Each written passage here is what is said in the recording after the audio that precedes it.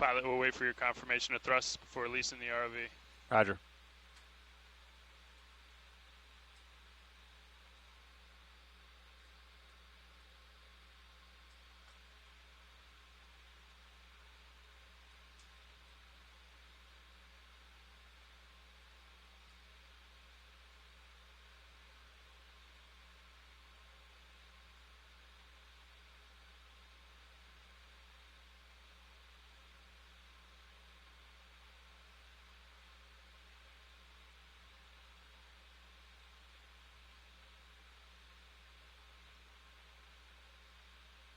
I have control. Pull the pin. Alright, pilot. You can come ahead. Line's coming clear. Line's clear. Yep, make your way towards center line. Roger. That's a good heading there. Yep, you're clear of the transom, pilot. That's a good heading. Roger.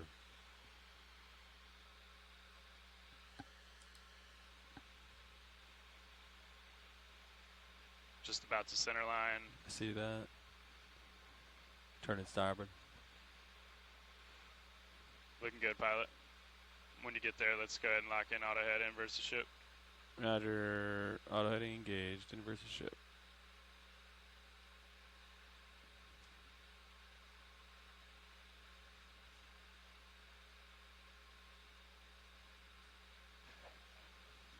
All stations stand by for streaming.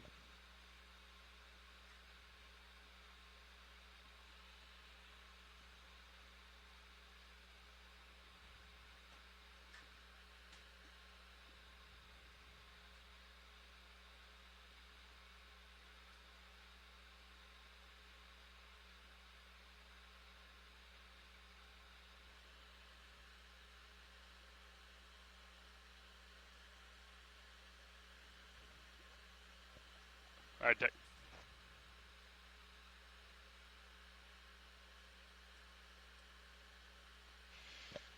Okay, Decker, shimmy looks good. Let's launch Sirius.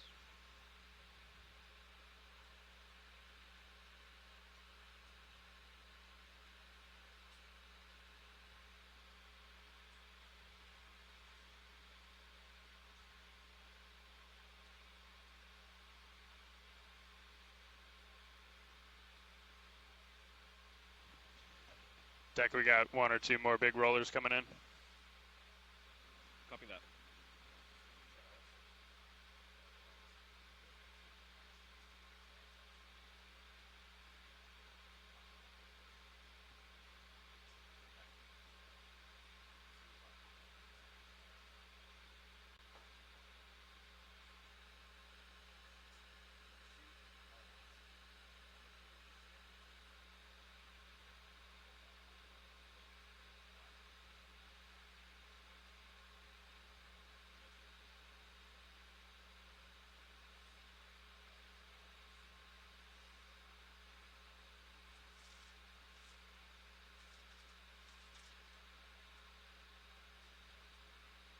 Trying to provide a little slack for you. Perfect. Thanks, pilot. Yeah. We just came down on forward speed a little as well. Raj.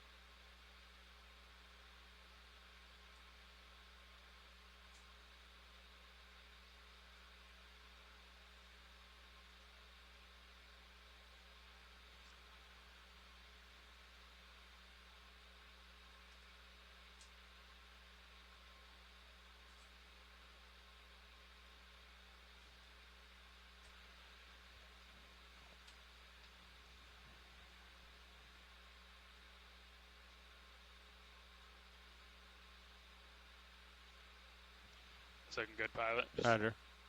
Maintain as best you can with the pitch. Yeah.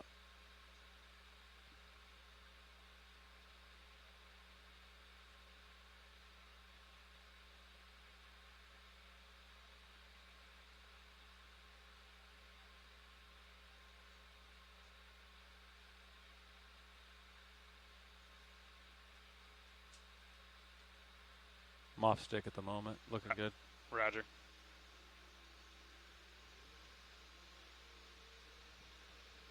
I'm actually going to push out a little bit.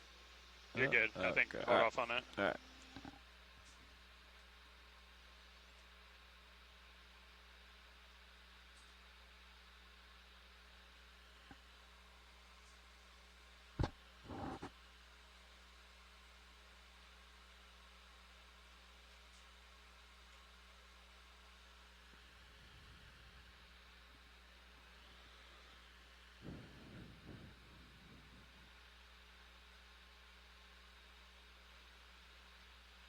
Pilot, are you ready to descend?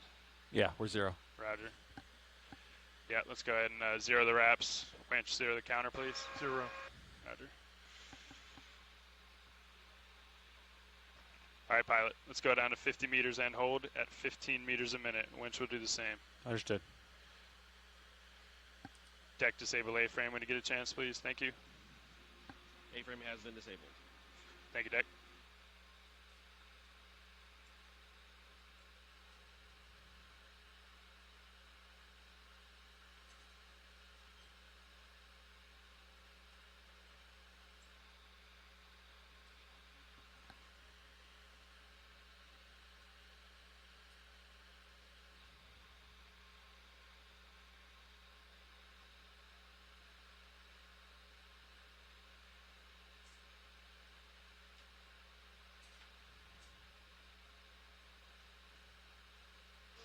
One 0 meters, wire out. D217, a little ahead of you.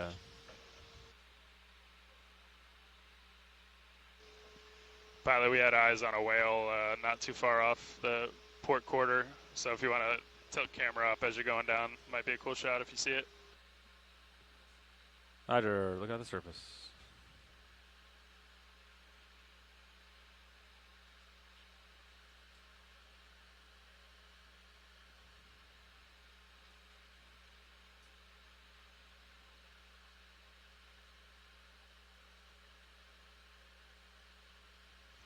Two 0 meters, wire out. D222.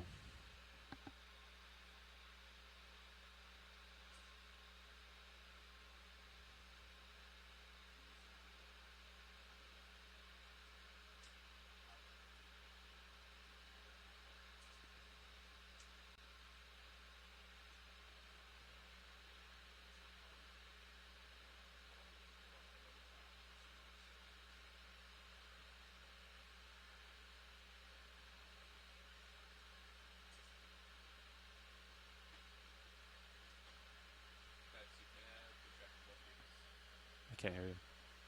3 0 meters, wire out. 37. Dive suit nav, good tracking both vehicles. Copy that, Nav. Nav, be advised, I had a AFCON operator increase his forward speed a little bit to hopefully make our way towards the target a little more, get streaming a little better. Roger that.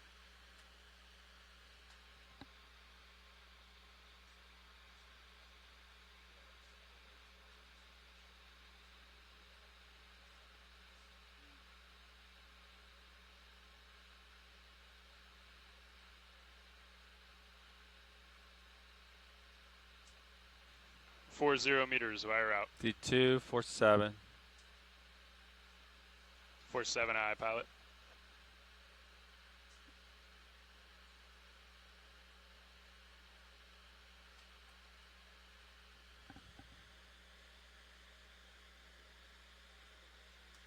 Auto depth, 52. Copy, holding 52.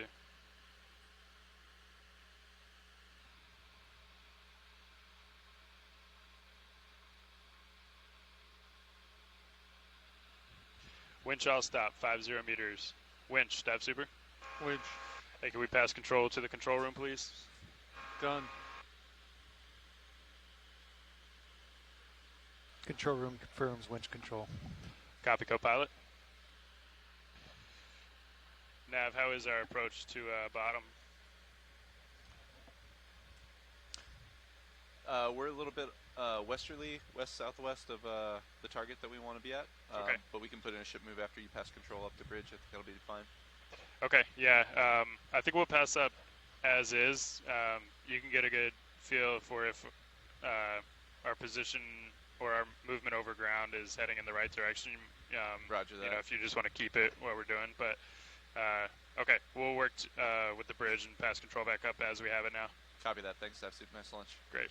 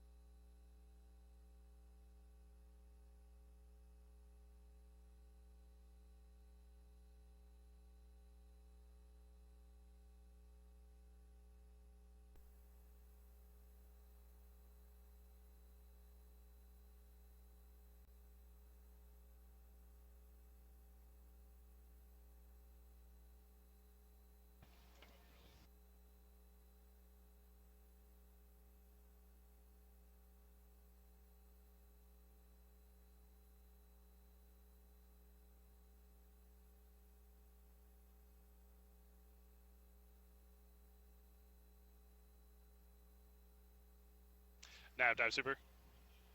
Go ahead, Dive Suit. Hey, I'd like to pass comms back up to you, or back to you. The bridge now has control. Roger that. Thanks, Dive Suit. Nav has comms. Nav has comms.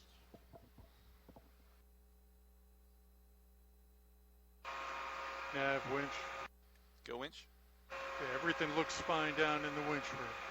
Excellent. Thanks for the update. Feel free to go off comms, and we'll see you up here. Thanks.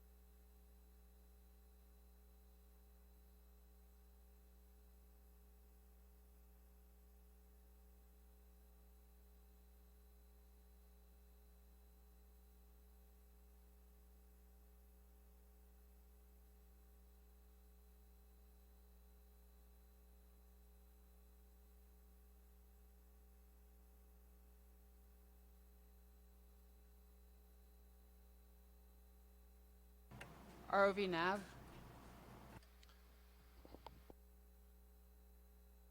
Are we ready to go into auto pause?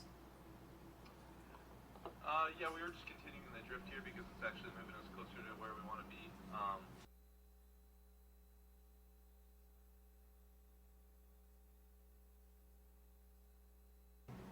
Bridge copies, thank you. Thanks, Bridge.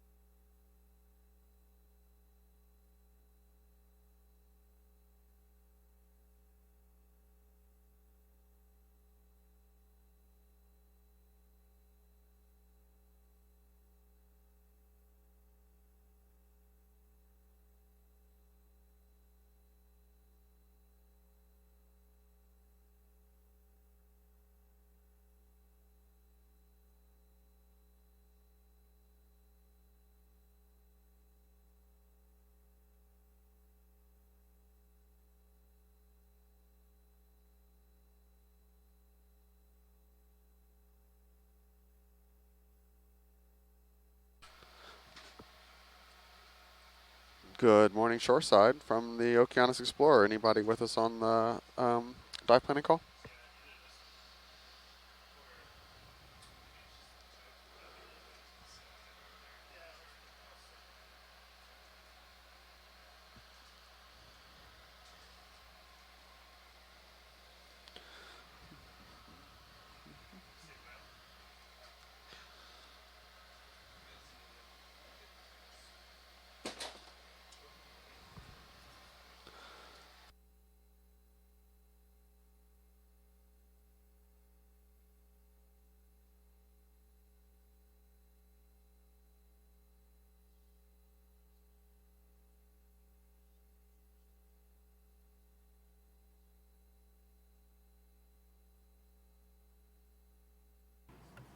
RV nav bridge. Go ahead, Bridge. Hey, we're in auto position right now, and we were wondering if we can switch the port prop and rudder enable it. That's an affirm. Yeah, feel free to engage port rudder. Great, thank you. Thanks.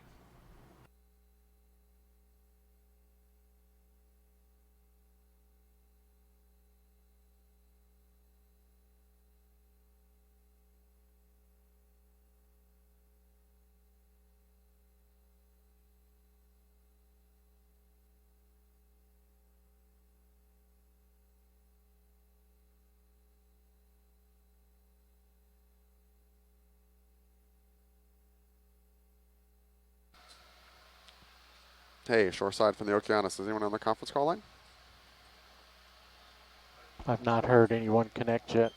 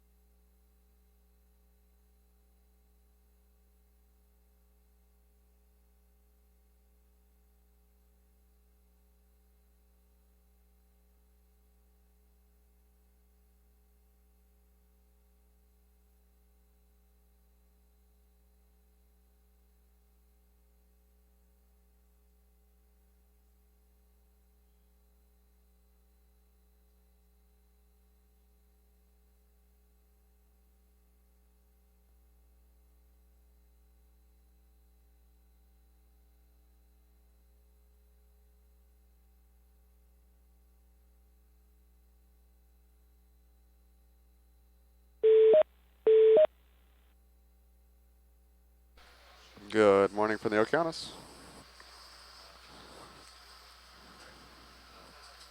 Hey, this is Emily.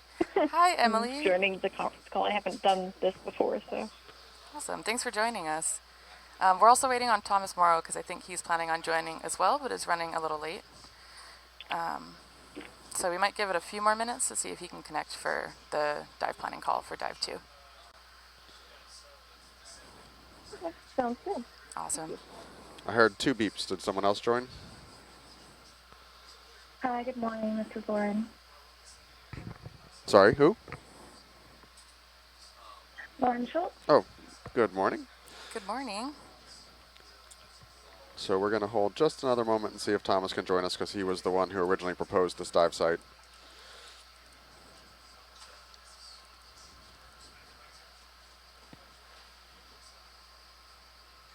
And if you folks were following along on the live stream, you'll probably see that D2's in the water, and we deployed successfully this morning. So looking forward to hopefully having a good dive today.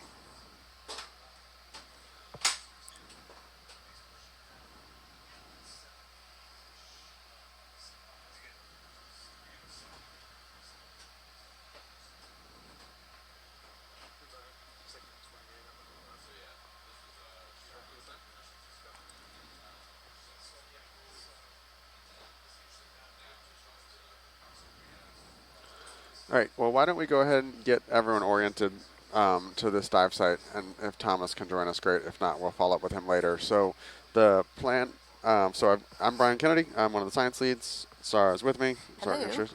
And then we've got Jason Meyer running the mapping for us this morning. So you should be able to see the Fledermaus screen on stream 3. And the dive site up for tomorrow is in the kind of the end of the Murray fracture zone. It's deep, so almost 5,000 meters of water, depending on where we decide to drop. And that'll mean very, very little bottom time. And it will also mean a smaller weather window than we normally have because we'll have literally 20,000 pounds of cable hanging off the back of the ship. And we'll have a long time to recover if the weather gets worse. So given the kind of borderline conditions today and the forecast tomorrow is still borderline, we'll have to see in the morning on what the conditions are like. I'd like to propose today we actually pick 2 potential dive sites, one kind of on the south side of this feature and one kind of on the west side of this feature, so we'll close to each other, so that depending on where the conditions are, we can either hop to one side or the other of these kind of line of ridges when we find out what the conditions are on the surface tomorrow. So I think from my understanding from from Thomas and looking at the geology, that probably the southern side of this is maybe a little bit higher priority, but may not be doable given the conditions we are finding here today. So, hey, Thomas, is that you?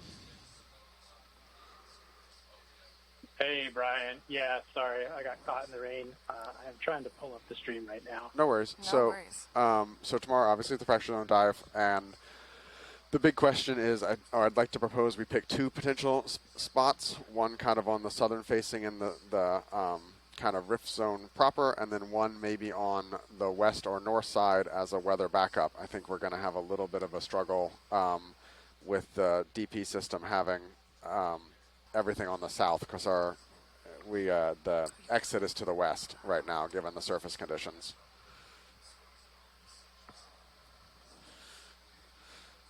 So, Jason, do you mind giving us a little fly around and show and tell of what our options are? Anywhere in here is fair game. We don't really have a specific site. Being to the to the west is logistically favorable to us. But other than that, any of this area could be good. I was kind of looking at earlier these little kind of nose tongue features on the west side. You're currently looking north up.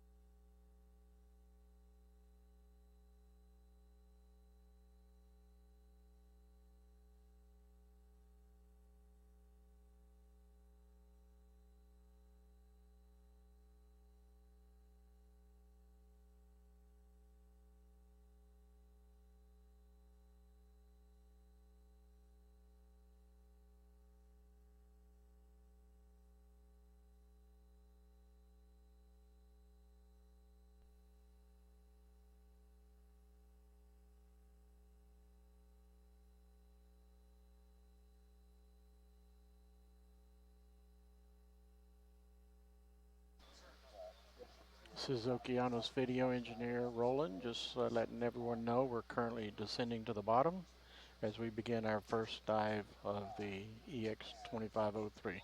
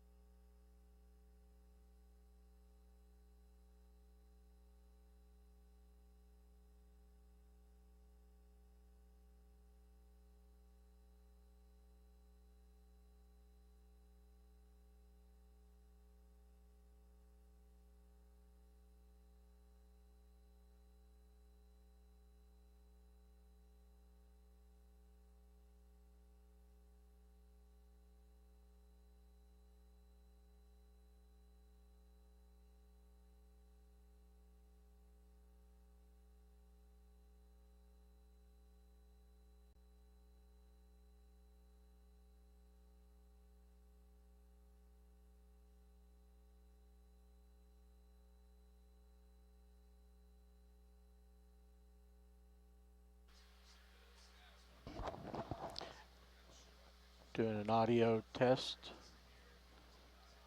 Doing an audio test. 1, 2, 3. Test 1, 2, 3. Audio test 1, 2, 3. Testing 1, 2, 3. Audio test 1, 2, 3. Test 1, 2, 3. Audio check on the streams.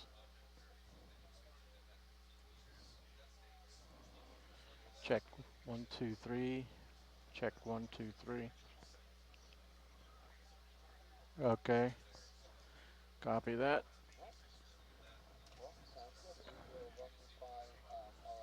Yeah, it looks like it's all.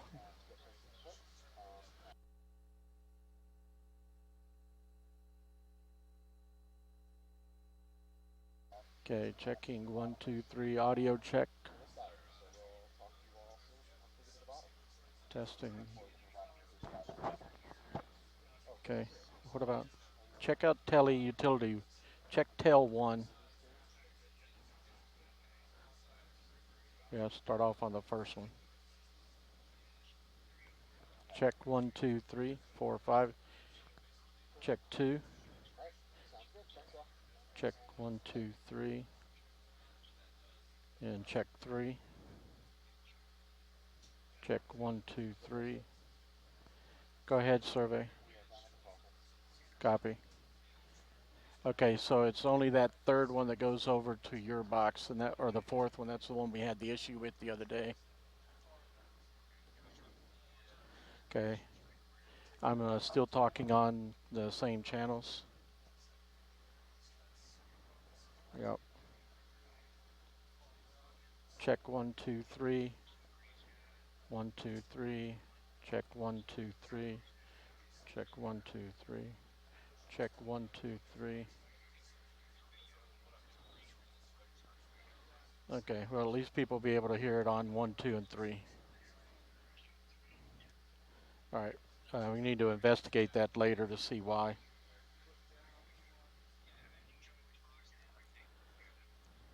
Yeah, okay. Talk to you later.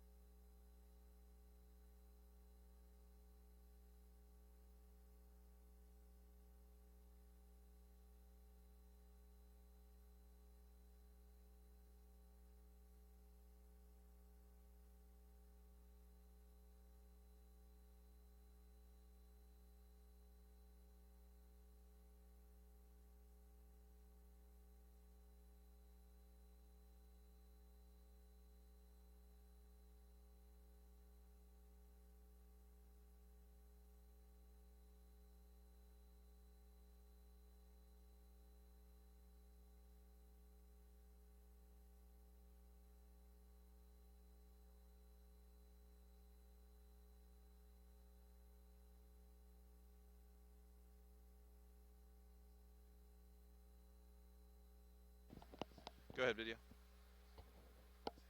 It should be approximately 1,850 meters, give or take. There's a little variability in that estimate, and we'll work with the pilots to determine the exact number for you, but that should give you an approximation.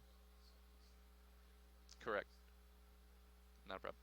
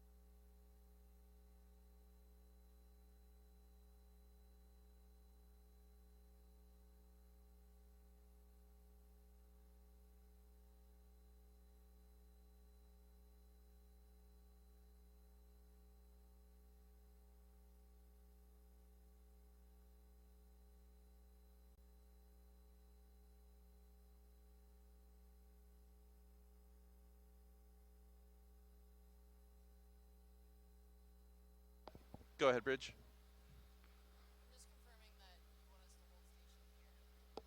Yeah, we're good holding station. Yep, go ahead. We'll wait till we reach bottom if that's okay. Thanks. Roger that, thanks.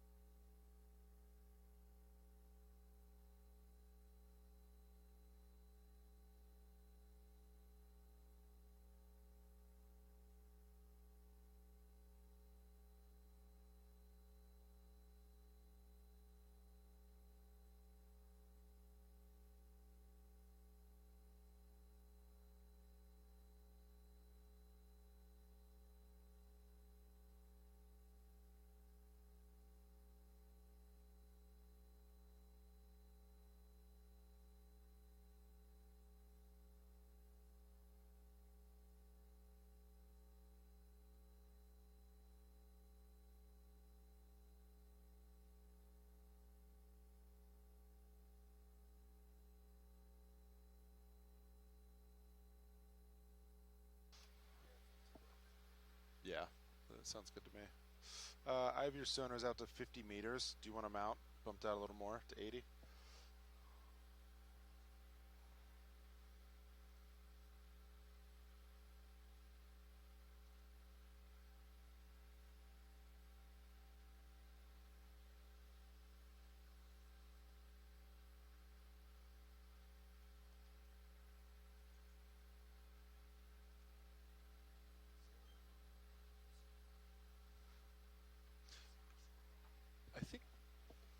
I think John noted that. I wonder if it might be slightly rotated. We can look at it after this. It's the camera, maybe? Because from my perspective, I thought it was squared up. But that doesn't look squared up, obviously. I was on the deck perspective.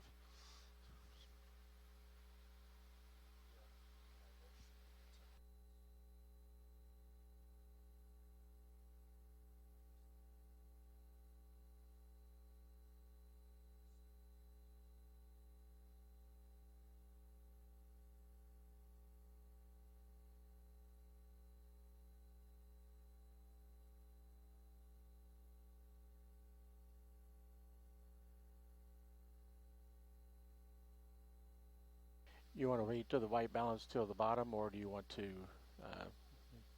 copy?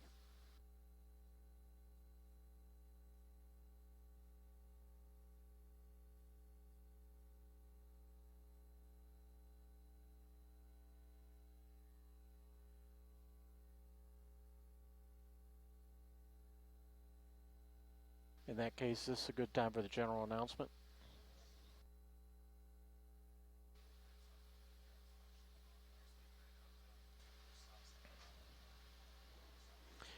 This is Okeanos video engineer Roland Bryan making a general announcement to all those on the ship and the shore. This is a reminder that all audio associated with this dive will be recorded with the archived video, as well as being streamed ashore via the satellite and the internet. Keep that in mind as we proceed with the dive today, and enjoy the dive. Thank you.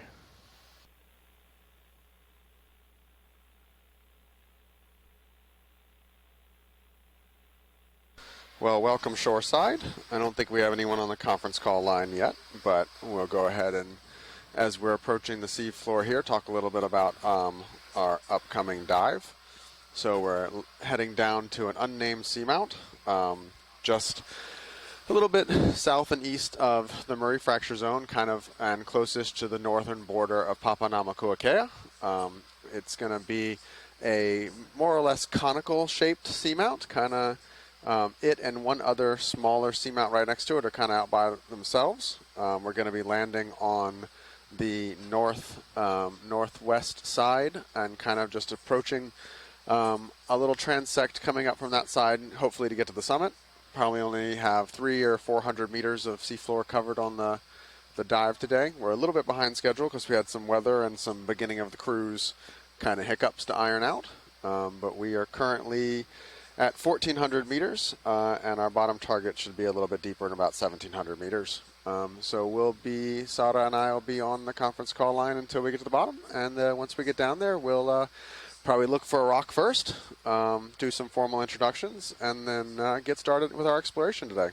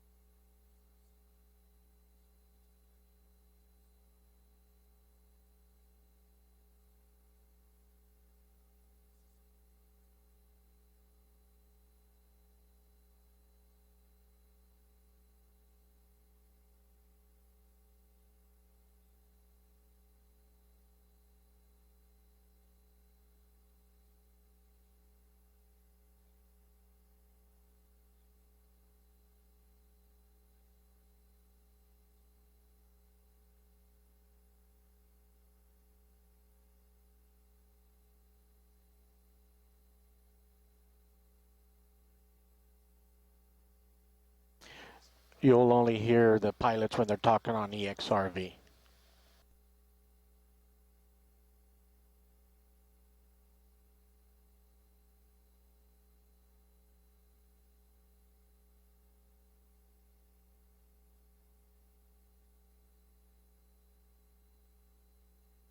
Main camera just went out. That was Sirius main cam.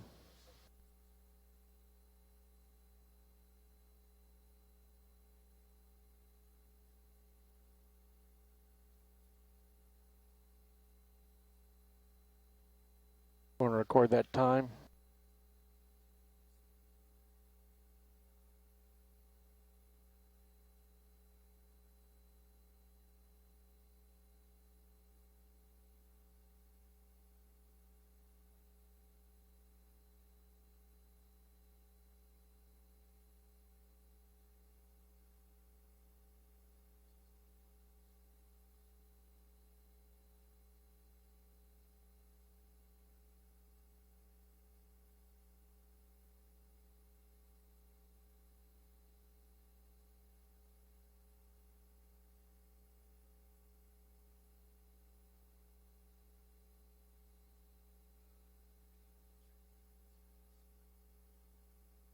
Copy, checking control on Sirius. Got lens control.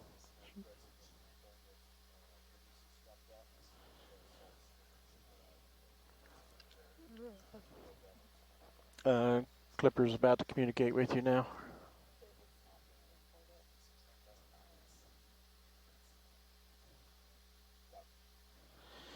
I've got control of both the Sirius HD as well as CP HD2. I'm sorry, ROV HD2.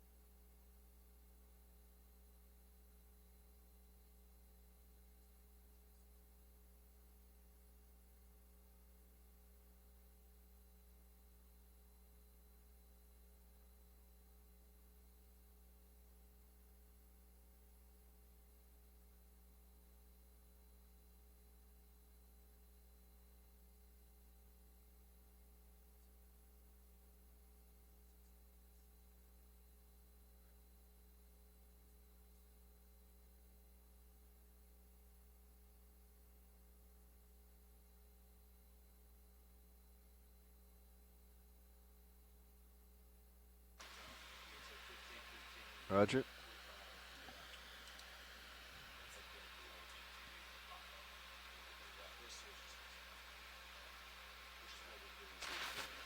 You can tilt your camera down for this so we can keep an eye on that tether.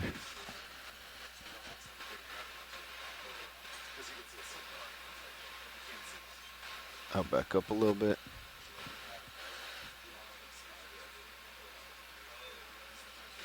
Maybe between those two, Fernando, on your tilt angle.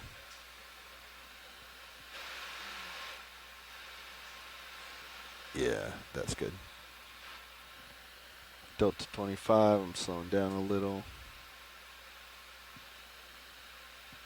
Okay, resuming.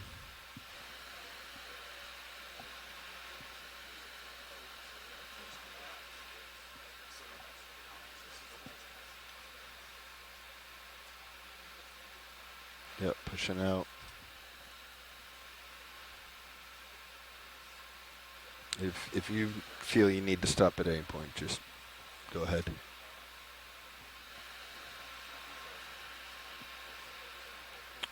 Yeah, I don't love coming down in this format, but not knowing what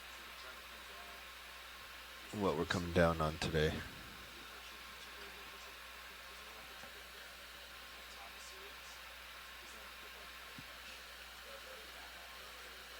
$30 off bottom.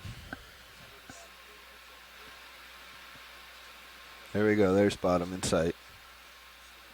We have eyes on.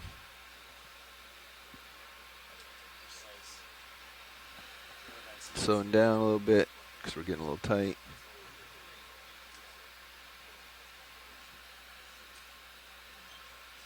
Backing up. Yeah, these heaves are bad today. Backing up and coming down, maintaining delta.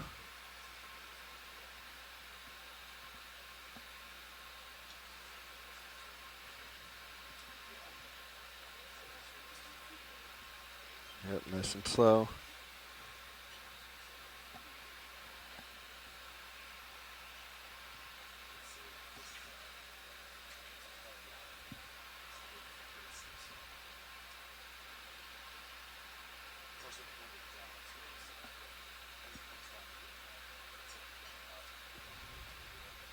All right, and it looks like we have seafloor in sight.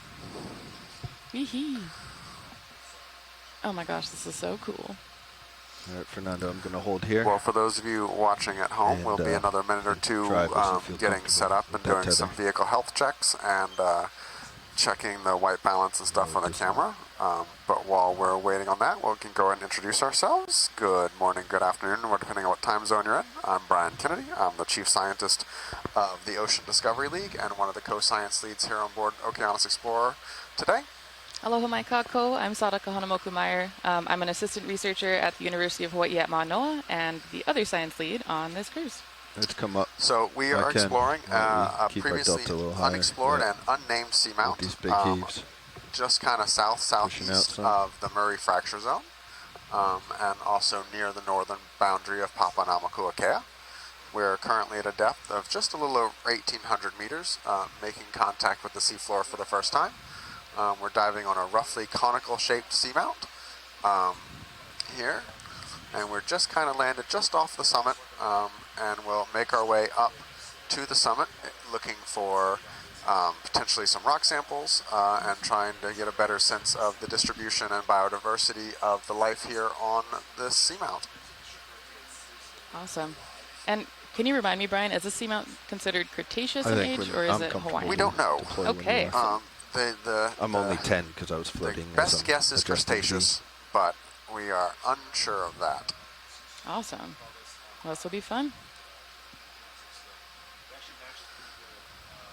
Do we have anyone else from Shoreside on the line this morning? If so, can you please introduce yourself?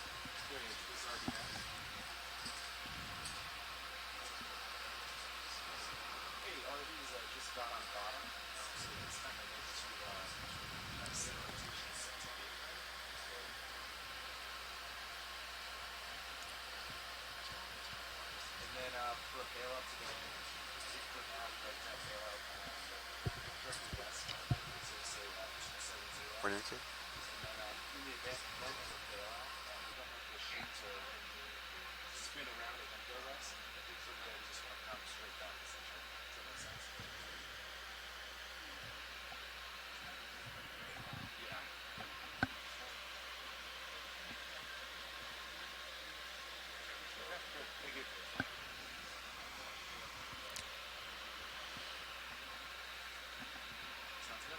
Okay, we lost Minitus in Sirius again.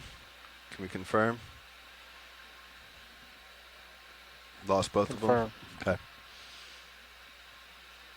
2002, another loss of Sirius and Mini. Did you glance up and see Minitus? Okay, I just want to make sure I'm not the only one seeing it.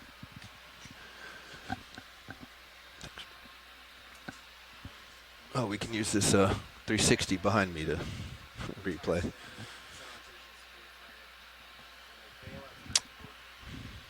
Just when I needed you. All right.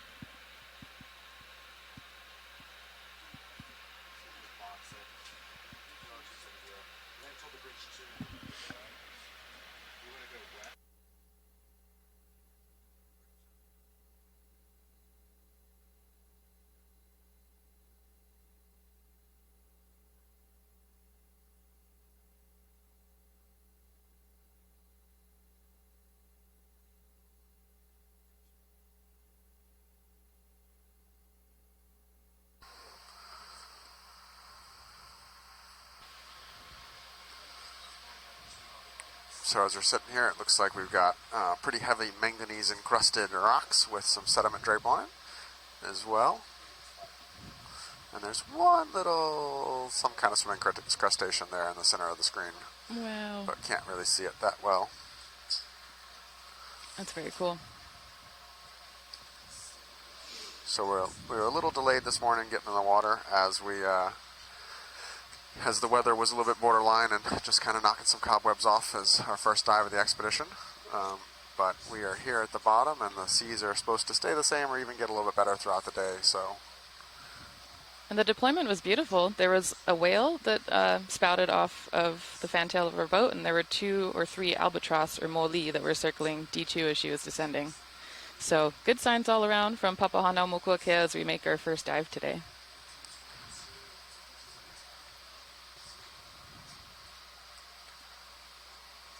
Brian, what are we expecting to see on the Seamount? Well, I was hoping to see some high-density coral communities, or looking for them. I was hoping to see a high-density community, but expecting to see some coral and sponges, potentially some crinoids. Sometimes you end up with these kind of peaks and ridges up here on the top of the seamounts that have a lot of life aggregate, and sometimes you end up with these kind of more pavementy, flat, slopey kind of things. And generally the areas with more kind of heterogeneity in the seafloor is often where we are more likely to see the higher density communities than when here, what we're seeing here with this kind of much more flat. It's not flat because it's got to get steep, but you know, right. The manganese nodule field. Yeah. Yeah. Is less likely to have these higher density communities. Awesome. Well, hopefully when we get to the summit, we might see something interesting. But this is, very cool for me to see manganese nodules sort of in person. Very exciting. I'm not 100% sure if these are actually officially nodules or if we're just seeing botryoidal crust or botryoidal textured crust on the seamount. We'll have to poke it. That sounds fun. And see how it responds. Okay, awesome. Ooh. So what we're going to do here is we're going to do a little white balance on the camera. So you'll see the color card coming here in view on the manipulator arm here in just a second.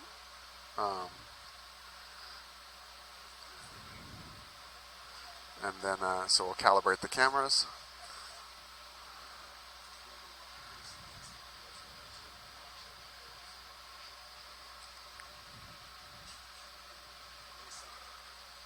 Beautiful color correction card. I love it.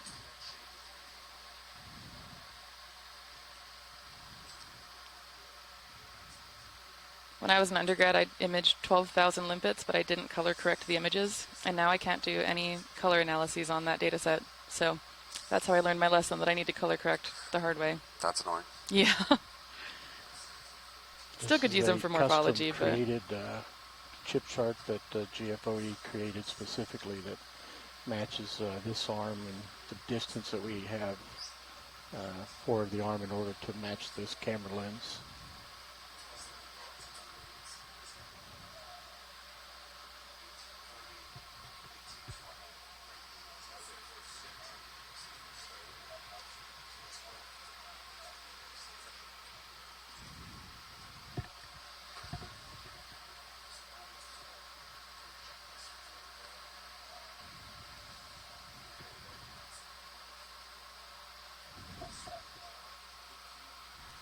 Getting very close. It doesn't look square to the thing, but it looks lit well. Partial.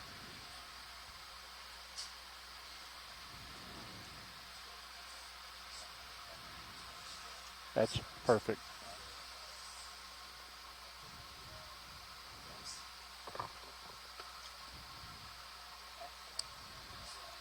It's just a little bit further out on the left side than the right side, but minuscule, and I can work with it. Whenever we do this, I always feel like it's kind of intro to the old Twilight Zone. It really looks like it. It's a nice start for exploring the deep. Oh, that's so awesome. It's fun to think about, I don't know, just how deep D2 is, and we're doing these really awesome color correction things at depth. I don't know. That's one of the things you have to do it at depth because, one, you got the lighting, a lot of things, and actually the temperature of the bottles. So we have to do it at the bottom, and we may have to do it again later depending on if things change or if the bottle temperatures get change over the course of the dive. Cool. There's so much engineering.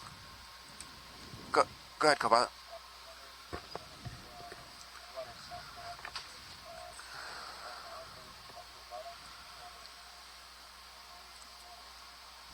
Yeah, sure. Let's go ahead and take a water sample then. Sounds great.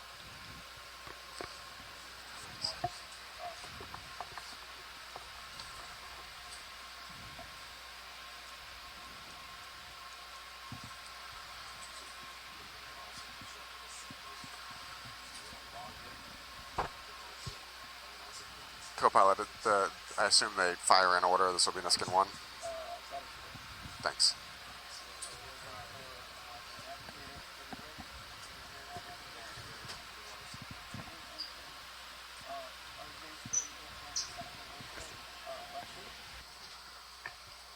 Yeah, we got it.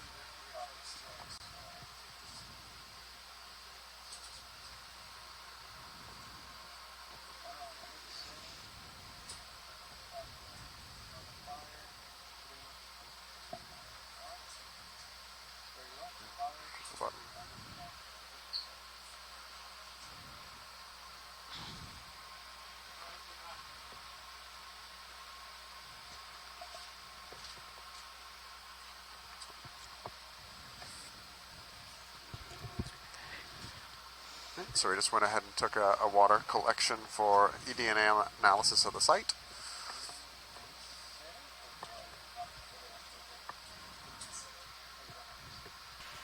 I think either, right? The most important one is at the end. After number 5, you want to make sure you reset. Sure. The camera just tilted. Oh, my hydraulics are going down. Did you turn me off, Fernando? I was trying to, but I gotta remember how this works. Need me to square up, Roland? Just a little tilt down, just a little bit. Tilt. It's good. Okay. Fortunately, these controls What was the sample ID? are very close it to was my O1W. storage 2503 and recall and underscore if D01 my finger moves an eighth underscore of an inch, O1W. undoes all the work that I've done. Roger.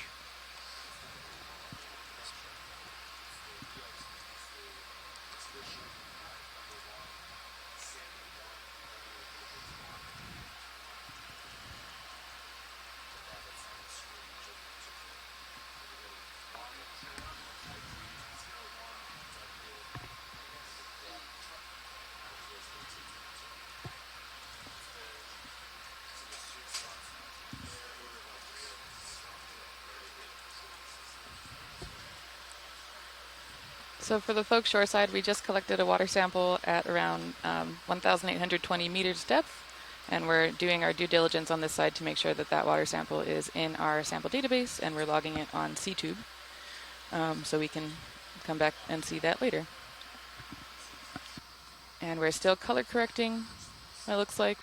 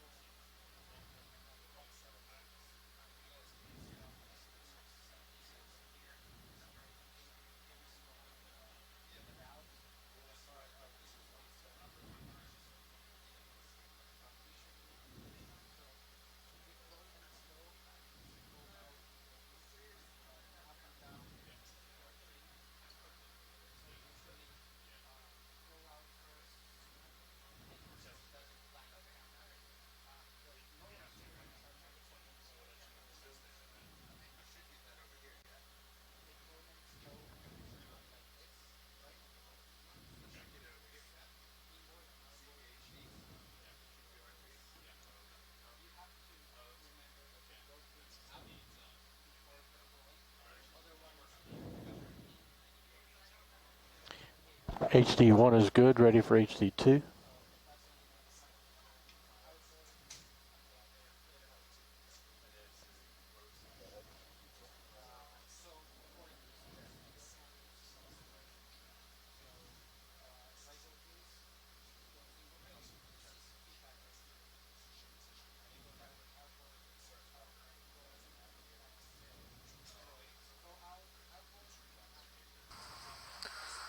So we're just finishing up some housekeeping and some initial checks on the vehicle systems, and we'll be ready to move on here when we finish those. It'll just be one more minute. We're swapping out some transmit fibers.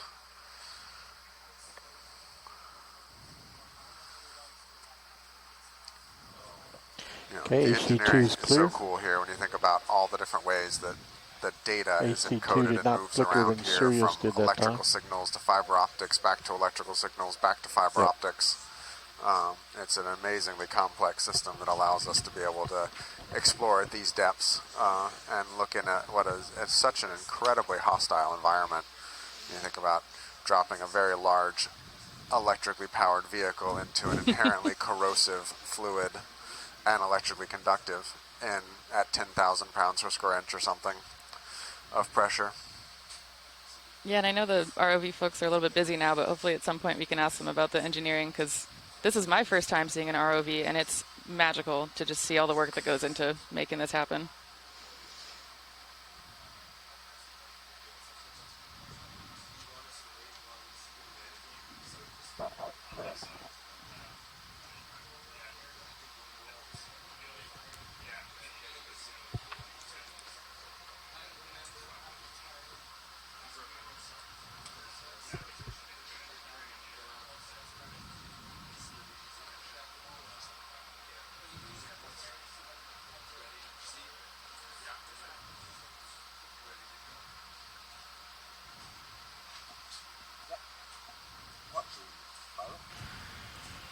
Go ahead.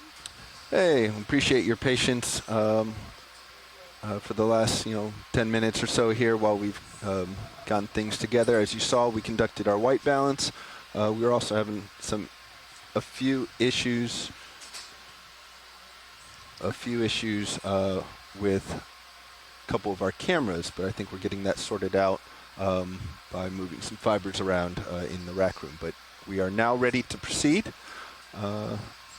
and see what we can find. Excellent. Let's find a rock. All right, a rock. You got it. Lots of rocks. Yay. And I guess this would also be a good time to introduce ourselves here in the front row. We are all part of the Global Foundation for Ocean Exploration. We're the group that's been tasked with operating, maintaining, and flying the ROV system you see today, or that we're watching today. We also run the video systems and satellite systems, the networks, the editing, the highlight reels, a whole bunch of other stuff related to this program. Sitting pilot right now, I'm Bobby Moore. To my left, you're muted. Sean Kennison, City Navigator. And then to his right, Fernando Aragon sitting in co-pilot. And in video right now is Caitlin Bailey, and Roland Bryan is also present as well.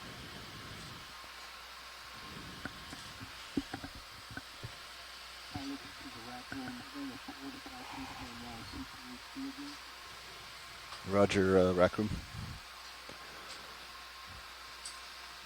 Watch leads, are there any rocks here that catch your eye? Biggish and angularish and willing to come. All right.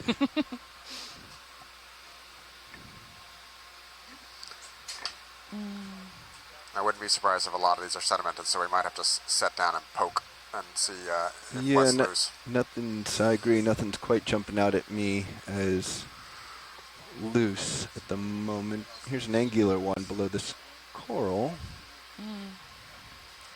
Ooh. Brian, is that a skeleton of... Yep, looks like a sponge skeleton. Nice. Probably with some ophiuroids living on it. Aw, they're being friends. That's cool. What do you see, Nev? Any of these look like they...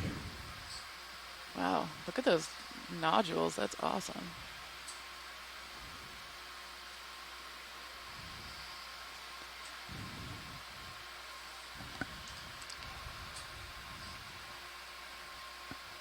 Let's see with my toe here. No, that one's pretty hard in. Yeah. Yeah. Let's go behind here. Cool.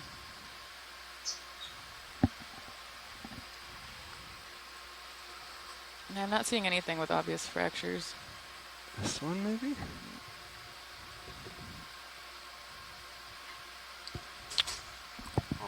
While we're here, Bobby, while we're here, there's a black coral just top right out of frame. Can we take a look at it before we fly on? Yes, we can. So under my left skid, that rock is loose. Oh. Grab it. Yay. All right, we'll mark that. And then we'll get an image of that black coral. Neither are going anywhere, so dealer's choice on which one you want to go for first. Roger.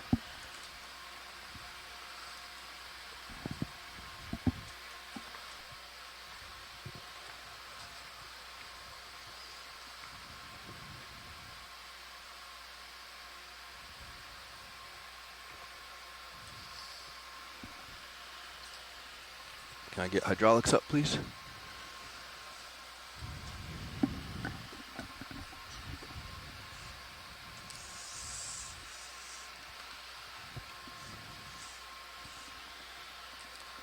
We're on.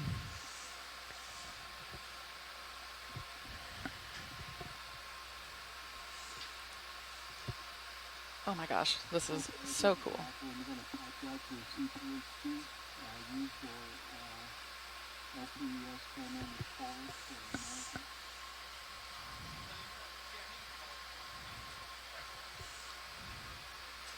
Oh, nice.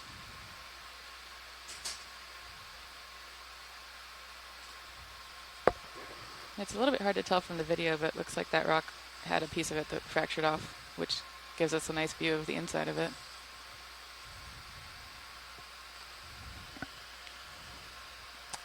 Watch leads, do you want any looks at this rock before we... Yeah, if you can give us a medium zoom and a nice spin. Yep. Video, when you're ready. Okay, coming in. Let's get the aux lights on, please. Oh, wow. Holding here. You might want to get I a love all close-up the of the biology stuff on yep. the on rock. the top. That's beautiful.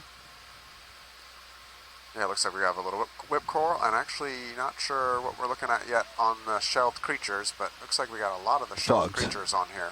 Yes. There oh, nice. Glamour shot of the shells. You can drive video as you're ready. Okay, video's going to zoom in on biology on top. Yep. Not sure yet. Yes. Ooh, barnacles. And maybe a bivalve. Very cool. This looks like a fun rock to sample for multiple reasons. Okay, video's clear. I'm going to come out a little bit wide, and then if we can spin it. Gorgeous. In front of the camera. Check to see if there's other biology on board. I'm not sure we'll be able to recover this biology, but... Yep, nice brittle star here. I suspect it will bail out here momentarily. I would if I were that brittle star, but... All right, thank you, Bobby. We can stick in the rock box. All right, let's come wide, please. Okay, coming wide. Co-pilot, can you bring in starboard rock box?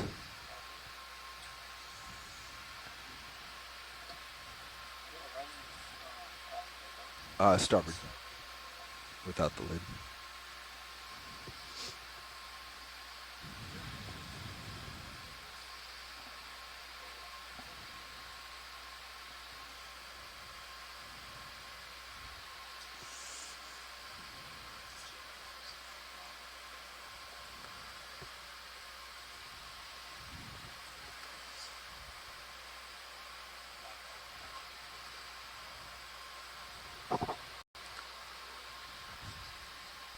So for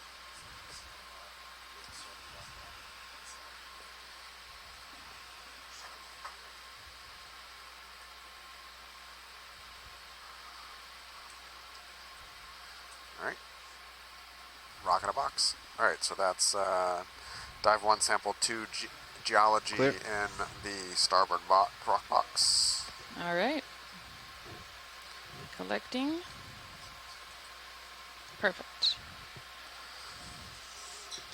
That's going to be a very fun rock to look at later.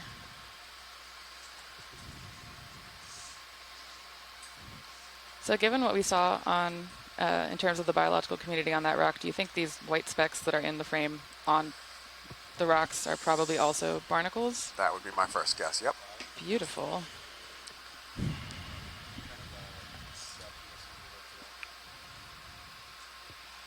It's pretty bouncy on Sirius, I think. And kind of steep, 20 meters.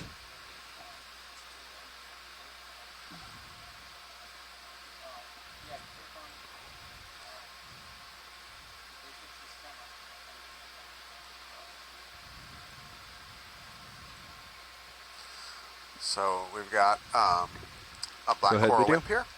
Okay, This is coming in on likely whip. Stichopathes, which is a type of Anthopitherium. Whoa.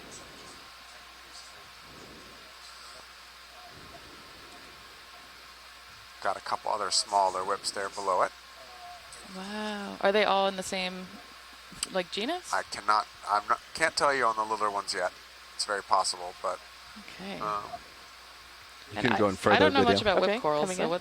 what is interesting about this one? well, the whip corals are a morphology term, not a taxonomy term. So basically, any unbranched coral can be I do have considered a more whip, and they are found in But we'll hold many here. of the deep sea octocoral taxonomy. So this is a black coral, and like I go said, for zoom. I think it's Okay, probably coming in a for zoom. Stichopathes. Is the There most are common tentacles of the, coming off of the coral. Wow. Very cool.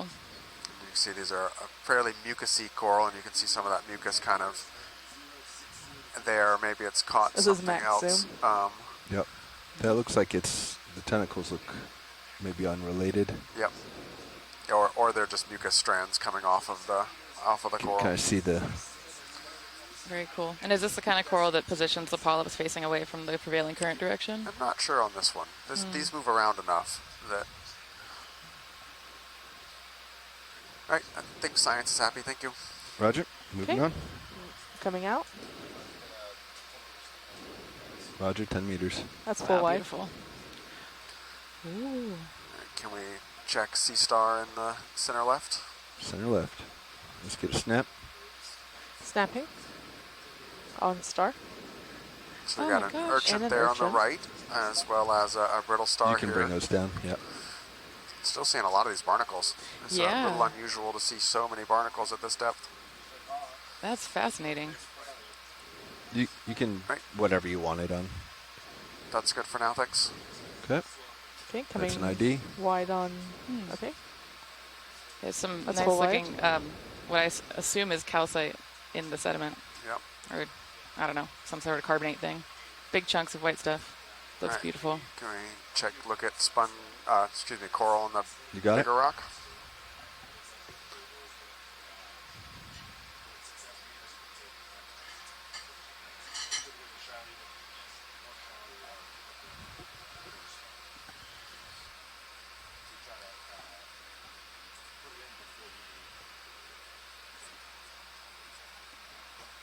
I mean, it is possible, but that's so thin.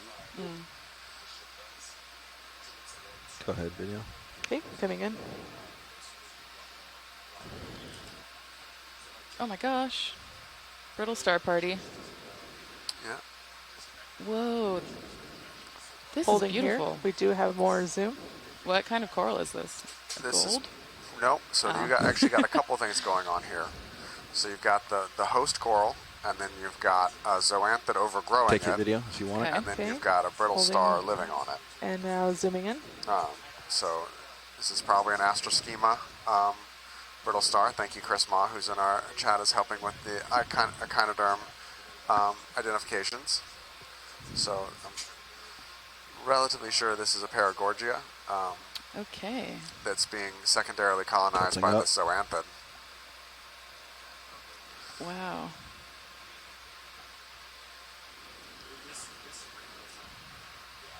And so when you work on like seamount ecology and deep sea coral ecology, how often do you think about like Nice job, the video. dynamic of one type of like organism colonizing another type of organism? Is that something you keep track Holding of? here. Yeah, so Where you it's pull out something those that tentacles, nice. myself and a couple collaborators are starting to think about, not so much from the colonization, but from the predation point of view. And so Cool.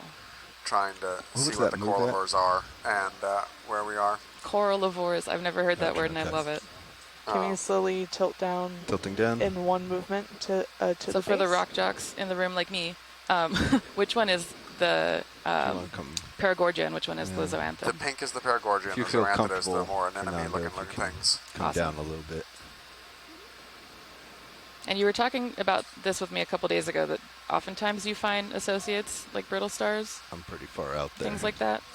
Yeah, it is. I would say it is more common than not for the corals to host some kind of commensal or symbiotic relationship. Yeah. Very cool. Yeah, I guess there's kind of limited habitat diversity in Now, places let's like add on this, so maybe more the to that coral is move. a really nice place to hang out if you don't like manganese nodules.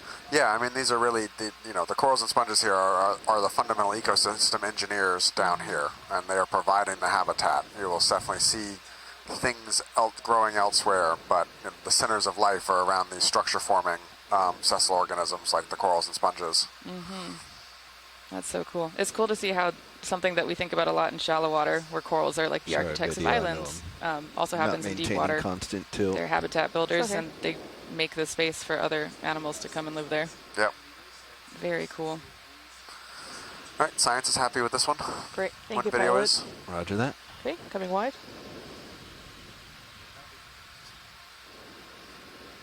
Those are large barnacles. By Well, deep let's- sea standards, hey, they're on the video, smaller let's- side. When you get the big I'm goose gonna necks. tilt right. Let's Oh come my back in on gosh. that urchin because we have a few minutes till Sirius is ready. So All let's right. come in on that urchin. Coming in. Oh, okay. And then there's a large coral behind this that I'll go to next. Eyes on urchin. Ooh, beautiful urchins. Watch leads pilot. We're just going to take a moment to image this urchin because we're waiting on Sirius. Copy that. We got a little stalk sponge behind there as well. Oh, whoa. Drive it as you want it, video. Okay. Zooming in more. That's max zoom. Yeah, I know. I'm pretty far away. Bobby, I think there was another one closer to your, if you zoom out bottom left on the left side of the rock the coral was on. Let's go for it. Okay. Down. Oh, yep. Let's see if I can get that angle without. And there's also a red object. There's a large coral, right. yeah, in front of us that we're going to go to. Oh. I'm not sure I see the red object you're I talking see it, about. I see it, Caleb. It looks like a hermit crab. Okay. Feel free to start going in on this. Okay, zooming in. I'm still landing. We'll get a little bounce, but. Okay. Zooming in slow. There we go. There's touchdown. So Chris Ma is chiming in on the chat that these these elongated spines with pads are used to walk, and it has a nice little anal bubble too. Wow, I would love to see this walk, though I don't want to disturb it from its resting place, but that must look really cool. I have a little bit more zoom. Go full zoom. So after this, I believe we have our tether space. Chris Moss says this urchin is ready to poop. Max. That's beautiful. Ooh, and I'm really fascinated by all of the fragmented shells that are making up the sediment the urchin is resting on. Yeah, I think those are largely probably pteropod shells. Wow. Would be my first guess. All right, Very Fernando, it looks like I have awesome. some more tether, so when you're ready. I know we don't have a video, great let's come sense of wide. scale, Okay, but the video's sediment coming looks wide. relatively coarse. Yeah. I'm not Interesting. going far. There's just, in my manip cams, I can see that coral. There is a sea star just north of the it looks like. urchin.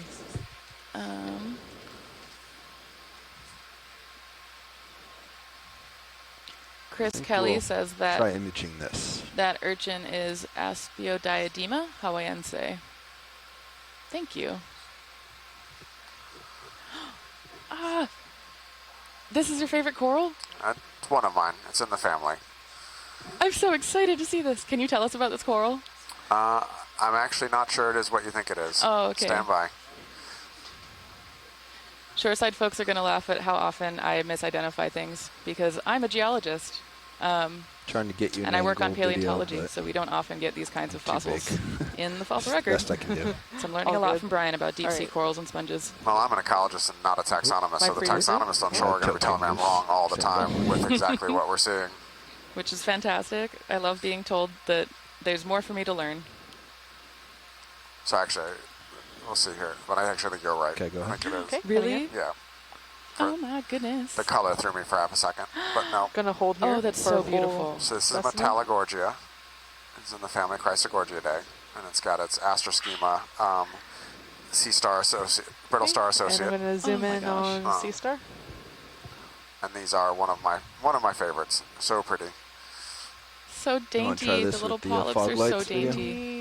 Yes, please. Whoa. Let's try it out. About 20%. Just Think come up beautiful to how it 50. grows on that really long stalk, Yeah. too. Kind of looks like a cherry tree to me. Yeah, right I know there maybe is that's good. sacrilege to the coral. Sorry. To compare it to something on land. Nope, like this is good. Right here. Wow, this is beautiful. Is that full? It is, there we go. That's There we go. full. So what do we know about the ecology of Metallogorgia? I generally see them in areas where I think there's lower flow, and I often see them in a little bit less steep terrain. Kinda You don't tilt see up, them try as to get the often top on edge. the sheer vertical walls and stuff like that. So you see them kind of out here in a little bit flatter, lower flow environment is where I kind of anecdotally have used to seeing them. I don't know of anyone who's done a specific analysis of that. Can we bring up fogs another 20%? I mean, from what I've been hearing, there's a lot of analyses to do because we don't know much about the ecology of deep sea things in general, right? Yeah. Which is very cool. We're very much in the phase of figuring out what is here. Mhm. And only a few taxa really have been studied to the point of knowing much about their ecology. Wow. And it's very taxa specific. Some are much better studied than others. Right. And is that a function of just who's All right, video, doing I think the we're clear. research or what's accessible? That and the expense and difficulty of coming out. There is a and reaching here. white sea star to the upper left. About 10, Bye, Metallogorgia. 9 o'clock now. 9 o'clock now. It's coming center. Wow. Just above lasers? Just under. Oh yeah, there's two. Yeah, there's that one too. Let's snap from here. All right, snapping. Ooh, ooh. Yep. Little sea star. Oh my So goodness. star cool. there, and then there's and a so the star to distance the on the lower lasers right. is 10 centimeters? Is Yep. that right? Right there. Yep. So the two little red dots are 10 centimeters apart, and there are scaling lasers. All right, I think we're going to leave these stars because I need to get back into center. Okay, coming wide. See what we see on the path.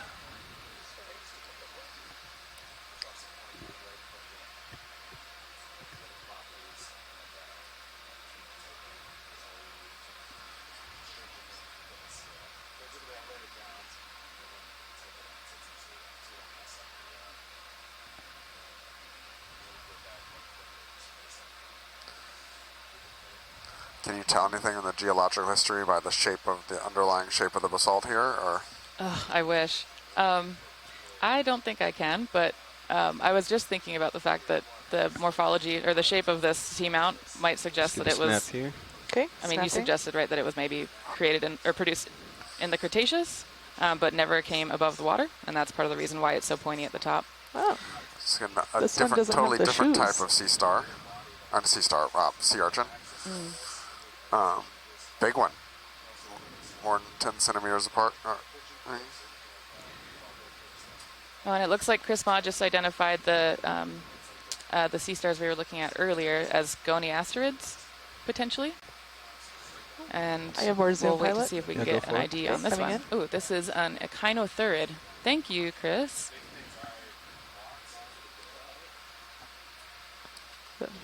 There's a little bit of that's shake in the beautiful. camera, pilot.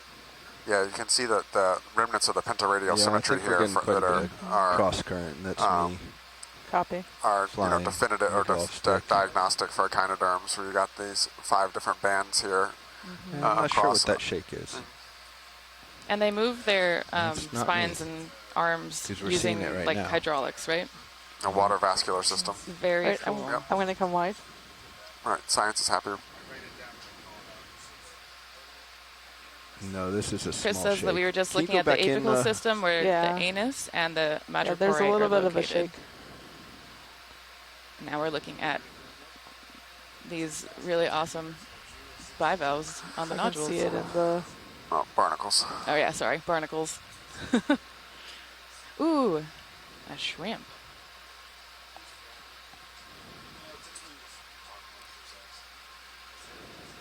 Okay, you can come wide. Okay, Doing a coming wide. scan. Not sure what that shake is. We'll keep an eye on it. Yeah. Next time we See, I'm sit guessing down, this like is we can basalt take that's note if covered there's a with shake manganese too. nodules. Yeah, I didn't notice it before. I was floating manganese for this crust, one. yeah. Yeah, manganese crust. Yep, that would be my assumption at this depth. Mm-hmm. And just looking at it. Yeah, just by looking at it. I mean, sometimes if folks have been to a lava flow before or been to the beach where there's lava rocks, like a place in Hawaii, you probably recognize some of the textures that we're seeing. A lot of the processes tend to produce similar morphologies on land and underwater, with some exceptions, of course, but nothing like seeing it for yourself via D2.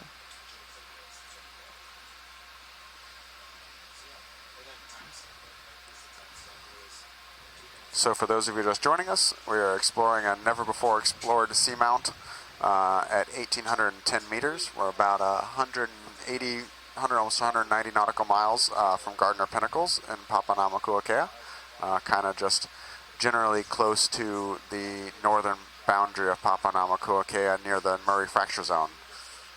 We've only been on the seafloor a few minutes. We've already seen a couple paragorgids, a couple chrysogorgids, but it looks like right in this area the coral and sponge corals are pretty sparse.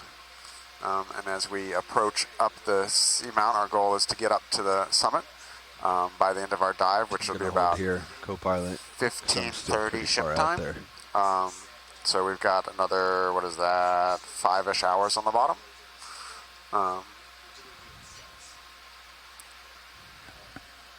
Do we have a move on? Okay. And it's really awesome to be out here Something so far large out in the into distance, the straight ahead. northern edge of So straight in your Papahanaumokuakea. view. Like Brian was saying, the closest point of land is Gardner Pinnacles, or Onunui, Onuiki.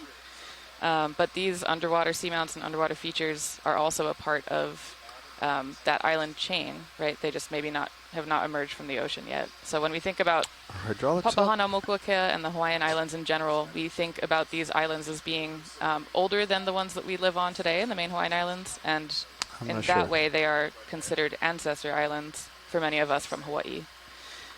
So it's, for me, it's magical to get to see them sort of in person. Sure, we get to visit our kupuna that are out here. That looks different. Pilot, can we go look at the coral and further back? You got it.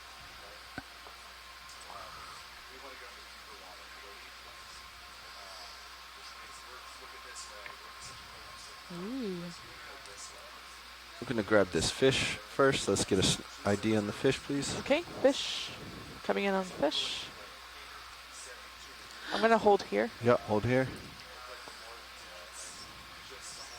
Is this an eel-like fish or an eel? I think this is an actual eel. Hey. If we can get a look at the side of it, if it'll cooperate. Yeah, it turned on us. Let's come. We're going to come around the other way. This is most likely a snaffabranchid or cutthroat eel. Do you know why it shook like that? It's like what my dog does. That's its annoyed symbol. Oh, I'm sorry for bothering you. These, it's got. Let's go in. Oh, it's quite large. Okay, coming in. It's a good size. Looks like it's got a nice little wound on its head too. Wow. Okay, we're going to lose it. And it's been scratched up pretty good. Yep, come on out. Oh. I got to get back on the screen. Yep. Back up to that Very scale. cool. Teeth or just hitting the rocks. You know, they can't really see the seafloor. So they get bumped and scratched around. Ouchie. So we got, looks like another Metallogorgia here, another Paragorgid, some kind of small whippy thing. I don't think it was this one. I think it was up not this more. one. Yep, agreed. Yeah, it's that yellowish one coming into the top, center right. Yep.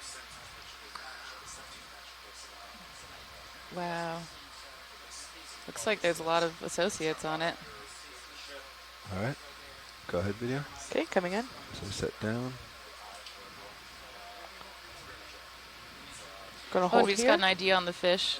Synapphobranchus bevidorsalis, named by the shortness of its dorsal fin.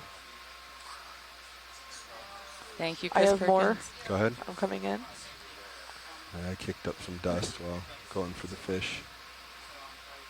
Oh, sorry, Chris Kelly.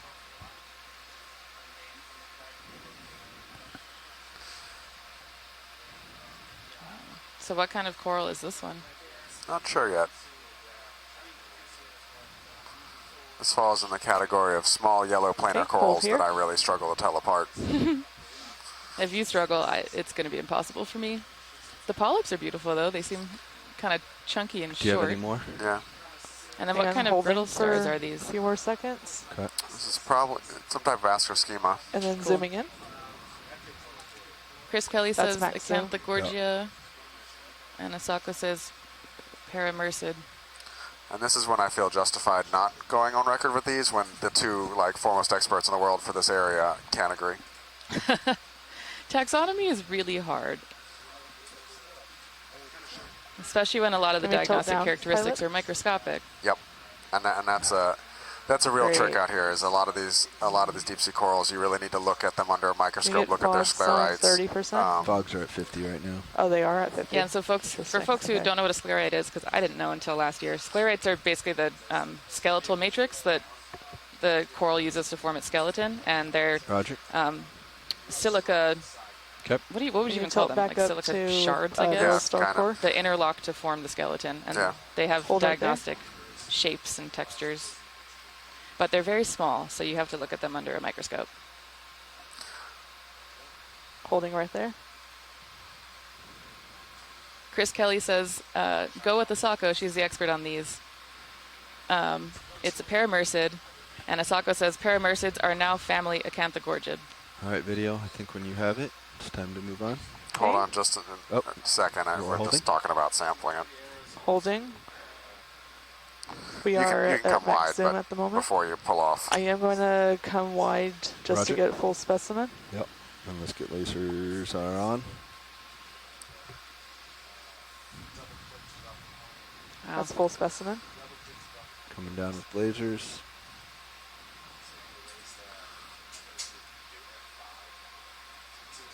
All right. Yeah, we'd like to sample this, please. Copy. Copy on the sample request. Okay.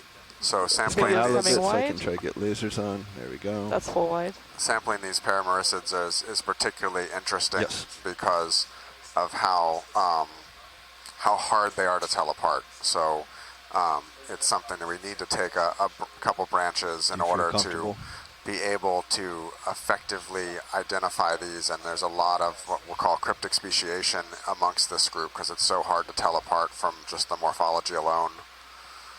Okay.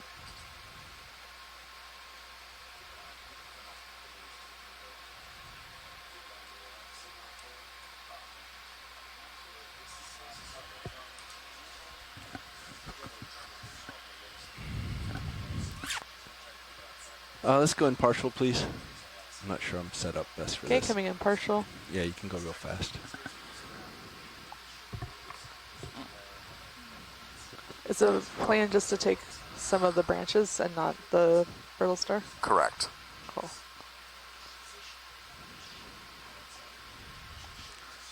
All right. Looks like I can get fingers in there on that section that's closest to us. Oh my gosh.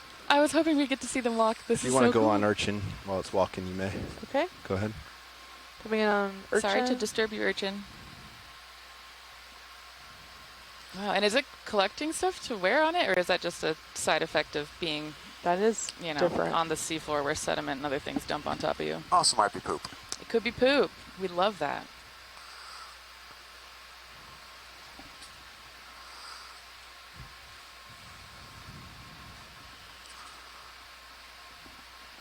This would be great in a children's book, the Everybody Poops series. All right, video. I would have You've loved got that. Okay. Urchin Let's themes. come back out. Coming out. That's full wide. Okay, arm is live.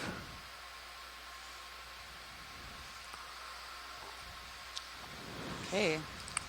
Yeah, so no strong preference, pilot, wherever you think you can get a decent size branch, ideally without getting a brittle star arm, but also I understand that might not be doable. Can you go in, okay. Roll in, let's go in partial.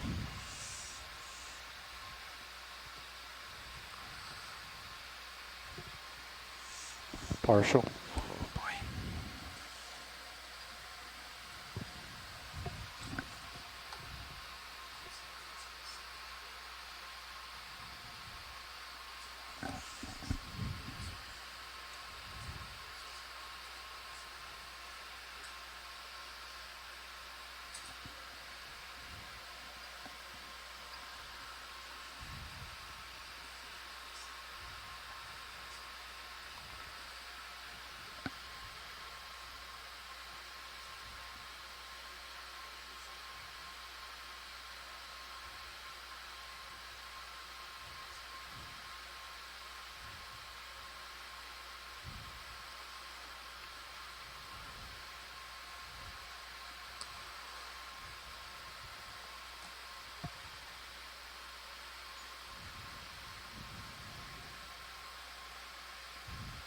Watch leads, that branch that I'm kind of going for, does that look like enough? A little bit more would be ideal.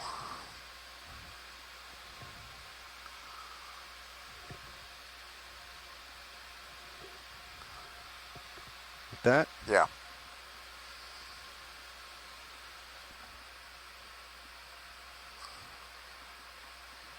Oh, apparently the rock is loose.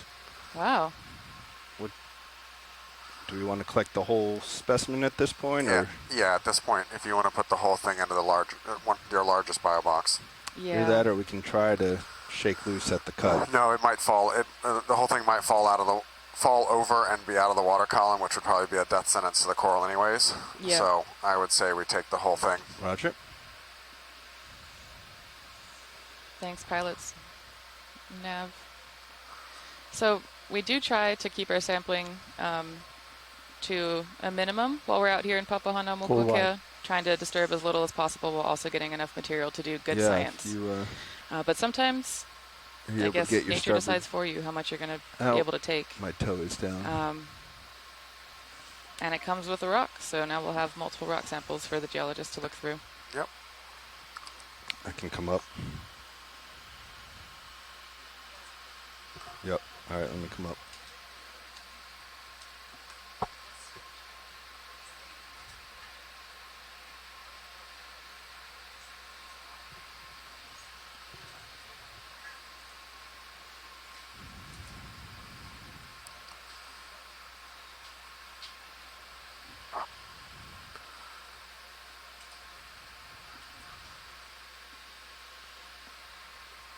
Okay, that should be holding.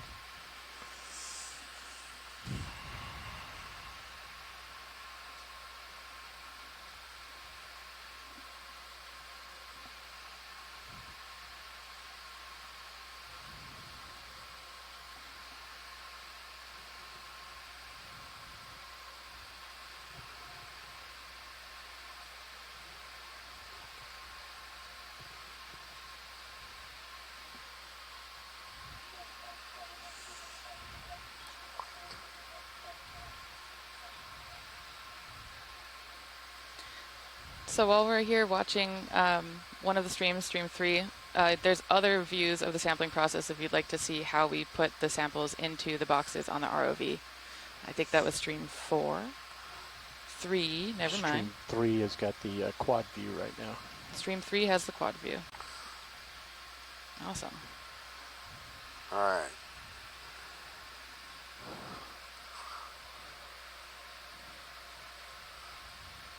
Well.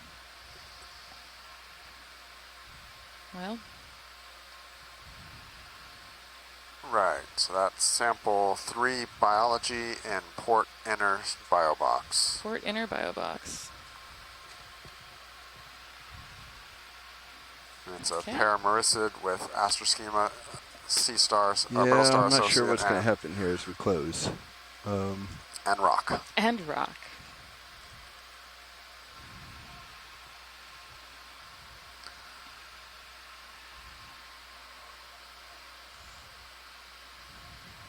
What do you think, Sean?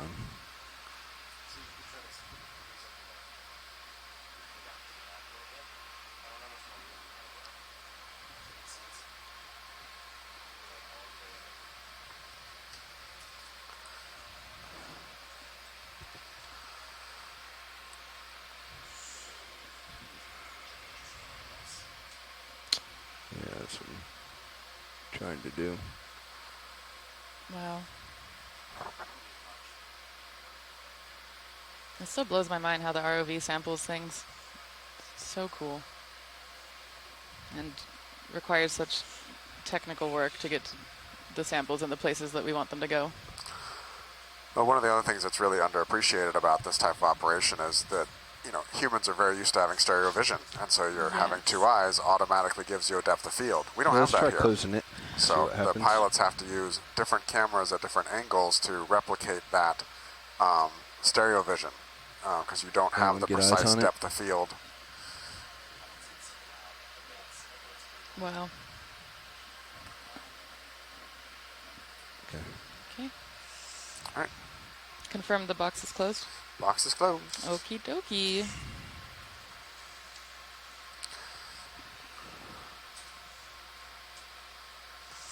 Okay.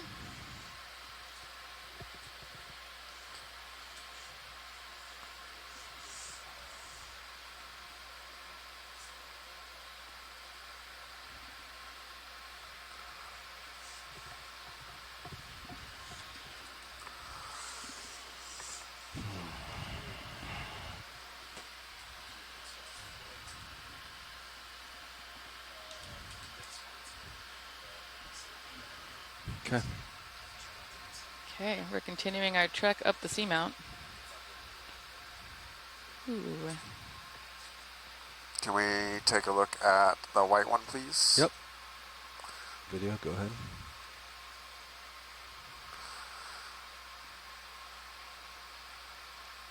This looks like our first primnoid of the day. Partial. Primnoid. What is a primnoid, Brian? It's another type of a deep sea octocoral, different family. Awesome.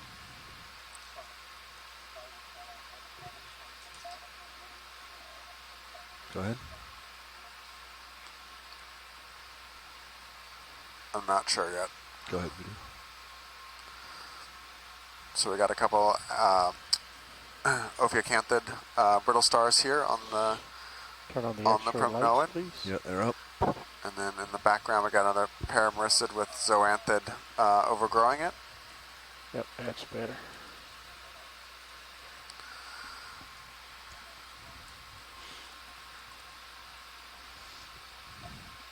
Wow. And the Ophiocanthids have those spikes. Yep. Right? Okay. Brian's been teaching me taxonomy. Which is a dangerous thing. Hey, you know, it's better than what I would get otherwise. All right, when video's happy with a shot, can we look down at the base?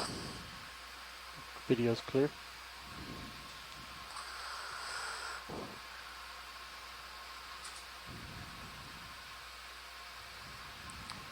Beautiful. So we're kind of all thinking this is probably in the genus Norella. The downward-facing polyps are a good indication of that.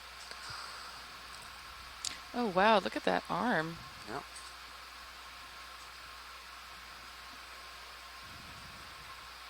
Chris Ma, is this a Brisingid or some type of brittle star?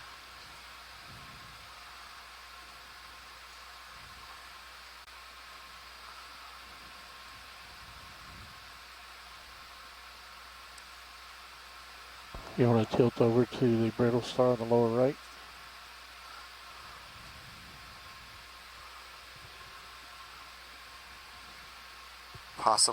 That's possibly a retracted anemone.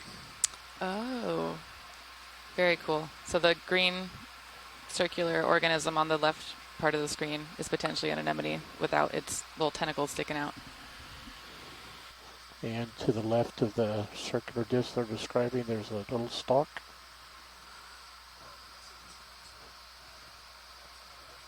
We rotate left. Just on the bottom left corner. How about this worm? How close can you get to that worm? Are you full zoom? I'm not seeing the worm. I see it. Max zoom.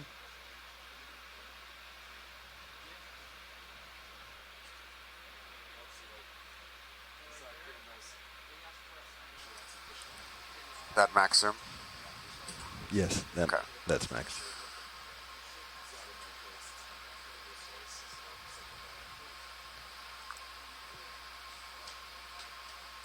You know, I would definitely bet $5 that's a new species just because something so small living in the rocks like that. But we're not. That kind of worm? Just because it, you know, just given the size and where we are. Not that I know anything about worms, but just when you think about how little life we understand about the deep sea, things like that really are often undescribed. Yeah, and particularly things that are Can we not look at the black stalk on the left super of the screen? large or black charismatic, coral. right? Like worms, or what I study, foraminifera. We really don't know that much about what exists in the deep sea. So all those uncharismatic microfauna that I love, would be great to get more characterizations of. Yeah, it looks like we got a couple small black coral whips here as well. Cool. I'm noticing that when there is a large coral, there tends to be smaller corals growing around it, not always of the same species. Why is that? We don't know. Okay. It's something that I'm particularly interested in. I wonder if it's something. Video's clear. Science is good.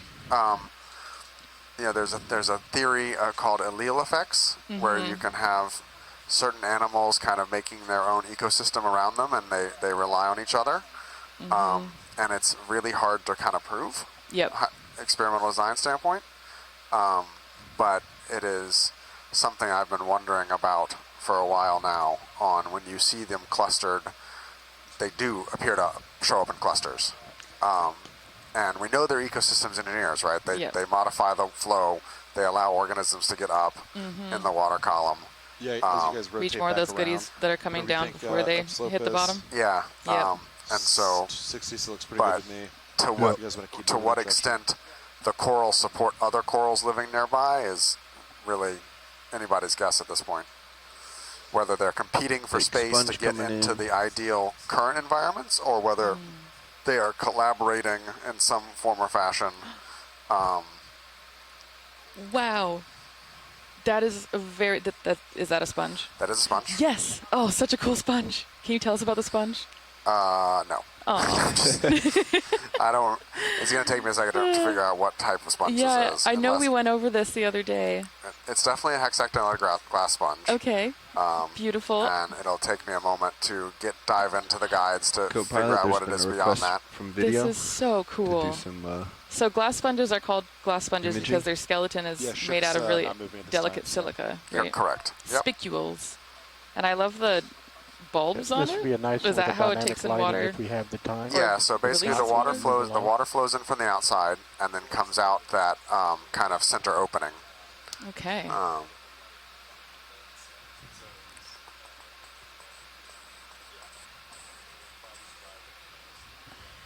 Thank you, Chris.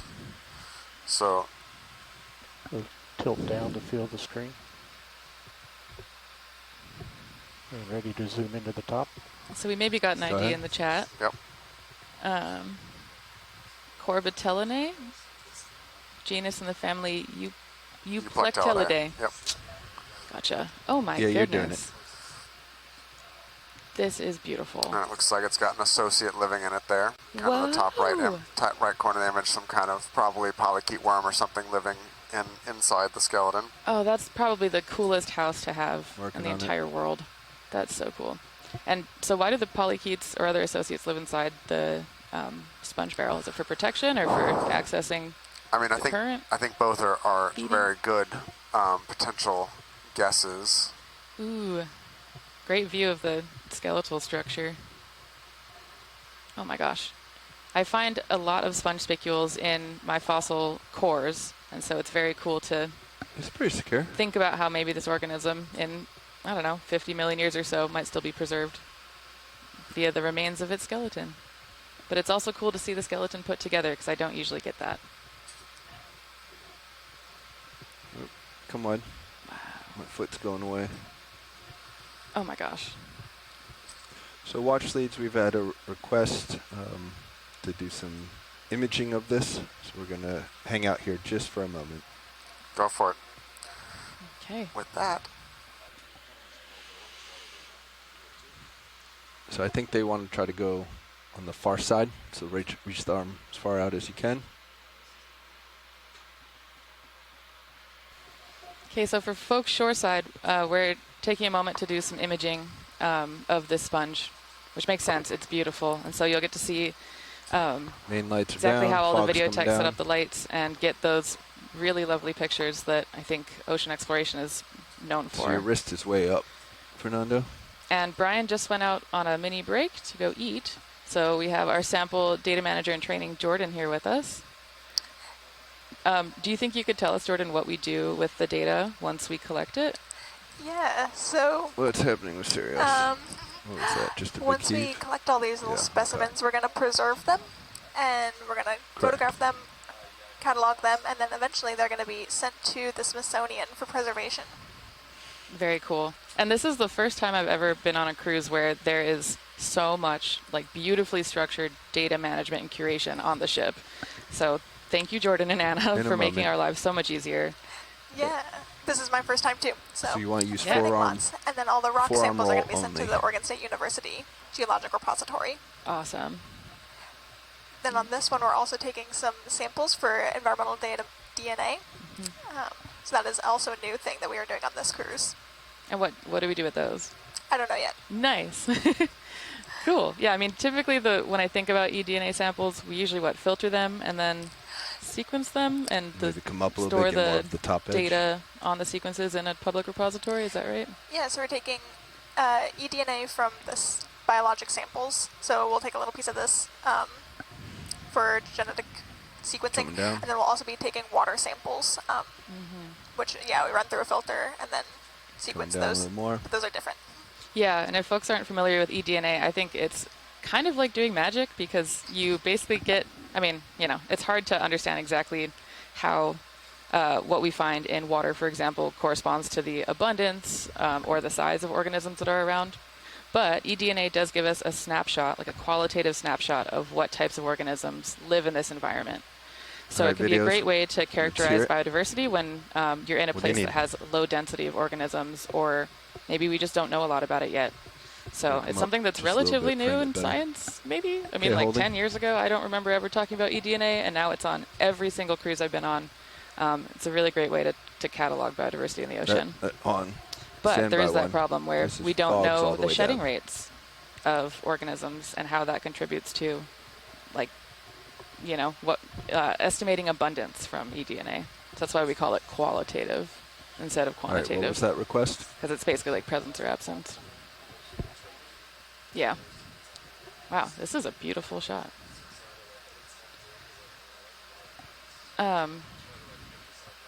Okay, and so folks who might be joining us, we are taking a moment to get a really good image of this sponge, which was identified as Corbitellinae. I'm trying. Wow, that's cool. Jordan, what happens to the pictures that we take? The photos and the video also are stored with NOAA's NCEI, the National Centers for Environmental Information. So all the images and video are publicly accessible. There's a data portal that you can go to and access all of it for free at any time. That's so cool. I think that's my favorite part about ocean exploration is just how quickly you make the data available and how all of it is public access, live streamed. You know, folks can watch this from shore as we're doing it. And let's zoom straight. Yeah, I love the accessibility mission of OER. Big proponents of open science, yeah. Yeah, super cool. On the right-hand corner. Yeah, I'm trying. I don't have much pan control here. Ooh, extreme close-up. It's so cute. Yeah, I love just looking at the skeletal structures. They're so pretty.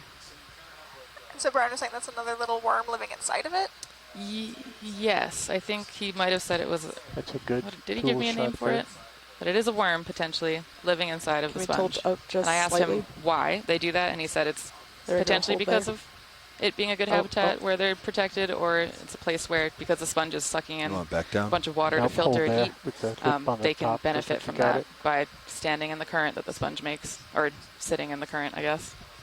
So it sounds like there's a lot of symbioses in places like this in the deep sea, and for science terms, when we say symbiosis, a lot of the times we'll think about like positive stuff. Edits, do you want anything? It just is a broad term for any sort of organism-organism interaction. So yeah, can we tell? Yeah, there we go. If the worm and the sponge are both benefiting, then it's mutualistic. Hang on, sorry, I have a lot of. But I'm not sure. Okay. Because I don't do that kind of biology. If you can, yeah. Let's come wide rolling. Whoa. Oh my goodness. Wow. This is so beautiful. The drama. I love it. Wow. Might need you to readjust the arm, Fernando, after this. Oh. Cool. We can hold here. So, Jordan, this is your first time on an ROV cruise? It is. Me too. So how is this different from other cruises that you've been on? So the only other cruise I've been on was just a mapping cruise. I'm so we were doing multi-beam sonar and sub-bottom profiling and the water column sonar. So we're just doing those 24/7. So this one we're doing mapping during the evenings and then ROVs during the daytime. So it's kind of multi-purpose, maximizing time on the ship. Mm-hmm. Yeah, it's super cool. We're getting really high-resolution bathymetric maps as we're transiting and filling in gaps that we I think bring it closer. Filling in gaps and then also using the multi-beam data to prepare for the dives. I think they were talking about the summit of the Seamount ended up being, not where we thought it was originally going to be. So kind of changing some of the plans on the fly. So using I think your the roll real-time is multi-beam data to inform the dive planning. Yeah, which is so cool, being on a ship that has, the ability to since it's get not on bathymetric a maps flat and high resolution. plane, I'm gonna when we're coming out to places like this, oftentimes we're using data that is a little bit older, or maybe was taken on different instruments with less resolution, right? Yeah, and then, if you ever look at, maps of the ocean and it looks like it's perfectly filled in, it looks like we know everything, and that is very much not the case. So you're using gravity data, actually, to fill in a lot of that. So you're using gravity data and then also the sea surface data. Very so cool. You're kind of I'm trying out some focus stacking. Other things right to inform what you think the bottom of the ocean looks like, but until you map it, you really don't know. And how much of the ocean Roland, has been mapped? do you have that off the top of your head? I think we're looking at a quarter Once she's finished, almost. just one Okay, more that's not bad. filling the screen, That's just not bad. basically tilt up. Okay. We still got a ways to go. Yes, Still we do. The effort stills that are it takes clear? to map is pretty high. We're out here now, and it's it's difficult and expensive, and it takes a lot of people and a lot of expertise. Good shot right so there. Just hold that. increasing that number a little is hot. hard, Yeah. but there's a lot of global interest in seafloor mapping. Yeah, the mapping team is amazing. They are up overnight, This is Fogs at managing zero all on the the instruments, front light. doing I'm good with it calibrations the way it all the is. time, and I don't know, just big props to the folks Okay. who put those maps together, because it takes a lot of Video's work. clear. Yeah, and Watch so that. like You're full wide. the image It's, and video, Come out all cameras then. the multi-beam data, the sub-bottom data, and the water column data are also Mains up. stored at NCEI and is publicly accessible. That's awesome. So gotta plug NCEI. Oh yeah, thank you NCEI. It's just, so cool to get to see the data made Moving accessible on. that quickly. Okay, so for folks just joining us, we are diving off of an unnamed seamount just south of the Murray Fracture Zone in Papahanaumokuakea. The closest point of land to us is Onunui and Onuiki, or Gardner Pinnacles. It's about 188 nautical miles away. What's happening here? We just spent a little bit imaging a sponge. It was a really beautiful one, and it looks like now we are continuing our journey up to the summit of the seamount. Something's loose.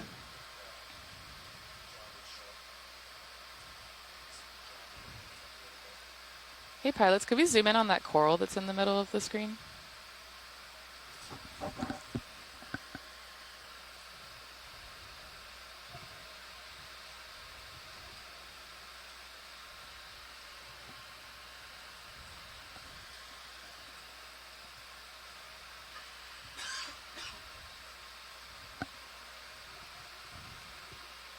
Okay.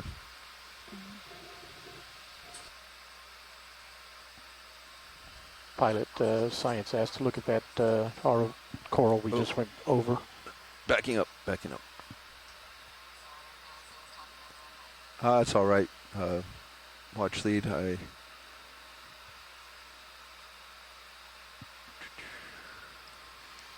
Okay, so we're taking a moment to look at You some see of it, these Roland? other corals. That's the one just came into view at the bottom. Roger.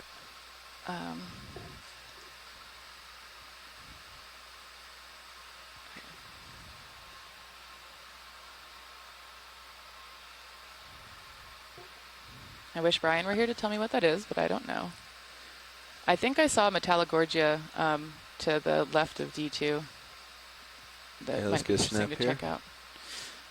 Yeah, if we could zoom in on this, thank you. Watch lead. Was this not the coral you're looking for?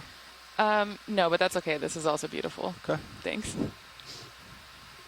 Video when you have it. Let's move on. Okay. Clear.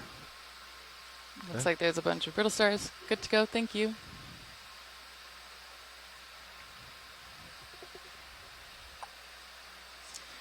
Pilot, could we zoom in on that coral that's on the top left? You got it. Thank you. Just above the lasers, this pink one. Yes, please. You got it. Wow. I wish I were a coral expert. I don't know what that is, but it's beautiful. It looks like it's got Yeah, a bunch of associates. I think we want to continue up for this one. Okay. Okay, let's snap. And then I think we'll go look at the one in the background next. That's a partial. Yep.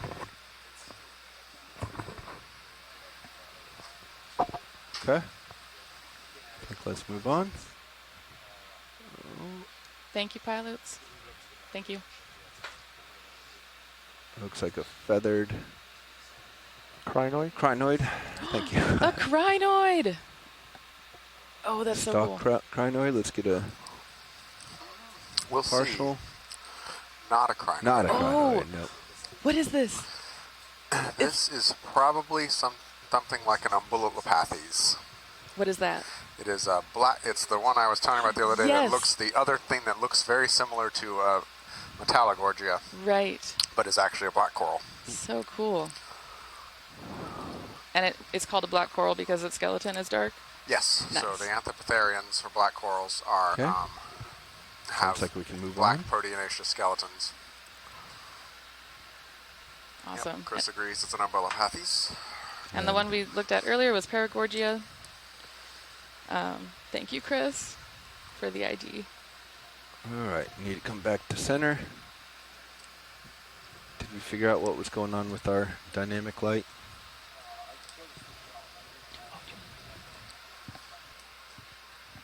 Okay. All right.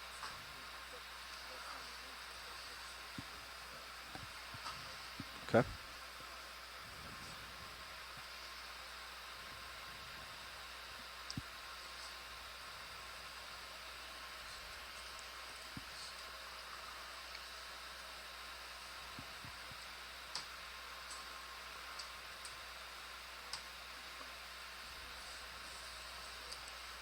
I think we're ready for a short move.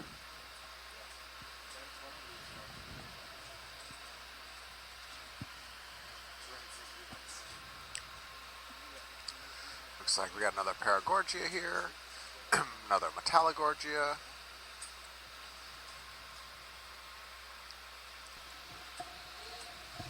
We are also now joined by our illustrious expedition coordinator.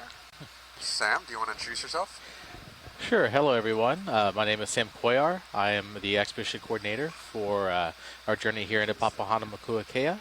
Happy to join you today. So certainly, unlike Brian and Sada here, I am very much a marine archaeologist, and this is certainly not my background, but I'm really happy to be here and excited to see what this dive brings.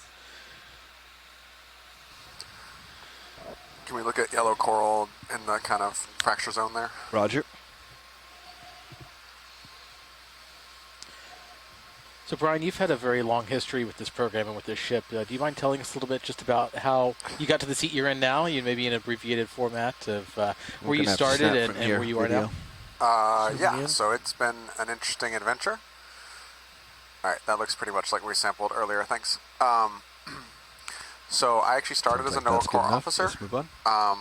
driving this ship in 2010. So I joined the crab vessel just in under your lasers. January Snap 2nd on or it. 3rd of 2010. Yeah, if you want. And Go ahead. this is a Decorator Pagorida, crab. Parapagorid, type of hermit crab. And it's wearing an anemone hat there as a shell, basically. These are kind of nifty symbioses here. Okay. Let's come on.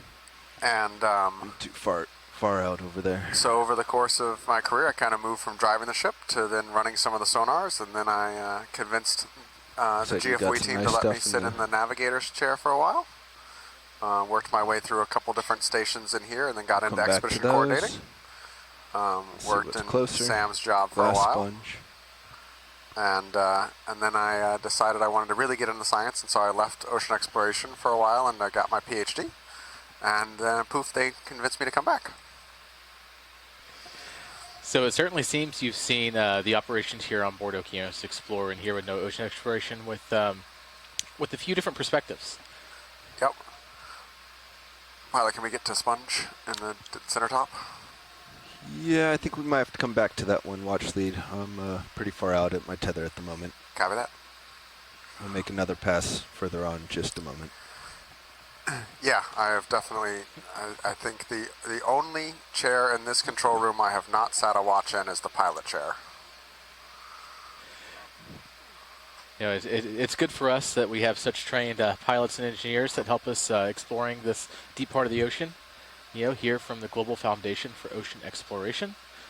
They are the ones who build and maintain and operate our early on, vehicles.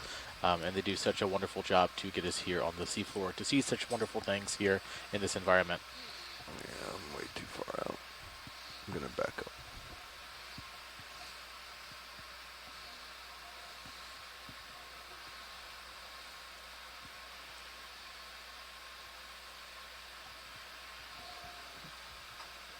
I think there was a glass sponge closer to me that we can pause on.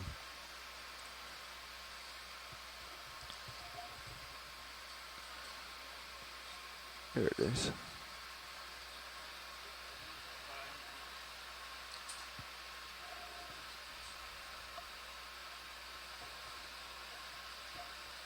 Video, let's snap here. It looks like a smaller version of what we were interested in. It's a partial. Yep, getting closer. Chris, is this Psychocalyx? Nice to see what those dots are all over the surface as well.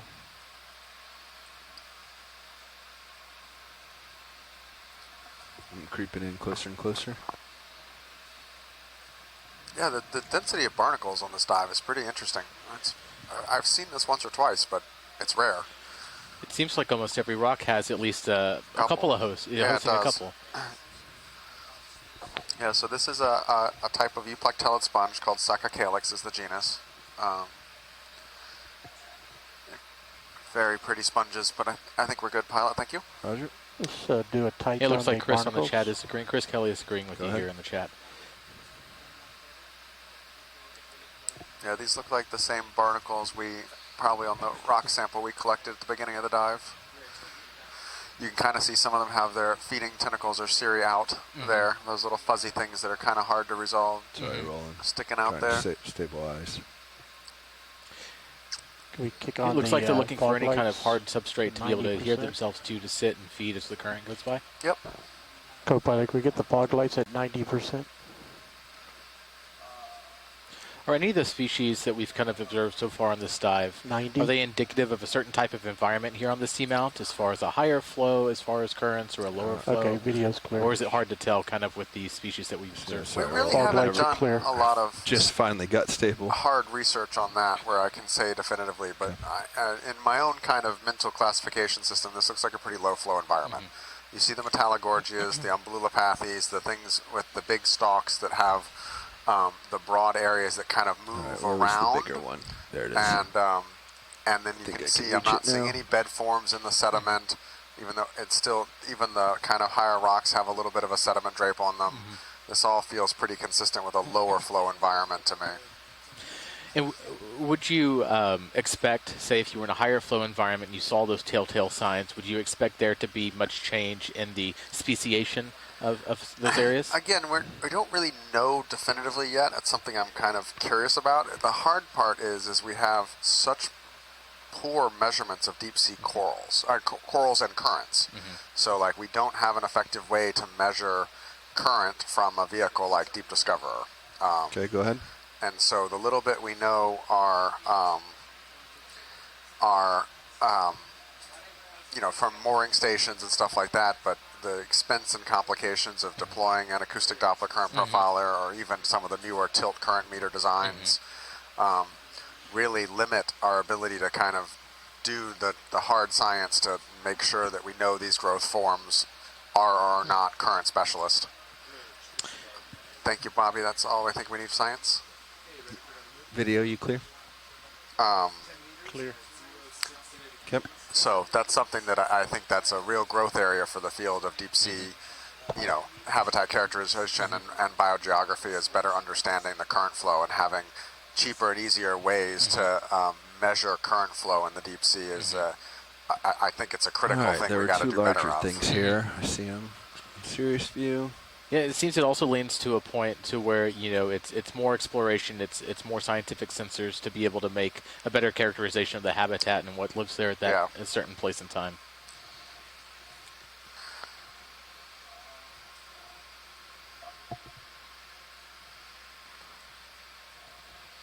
Snap here. Hold that.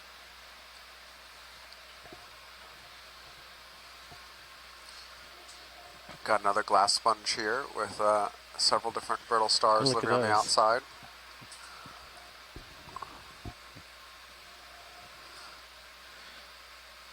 Okay. I think let's leave it.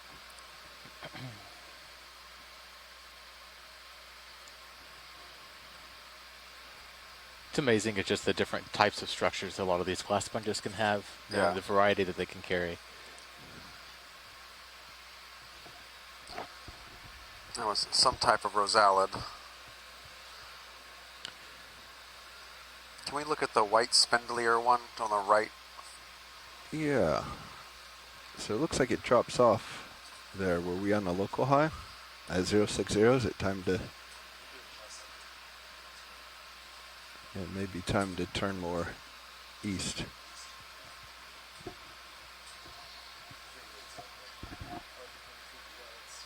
So you see kind of a change here. We found these bigger rocks. We're losing the sediments. We've kind of lost a little bit of the botryoidal oil texture off the seafloor.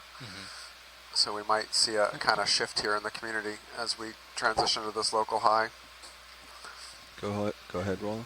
Okay. So we've got looks like a paramoricid here on the Purple left. coral on the upper back. Curious what Looks these bigger than this one. other ones are, if they're retracted Victorgorgias or something else. Lots of little whips in there. Yep. Yeah, it looks like the same thing, but the one specimen in the back might be better. Yep. Yeah, this looks like a Victorgorgia, probably with all its polyps in. Go look at the back one. Yeah, unless you. Yep, are looks you like done here? Asako's agreeing with you here in the chat. There was a big worm just up from there. Big worm? I didn't see it. He had his fillers out. Maybe rotate to the left if you can, the other side of it. I can try. Also give us a good perspective from Sirius. Maybe we can zoom in on Sirius. So you can kind of see it. Well, Hosada just joined us again, coming back from lunch as we quickly go through and stuff food in our face and get back as soon as we can. I even watched the video while I was eating, and I saw the filter feeding barnacles. Co-pilot, can we That center was so up and cool. zoom in on Sirius camera? So what are we looking at? So these, I think, are probably Victorgorgias. Okay. Yes. And we kind of transitioned onto this rockier, less cobbly Lasers are kind of clear. pavement thing. Yeah, this looks, I mean, I'm, again, not a hard rock geologist, but to me this looks like basalt and a lot more, a lot less broken up, I guess. Go ahead, video. Yeah, so maybe this is the source of the Yeah, I'm going to wait until it rocks that we saw down stabilizes for below. the zoom, Yeah. co-pilot, if that's okay. Yeah, so this is likely a Victorgorgia. I got some dust coming my way. Sorry, Roland. Yeah. And It should blow over pretty quickly. got a though. couple whips around it. Got astroschema. This is fogs sea at stars. 50. You want me to pull them down? Yeah, take them off completely. It's off.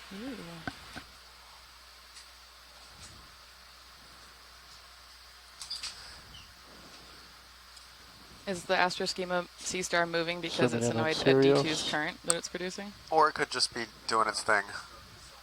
You know, Doing its thing? I have seen them be annoyed, and when they do, they sometimes jump out and jump off, bail off the coral. Oh my bring the gosh. fog That's lights rare, up to 30%. But I think Take this it up is, to if anything, it's 70%. more like, oh, current flow. Let me move my arm around and see if I can catch anything tasty. Seems to be a common thread among deep sea stuff is just whenever there's current flow, utilize it. And if we could tilt the main camera down to the center of the stalk, right there. A little up to get the gorgeous. brittle star base. Good.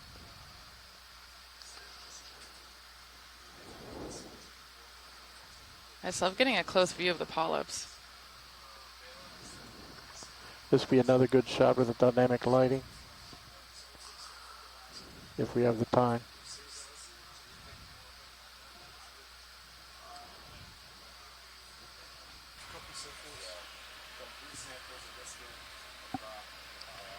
Found it. Pulling out for full screen.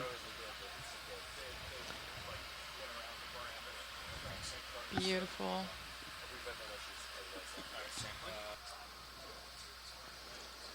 And what's the coral in the background to the right? Not sure. I'm thinking it's some kind of whip chrysogorgid. See how the polyps sort of knows a bell shape almost. Right. But that's a little bit of an unusual growth form for chrysogorgids. They come in that shape, but it's less common. And then there's a sea star also on the rock just behind the Victorgorgia. Wow. Potentially some type of goniastrid. So is the growth forms that you see across Chrysogorgia, are they typically affiliated with like a type of species? Like do species tend to grow in one way or grow in different morphologies based on where they're living? How does that work? So generally they have the species has a growth form, Yeah, but sometimes like when they're younger they look like another one. Wrist, it could also, that one in the back could also totally be a bamboo too. I'm going to pull you full wide so you can see what Can't you're tell at this thing. So we're going to set up and try the new arm light here. There you go, shoulder left, like the azimuth bow. It looks like Chris Kelly said maybe it's an unbranched bamboo. Video, you ready? The one we were just talking about? Yep. Ooh. It's good stage lighting on the Victorgorgia.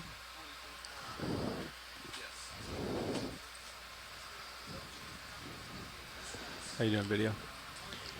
Doing good. All right. Co-pilot swapping out, but So how do they you hold on to the rocks with this, or when they settle? I don't know when the details of when they settle, because so coral have a planular larvae stage that's free swimming, and then they settle, and then they basically metamorphose into the kind of colonies we see. I don't know the actual details of the process there. Yeah, the holdfast or whatever it's called in coral terms is really interesting. Yeah. Is the Hey, can you get any closer to it for the still camera? It just poked one. Maybe inadvertently, but that was funny.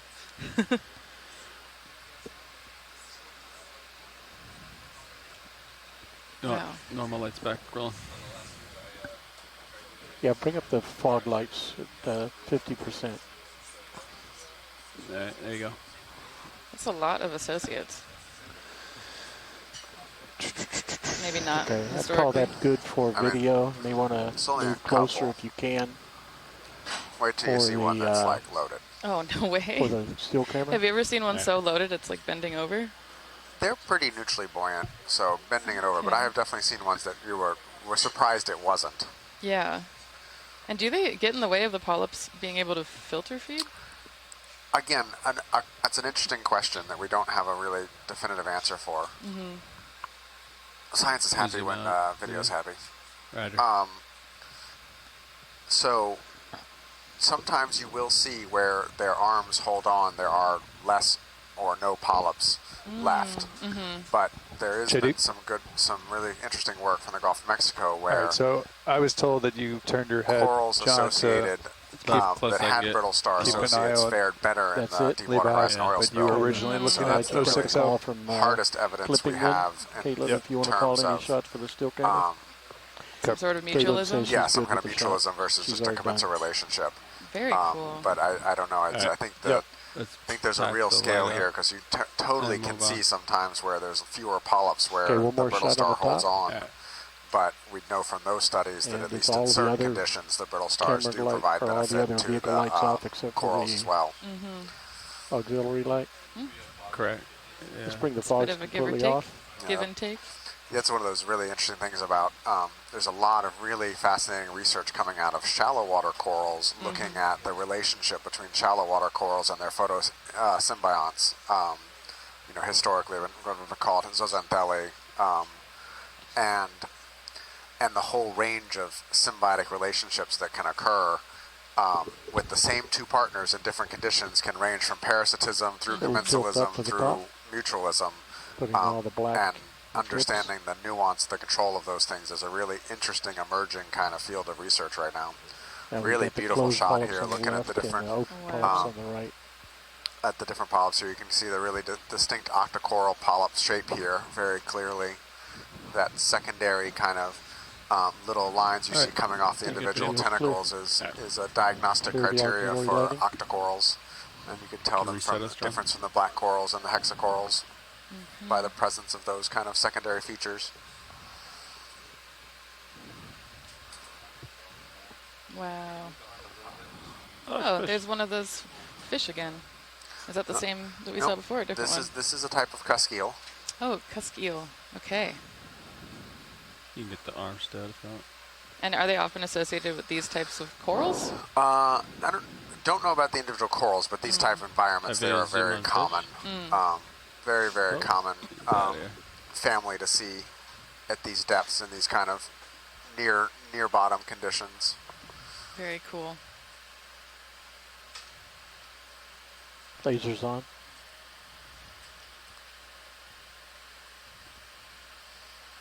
Now we don't have a great side-on view of it, but the lasers are helping us get a scale. The distance between those two is 10 centimeters. Oh, there we go. Beautiful. Beautiful. Looks like maybe 20 cm? Yeah, somewhere between 15 Something and like 20. that. Give or take with the wiggly tail. Okay. Right, thank you very much. All right, onward and upward the hill. Onwards and upwards. Are those a bunch of Metallogorgia in the sideline? A couple there. Cool. What's that over there?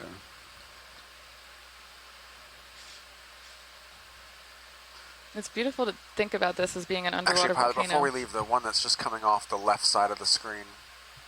Yeah, black Whoa. coral. That's new, yeah. All right. Do you have a thought on what that might be? You always ask before I get a zoom. I do. I'm testing you. That's what you say, stand by one. Whoa. Ooh, look at that anemone. Yeah, that's a Venus flytrap anemone. Very cool. Oh my gosh. Is this another black coral? I believe you are correct. Let's go. All right, video. Number one zoom in. professor, Brian Kennedy. It's because they have a black skeleton. Yep. Wow, okay. I love this camera. Yeah, this is amazing. This polyp arrangement looks different. It is. Yep. So this is the black coral kind of polyp shape where you actually have the polyps coming off the center, the branch in a different structure. This is an Anthopitherian. And sometimes on some of these you'll actually see worm tubes that have grown into the skeletons. Whoa. And you can see worms running around inside kind of a quasi-skeletal matrix thing. Oh, that's fascinating. Slow it up. Probably a really good place to build your tube. I bet the basalt is not as good for that. Unless they're encrusters. It looks like the anemone that we saw earlier was a hormathid anemone. Thank you, Chris Kelly. Hold that shot. Do we know what gives the skeleton that black color? Off the top of my head, I do not. Slowly pull out. That'll be for my Google search later this evening as I fall asleep. I don't see any of the parasite things. No, nor do I. But I mean, there's a lot of it unsurveyed yet. But So feel the screen.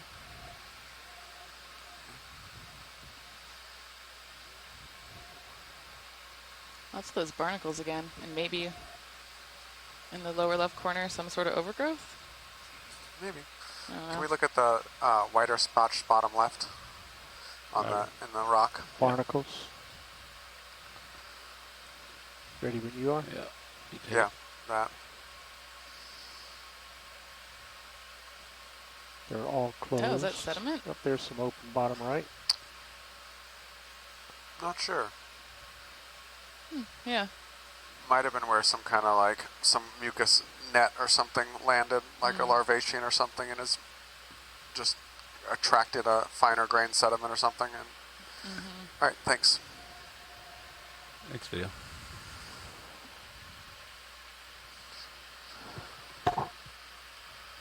There's that anemone again, the hormathid anemone.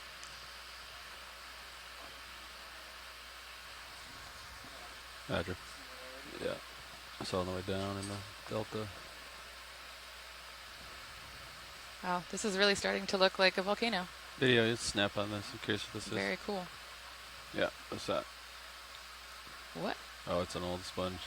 Dead. Super dead. Ooh, All right. cool sponge. I think I should live one up there. Where'd it go? There it is. I'll track it down.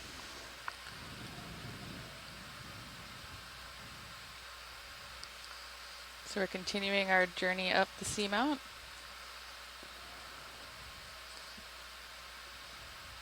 Oh, a big urchin. For folks who are just joining us, we're diving an unnamed seamount south of the manufacture zone in Papahanaumokuakea. Really good shots of the urchin. Here to take a look at a place that has never Super been tight, looked at before. sit down on top of it. All right. Whoa. I'll start with the urchin and then I'll go to the sponge after that. Looks like the lower portion of the sponge. I'm hoping Chris Ma's in the chat so he can tell us what kind of echinoderm that is.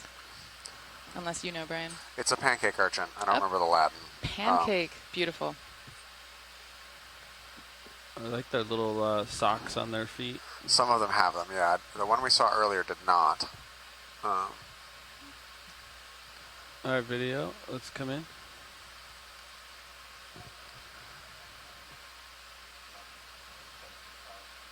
All right. Oh, cool. Wow, this camera is amazing. Look at that. You can see all the spines moving. The operators aren't too bad either. The operators of the camera are certainly also not amazing. humble. Yeah, this one has a 18 times zoom. Oh, okay. We're at 18 times zoom. Yeah. Wow. At how many? Almost 1,800 meters depth. Yep. Okay, All slow right. tilt up. Science is happy. Dodge. It's pretty low oxygen here. We're down in the 2.5 milligrams per liter range. Oh, wow. Which is lower than I would have frankly expected at this depth. Ooh. Hold there. You can see my foot moving on the ground, the camera. All right. I'm clear, rolling if you want to. Yeah, a little bit more. Can we get the fog lights at 50%? I saw no change. Yeah, I think it's because it's so low. Too far out. Okay, let me get full screen. You can kill the fog lights. Do the sponge Pretty. next. Tilt down full screen. Yeah. Do you know the lowest oxygen tolerance for these types of octocorals? Off the top of your my head? head, no. Generally, when you get down around 2 is when we really start considering it kind of approaching anoxic. Okay, video's clear. Thanks, video. And I'm going to move to the sponge next.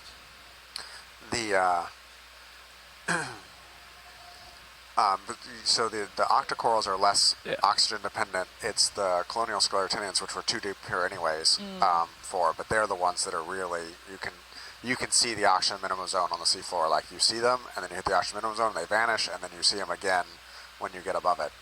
We've got another black coral here as well on the ground, probably Bathopathes. Bathopathes.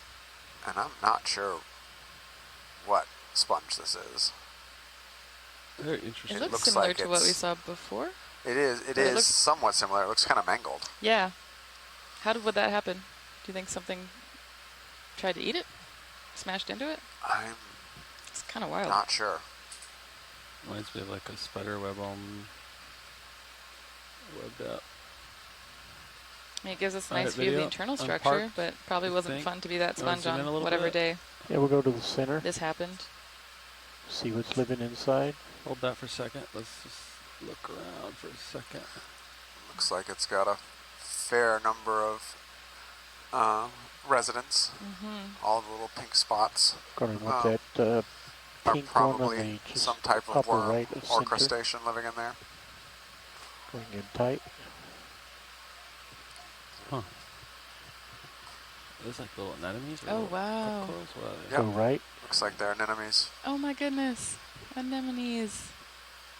Anemone. Can you roll right? Whenever I try to say it, I remember the line from Finding Nemo where they can't pronounce it. Oh, and it's got some sediment stuck in it too. Yeah, quite a bit.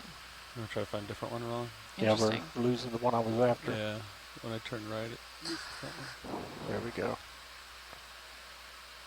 Okay. Wow, what a cool community. Getting pretty close to the lens here, so you know. Cool. Tilted for the steel camera. It's a good positioning. All right. Can we get a shot of the base before we leave? Absolutely. That's a little Art, sucker kill like sponge. You want to take a Oh, steel? cool. He's already good with that. Yeah. So. All right.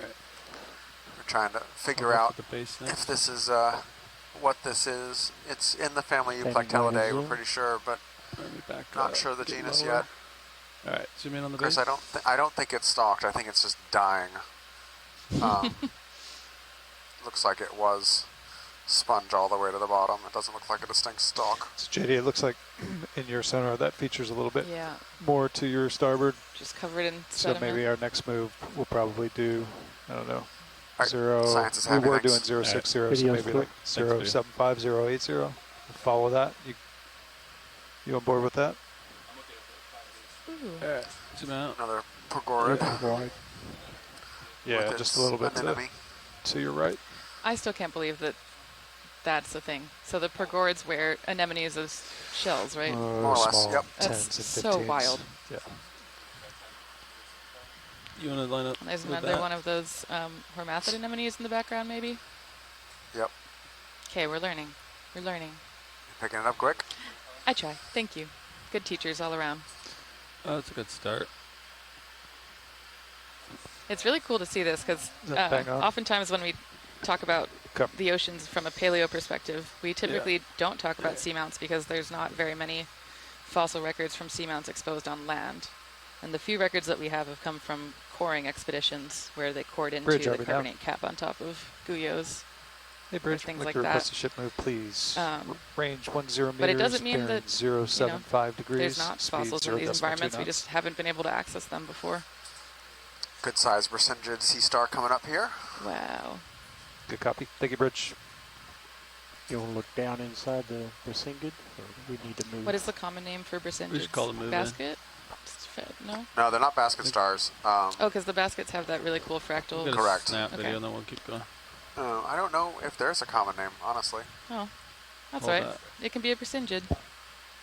Wow, that is These are, very cool. These are actually true sea stars, even though they look a lot more like a brittle star. And they're filter feeders, so they get kind of up at the local high and then stick their arms up and just Thanks, catch Peter. food. Full screen? Yeah. You can come out. Around. Yeah. Never did get that one good. That's beautiful. All right. I want to go to this sponge. It might be a bolosoma. Another stalked sponge My favorite. Zoom in. This is with a buddy, with multiple buddies. like a tulip. So are these the brittle stars? Those are brittle stars, yep, living on the sponge.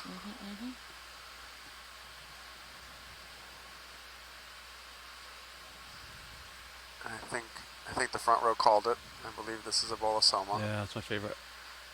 Nice. Good. And actually, this is our first crinoid, it looks like. No, it's So that's This is a crinoid? That's a feather star, Comanche crinoid. Oh, so beautiful. Mixed in nope, with a still couple floating. brittle stars there on its stalk. Wow. Cool. That's so cool. Well, actually, do you want a closer look or keep moving? No, we can keep moving. I'm good. There's another one up ahead, too. Crinoids are special to me as a paleontologist because they're a pretty big component of the fossil record, particularly from stuff that's quite old, like hundreds of millions of years old. And we had to draw them in paleo class. There's this one, too. Ooh. So the one we'll have to keep an eye out for is on the stalked crinoids, the snails that live on them and parasitically feed off them that were only known in the fossil record until 2016 when we found them down here in the deep. Is that the slit snail? No, that's a different one, but Okay. but similar kind of story, and that it was something that was only known from the fossil record until we started realizing we were finding them alive now. But Wow. Well, that's cool. I feel like there's just so much that we don't know about the deep sea. It's hard to say whether or not our fossils are truly only in the fossil record or if they're extant until we Well, observe it. Stalked crinoids for the longest time were thought to be 300 million years extinct until we Yes. started recovering them from the deep sea. Yeah, it's fascinating. It's good Right, shots. this is the same one we've seen a couple times, a prettier specimen, but the same genus we've been seeing. Go ahead, Bridge. Roland, do you want to light Copy, this take one a or? Bridge. No, we've got enough. All right. Cool. I got lasers on it so you guys can get a scale. The lasers are out there. They're in the white section of the... Oh, there they are. I got them now. Totally didn't see them. I'll try to get them in a darker section. There. It's a beast. Could look at the base, the tight zoom Oh, of the that is a base. beast. All right. Yeah, you can go.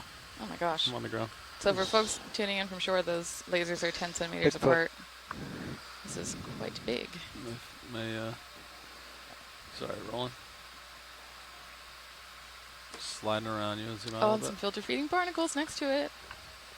Okay, clear. They're so cool. Yeah. Lots of I barnacles. just slipped my foot. So many barnacles. It's so cool to see them all feeding. I didn't know for a long time that barnacles are crustaceans.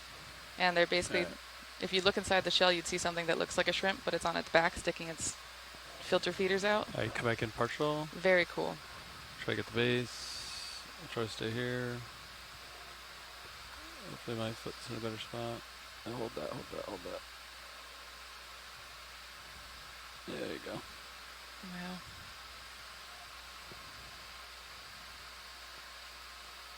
Video's good. Alright. I see a pretty good, interesting thing to my starboard. Might need a little more tether to get there, but we can take a look. Might as well do a spin about this one here. We're doing Your a port quick circle lower around is the still sponge. Yeah. stowed a little bit. Copy. Very cool.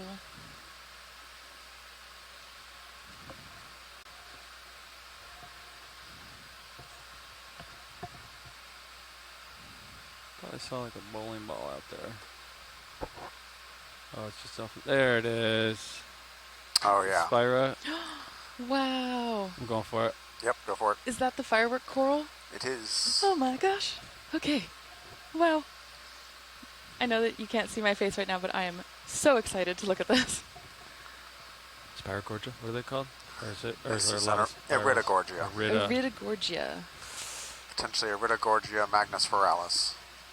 Okay.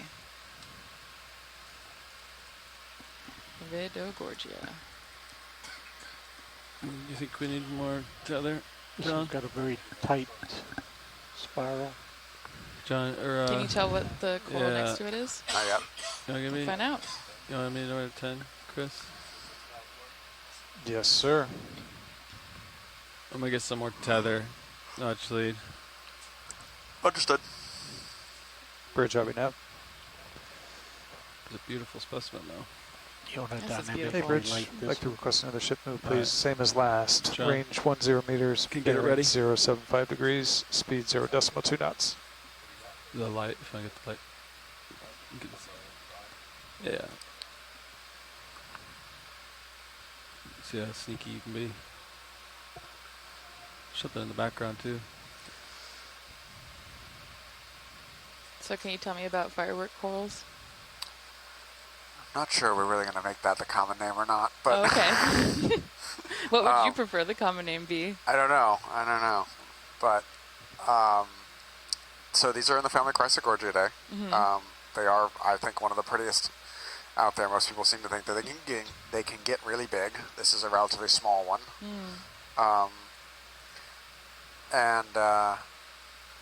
Yeah, they've got this center kind of curly Q, Just wait. Or too curly far Q out for kind the of instruments skeleton, yet. which is pretty consistent. Which is one of the things that's unique about this genus, or not unique, but diagnostic. Bring it up a little bit. Um, So you're ready to go down on it? Go down. They are curved, like they have a kind of a true curve, Oh, whereas shoulder up. one of the related genus in the same family has angled joints, and so you actually get a repetitive, like We're gonna go look straight down on it. hard part. Yeah, that's the plan. And do they always spiral in the same orientation? don't know. I asked that because there's some, I work on forams, which are very different, but they have, some of the species have different coiling directions based on the ecosystem or environment that they're in. So for a long time they were used as paleo temperature indicators, just based on the coiling direction of this one species. Wrist is the one that you gotta be really careful But about. I have a feeling we have not looked at too many of these to figure out whether there's a consistent morphology in terms of the direction it coils. I don't know. Get some good lasers on it. Hydro lasers as I get my tether closer. Wow, that is gorgeous.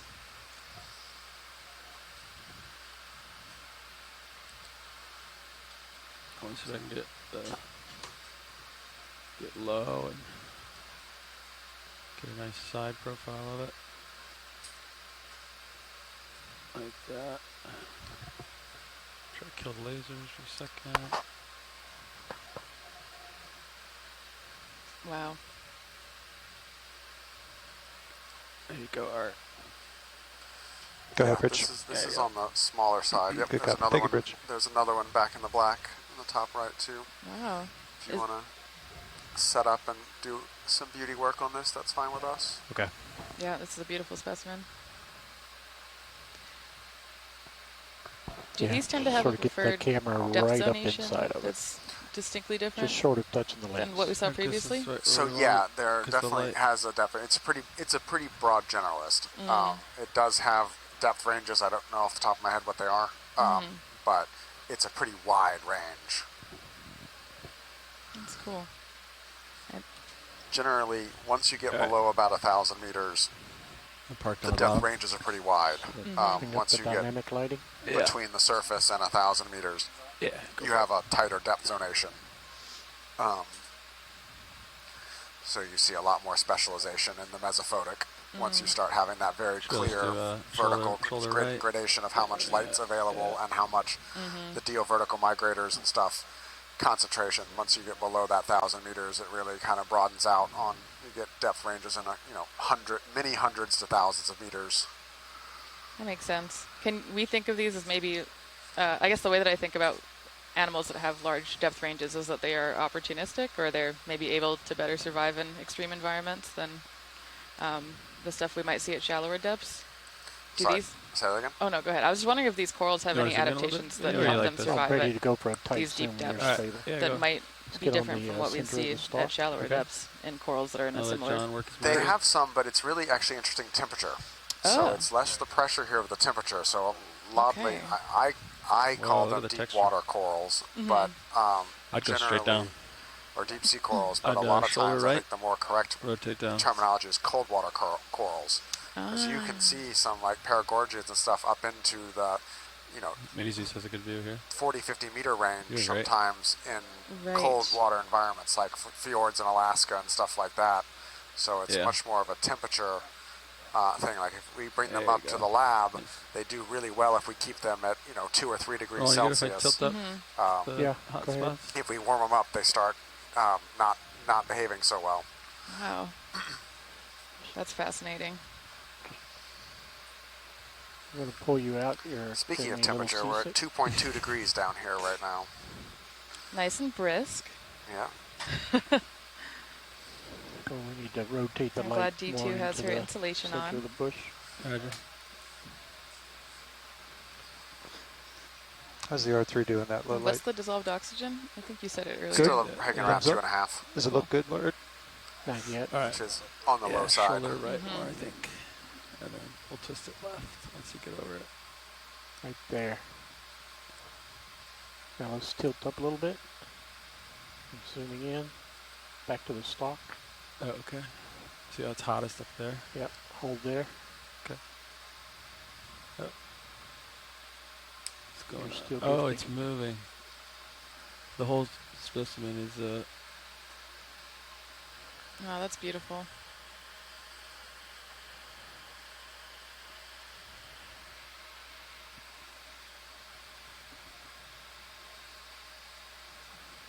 You kind of see I think one little let's bring up the flirting fog around lights there. to like 50%.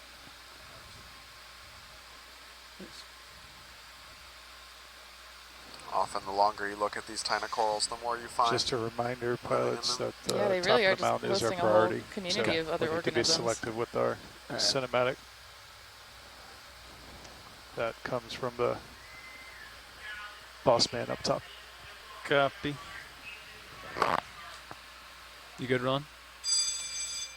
Almost.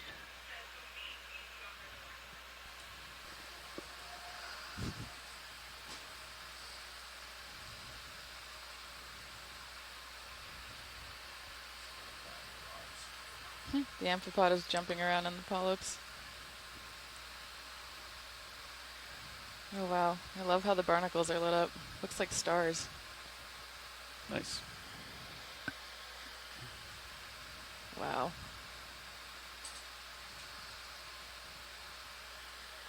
Well, and I think this is the point of the dive where we all realize we have a goal to get to the top of the dive, and that we've only made like 20 meters of lateral progress. We're Smoking just at things, and it's so mesmerized by the corals. Video's clear. time to start making some tracks. Alrighty. Steels, are you good?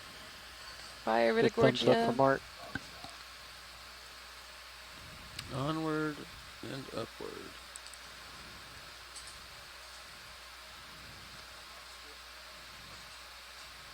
Gosh. There's another one. That one might be less, do you think it might be younger because there's fewer coils? That or it's potentially different species. Ooh. So there, we're thinking about genuses here. Mm-hmm. This could be a different species of Iridogorgia. And is that one of those Venus flytrap anemones? Yep. Cool. Okay, I'll come back for a little bit. Lasers on as we learning. run. There you go. See some brittle stars. You do a closer look or keep going? Let's see. We're good. Alright. Alright. You said uphill's a little more towards 7.5, John?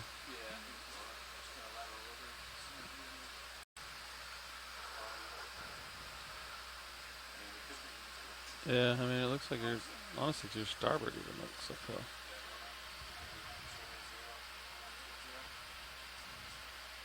Yeah, 90. You're lined up on 100. Oh, and as we're moving, it looks like we got in the chat Yeah, let's do that 100. they're 15s. the thinking is that Iridogorgias all coil in the same direction. Yeah, 15 meters at 100 degrees. But the angle might 50 vary meters. based on height. Cool. Bridge, are we now? What's that? Another What is- Paragorgia. Hey, Bridge, we'd like to request another What ship is move, that? please. Video? Range Something large. 15 meters, bearing What is that? 100 degrees. Whoa, what speed is that? 0.2 knots. That- Ginormous. What? I Copy this? all. Thank you, Bridge. Wow. Are you getting this? have never seen one of those Houston- anywhere near that big. Houston, you see What this? is it? This is It's a massive. solitary hydroid. This is like the largest Lasers on. solitary hydroid I've ever seen. Yeah. I've never seen anything this big. This is I've seen these By- much smaller, Oh my gosh, like that's an order huge. of magnitude. By an order of magnitude. Yeah, yes.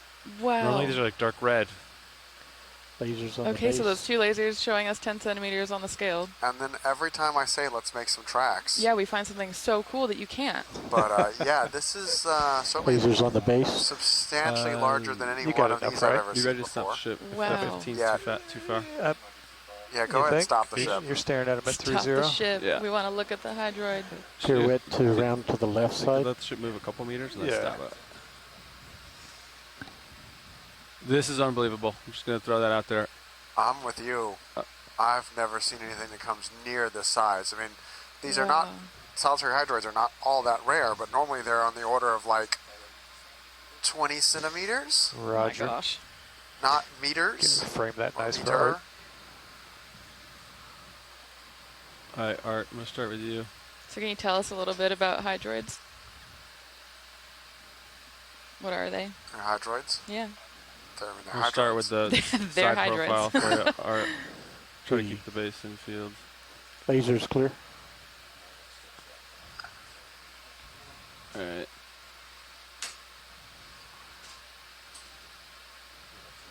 Yeah. Wow. It's so big, Art. It's filling the frame. I'm trying. This is ginormous. This is Just tell ginormous. me what you want. I'm trying to keep the base in. I'm letting some of the fingers go out. All right. Let's And pirouette around to the left. Yeah, okay. Yeah. Coming over port. I'm just speechless. Like I thought we could probably we see these let it run commonly, you're, but they're you're looking normally out so far. Yeah. just way smaller Yeah. than this. Worst case, you're looking over top of them. Yeah. Actually, pilot, it'd be really cool Concur. if we could set up This is pretty amazing. a way to get a size comparison with D2 in frame from Sirius. Yes. That would be awesome.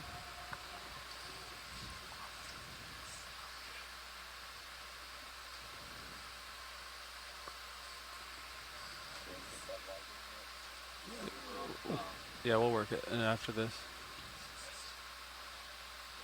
That's my port side. It's a nice color you're getting. Center up for a zoom. Asako is wondering whether this is right now, Branchiocerianthus. Just give me a second. Go ahead, Bridge. Good copy. Thank you, Bridge. Wow. Ship's all stop, pilots. Alright. Alright. Yeah. That's you. That's money shot. That's about as best I can do lining it up, Art. Okay. So for those just joining us, we're taking a look at what not seems yet. to be the largest hydroid that Brian at least has ever seen. This is amazing. So we're taking some good images of this one. Roger. Alright, Roland, what do you need? Center up and lasers on the center. Roger. Wow. Downhill here. Sorry. Stow my port lower. Just bring it in. Yeah. Not yet until we get this over tight a meter shot in with the main diameter. video That's camera. wild. Right. Oh my gosh. And I think if the tentacles were really held out, it would be closer to 2 meters. Got wrapped around there. I think there's like an anemone inside of it or something, right?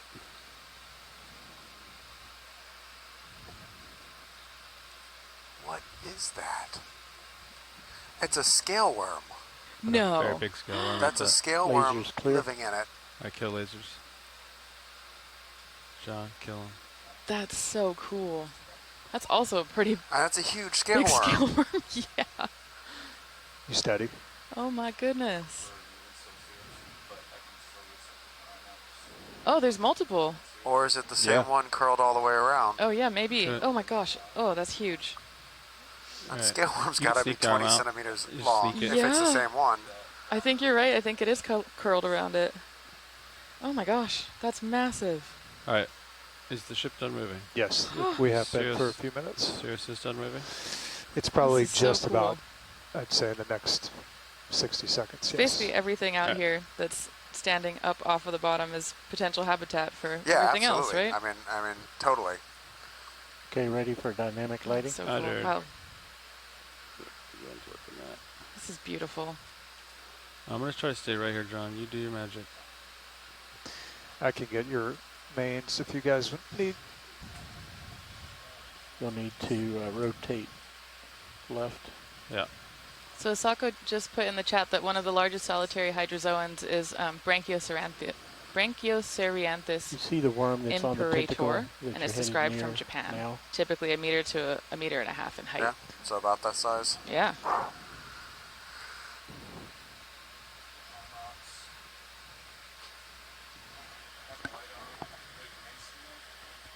Yep.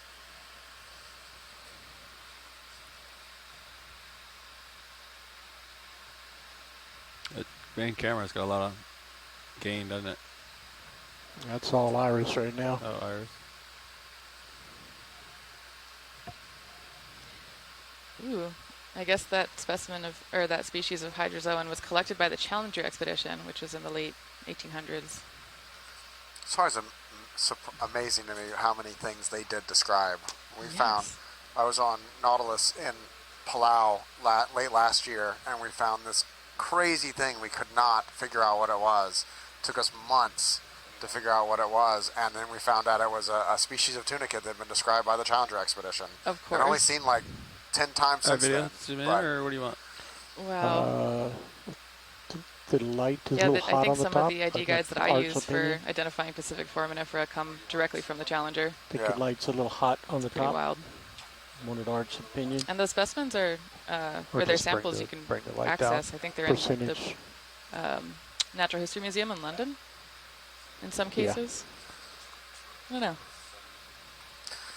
And the then U.S. had its own kind of put version the of the stalk on the far right of the screen. the Challenger expedition a few years All right, later, work on called that. the U.S. I'm Explorations turning left, Expedition. John, just so you know.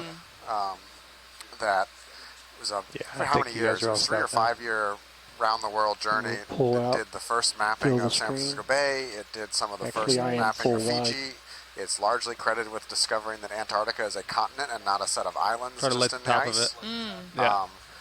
And it was actually, the Smithsonian was founded in order to do house it all right, the maybe just- specimens that expedition brought back.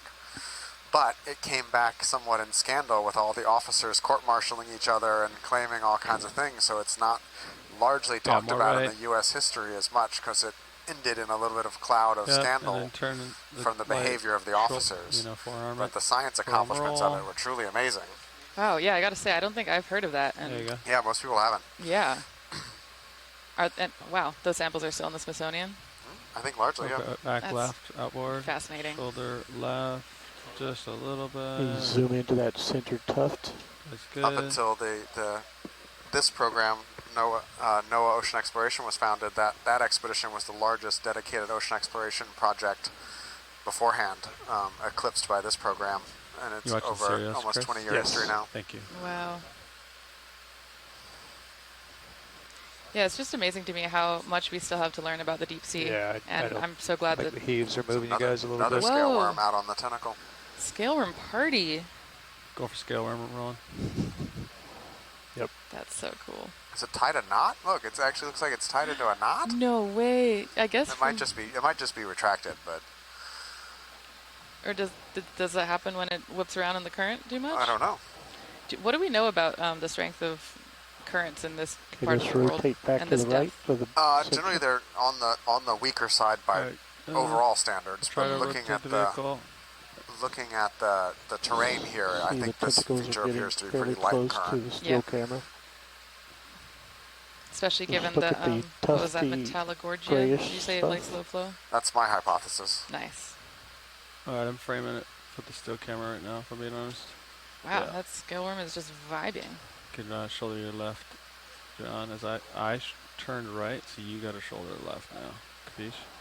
Alright, I'll stay here. And It's the probably tilt like the down so nicest that the crib scale worm of is at anyone the top edge of the on this screen. boat. Anyone around right now? Oh, That thing's there. got the best spot to sleep. If you like being in a very stingy Nigerian and under high pressure and sleeping at 34 degrees Celsius, Pulling Seems like out a it's little happy bit. with it, so. it does.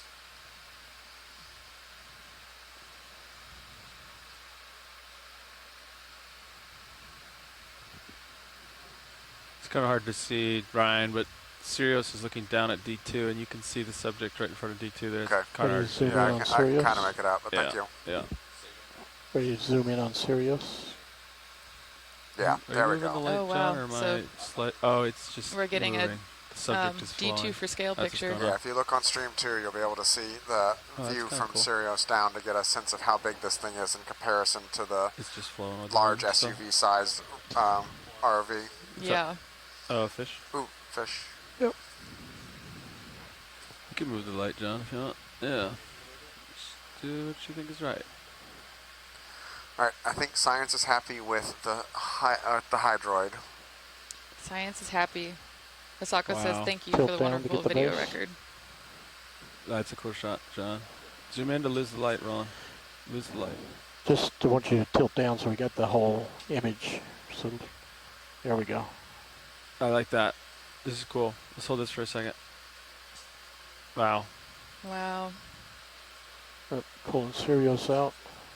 Full wide on Sirius. Wow. I think we could all stare at this basically all day. I think we're going to later on. Yeah, you want to bring up the fog lights? Just put it on loop as your screensaver. Yeah, honestly, I might. any one of the images that we've taken today would be an amazing screensaver. Just the quality of Video's the clear. documentation that Art we're wants doing out anything here is more. incredible. Thank you, video team. All right. Wow, that was fun. That was incredible. Now, You may not believe it, but the main camera is full wide. at the danger of repeating myself, now let's face the tracks. Yeah. Lasers And then we're on. going to find something even bigger. Lasers on. Roger, lasers are coming up, Roland. And let's see if we can sweep the lasers at the base as you go away. Okay. There they are.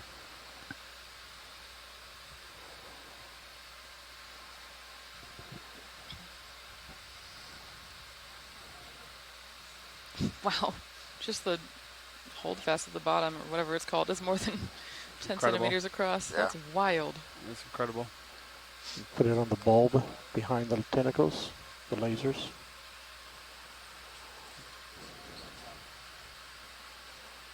Good job. Wow. I'm just going to do a slow float away, Roland. Yeah, float, pirouette. Okay. Whatever makes it look great. All right. Wow.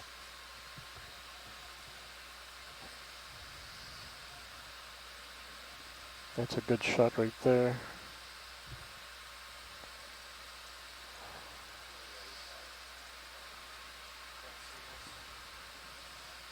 Cool. Say goodbye. All right. Bye, buddy. Bye, Co-pilot, Hydroid. Talk to me. See you later, maybe.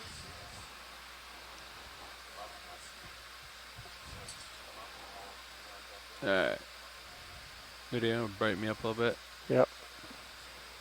Just trying Okay, to do we're it continuing our dramatically. journey up this unnamed seamount that's south of the Murray Fracture Zone in Papahānaumokuākea. And looks like we're at 1760-ish meters of depth.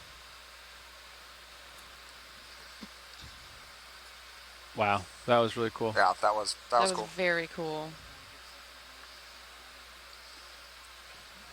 Every time we come out here to the remote parts of the Pacific, it's always amazing up here. Yeah, this is an incredible place to get to take a look at, and we're so lucky to get to access this. This is kind of a cool area too, biogeographically, because we're kind of right at the interface between like the North Pacific area and then like what we see in the Pacific remote islands further south, and so we kind of get both groups of organisms here. Wow. There's a bunch of So we're corals. seeing, to me, what looks like more lava fields, but slightly different morphology, like more dome structures happening, and it looks like there's a solid band of corals up there. Yep. Cool.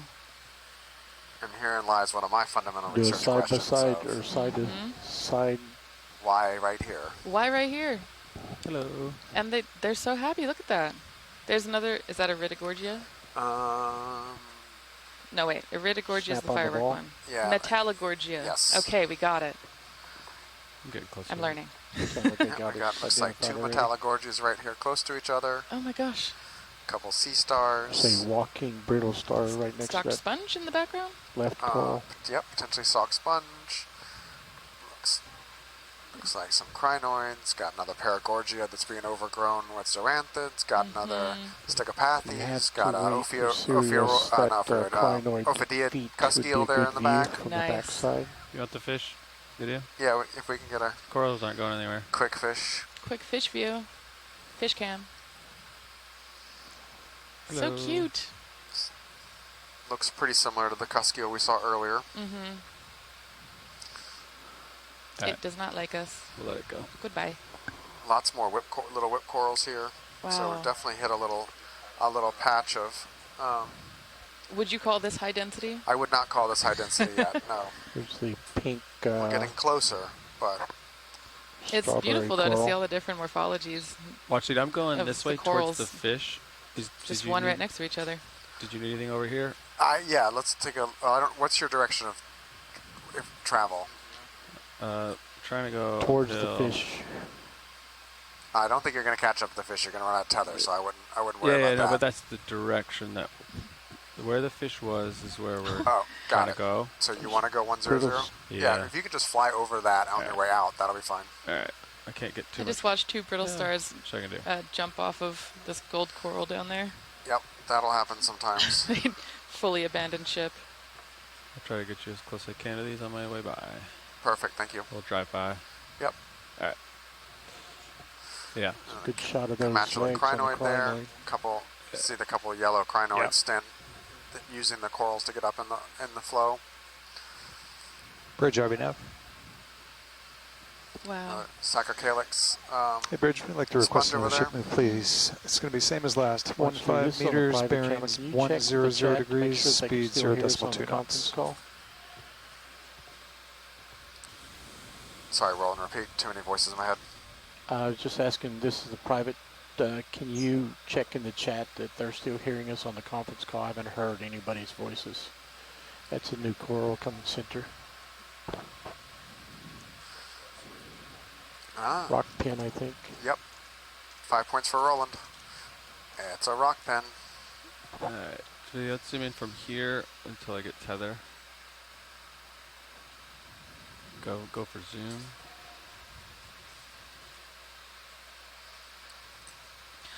Wow. Can't see the base, but Oh, that's so cool. So this is a rock pen. Most sea pens are adapted to live in the sediment. This is the group that's the exception. They have a kind of very fleshy foot that can attach to the rock and hold on. Can't see its foot, can we? yeah, it's obscured. It's nipped in there. Okay, clear. Sparna, is this close enough, or do you need a tighter zoom than even this? We can get tighter. Science requested it. Yeah, once I get closer, I can. Yeah. It's a pennatulid. I need more tether, so. Okay, standing by. Yeah. Full wide. Let's see what else we got going on. Is that a bubble gum?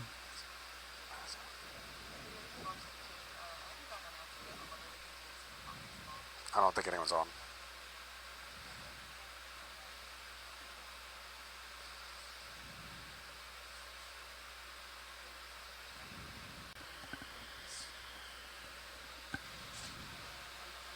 Kind of got to a little flat spot, didn't it? Local high, maybe. What's Wow. What a cool community we're of still- organisms all just grouped together here. This is On this the target very, selected to the top. like, So here's your cool bearing. basalt feature. 95 from RV, so that is 95. Images like this make me realize that Copy. seamounts We're really on our are way. underwater That's good. volcanoes. Yeah. So cool.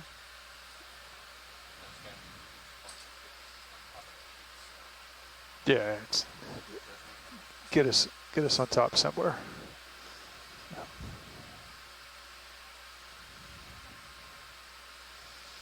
Don't have one. Our speed is too variable. Impossible to calculate.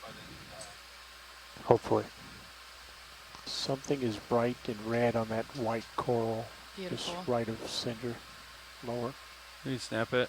What is it? A squat lobster? Squat lobster. With the one big arm. There's, oh. There. Very cool. Hold on, zoom out. I can get closer.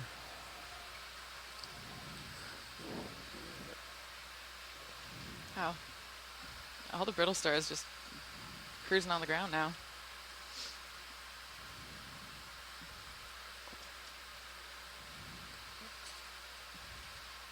Alright, come in. Yeah, hold that. Okay. That was fast. Wow. Squat lobsters are Bridge. so awkward looking, Good copy. Thank you, Bridge. but I like them. It looks like he lost his starboard manipulator.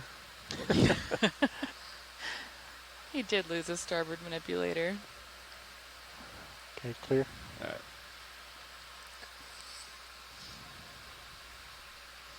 I still can't see the bottom of that sea pen. It's nipped down in there. Yeah, Isn't it? if you can go just full zoom from here, we're probably...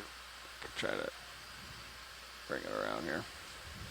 There. Oh, there we it go. is. Is that a peduncle? Oh, What are those cool. called? Looks like it's managed to find a little crevice of Sand. Sand, yeah. Yeah. It's like it prefers Good the on ya. sand. That's interesting. All right, let's go for the base of it. Let's see how slippery this rock is. Oof. Sorry, Roland. Nice.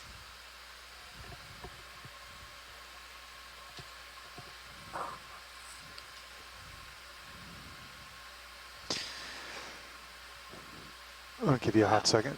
Another 15. Love all the coarse bits in the sediment. It's pretty. Shell fragments. Got some space in front of you. Looks like on the sonar. Probably bits of coral Bark light's skeletons. 50%. Just tilt up. That's max zoom. Follow the stalk. Interesting little texture it has on that, or whatever that is.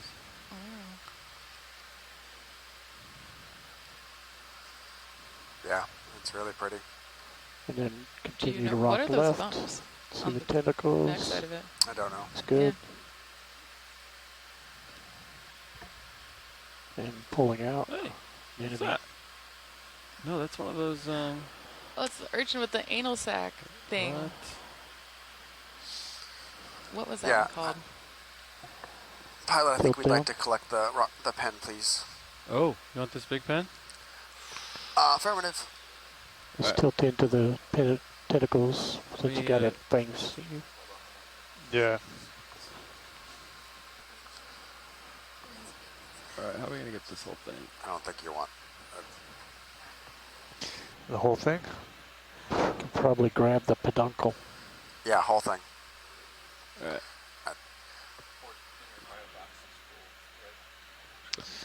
Stand by.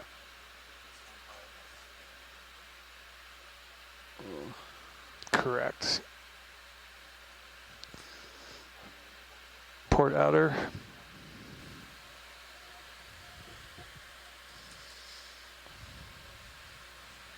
So for folks joining us from shore, we're doing a dive on You got a hydraulics? seamount right now I'll in grab it. Papahanaumokuakea, We'll and we're come sampling off the the bottom, sea pen. and then I'll put it in the port outer.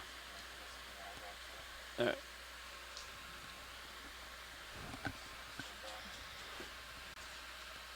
Alright, Brian, I'm thinking grab it out of the blades. It might squish a section of it. And then I'll try to get the whole peduncle and then try to get it in the port outer box, but I can't hear you, Brian. Or maybe I'm not. Sorry, it shouldn't be attached too hard. So Shouldn't be attached too hard. If you just kind of lightly grab it out in the fingers, I'm hoping the whole thing will just come up. Lightly grab it. I mean, grab it however hard you have to. Right. But I say that because it's really hard to lightly grab with this. no, I know. But even if you don't close it all the way, you might be able to get it enough thing to pull it up with limited damage. But if you have to crunch it, that's a part of it. That's Grip fine force too. 1. Can't get any lighter. Sometimes you're better off doing. You could even get it a little bit closed around it and then rotate wrist and try and cradle it. It's a narrow gap in there. We're just like. Let's see what I can do. What if I?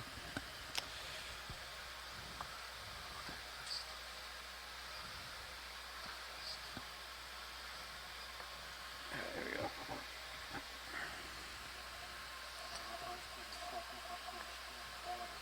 Alright. If you're comfortable. Yeah, for those of you who are Sharon, watching at home, can I if get you mini want juice over here? to check out Stream 3, you can get No, right a monitor. multi-camera view of If you're comfortable with what's that. going on. Chris will watch us.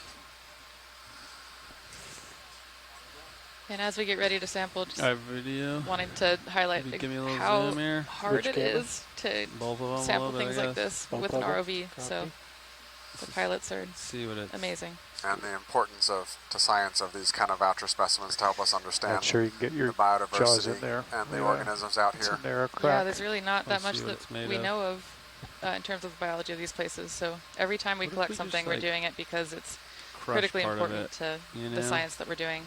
And it supports every community that's engaged with Papahanaumokuakea. The more we know about the place, the more we know about how to interact with it. Alright, Chris, can you look at my grip pot number? Yep. See, that's 119? Yep. Just tell me what it is. 119. All right. One. When I lock it, I need to know that number. Yep. You tell me when.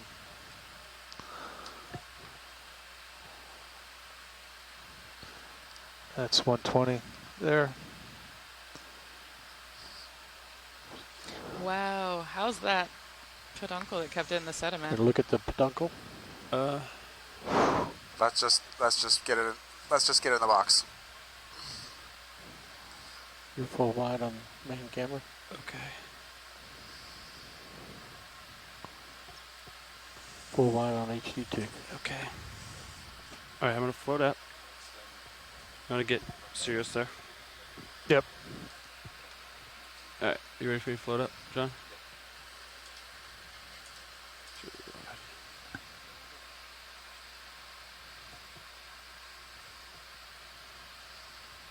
All right, you do the drawer. Reveal that port side for us.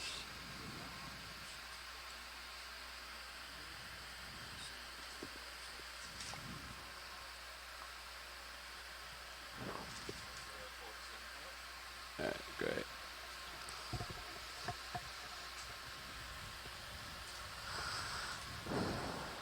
All right, we'll drop it in.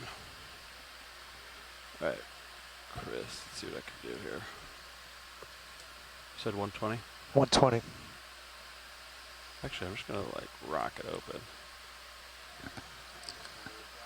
Yeah, I'm just gonna send it open here. Yeah. All right, close it. It's probably. Oh, stop.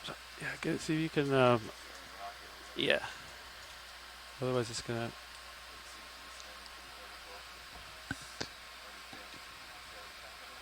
Brian, I think the top of it's gonna get crushed. See how it's sitting in there? Yeah, You want me to try to push it in, or do you want to try? If you can, Can you I know this is hard, hard? but if you can put the peduncle towards the back, maybe it'll lay down as the You all the way move up it back.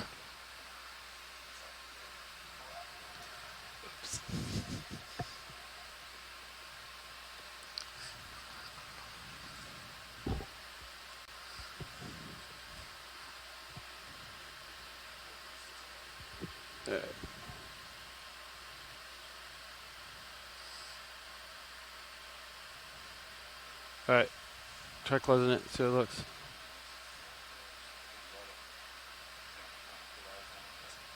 There we go. Yeah, perfect. Yeah, it's flat now. Yep.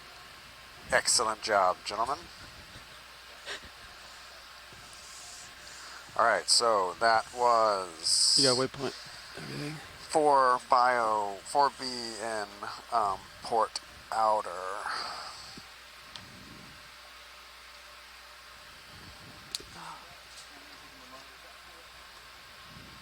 Yeah. All right. My arm is off. Yeah. I fell out of Okay. XY is what happened. All right. So we picked it up from over here somewhere, I think. Beautiful. All right. Upasana says, thank you. Beautiful collection. Yeah, it's probably partially a little crushed from the jaws, but it's mostly there. Yeah. Thanks, Can't gang. do much about it. That was about as good as you could hope for something that beautiful. large and soft. Yeah. Oh, look at all these flows.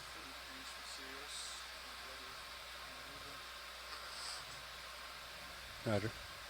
I always think when I see all these like curly Q stigopathies and metallogorgias and stuff, it looks like Dr. Seuss land kind It of thing. does. Yeah, like the Lorax. Yeah. I was thinking about that. Maybe you should not call it a firework coral. You can call it whatever those trees are called. Truffula trees. Truffula trees. Are you reading those books to your daughter now? She has the Lorax, yep. I love that. Looks like we got another second Trissopathes here. The kind of black coral we took a good look at earlier. Gorgeous. Pretty good diversity here of families. We've seen. Yeah. We've seen the Paramericids. We've seen several genus. I think our direction of travel was pretty good. Somewhere between 090, 100. Do these Victigorgias. Do these species or families tend to be associated with each other often? Roger That's- that. that's And did I not hear you even say a- you felt a little port current here relative? Roger.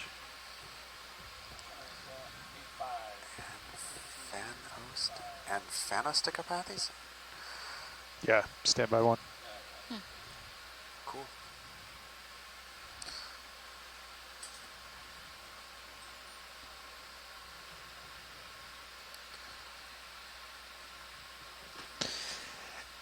Eight five.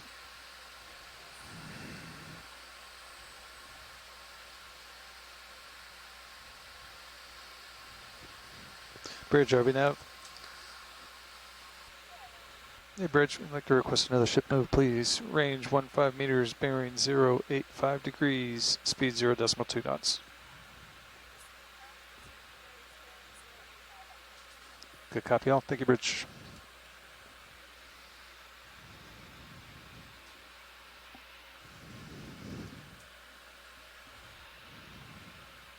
Thanks, Nav. Keeping things moving here.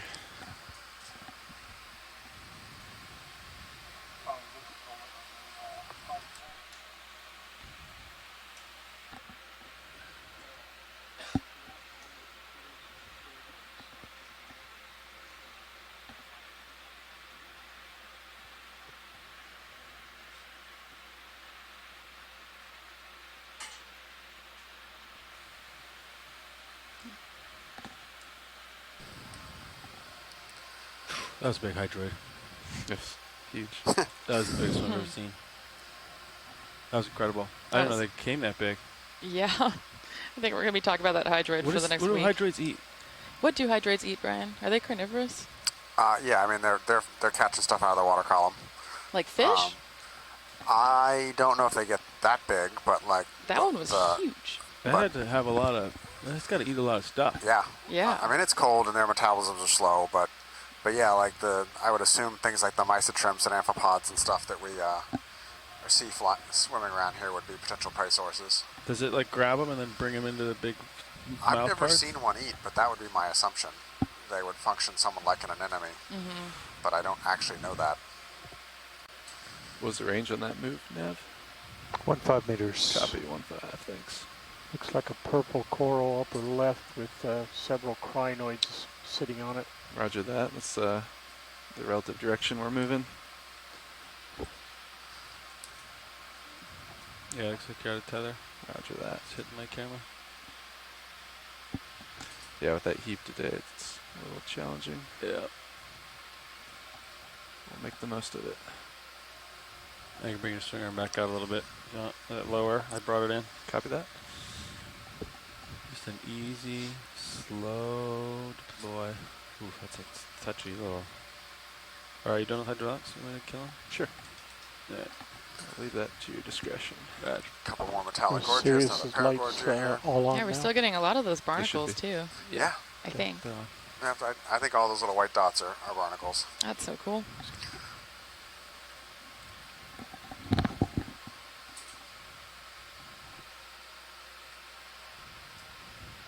Think that C-pen is okay in there? Think he let Go down? ahead, Bridge. Good copy. Thank you, Bridge. I think it's perfect. Alright, so port side's full up. So I can retract that. How far away are we from the summit of the Seamount? You don't want to know. Okay. we're that. Unless you're We double need to go dipping. faster, far and I. It's still cool to see the flow zones changing.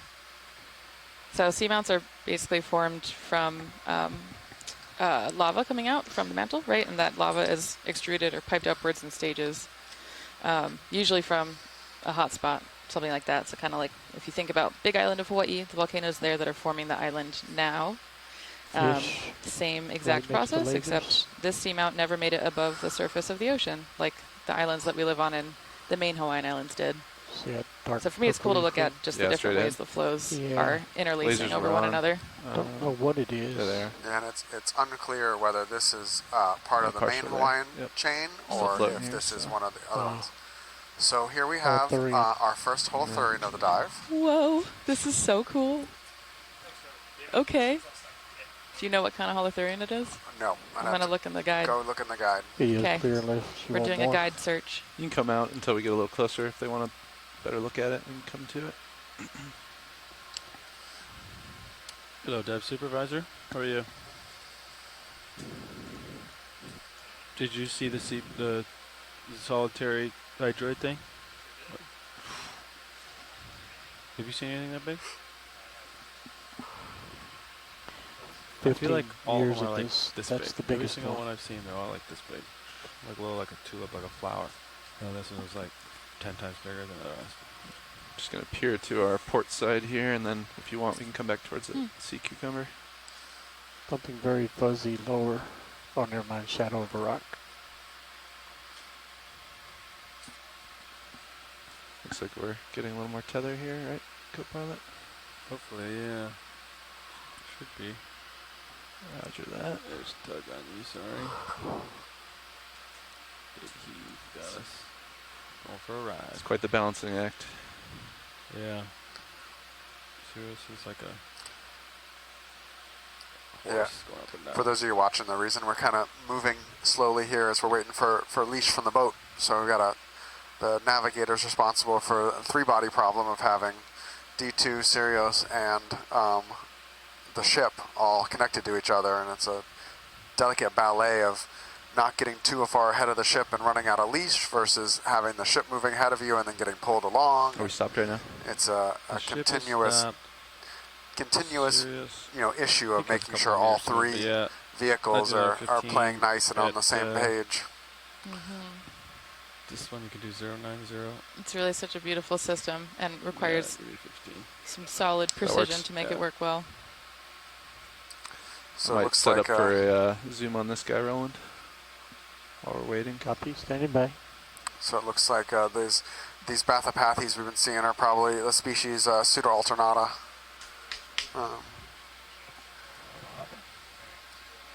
Cool.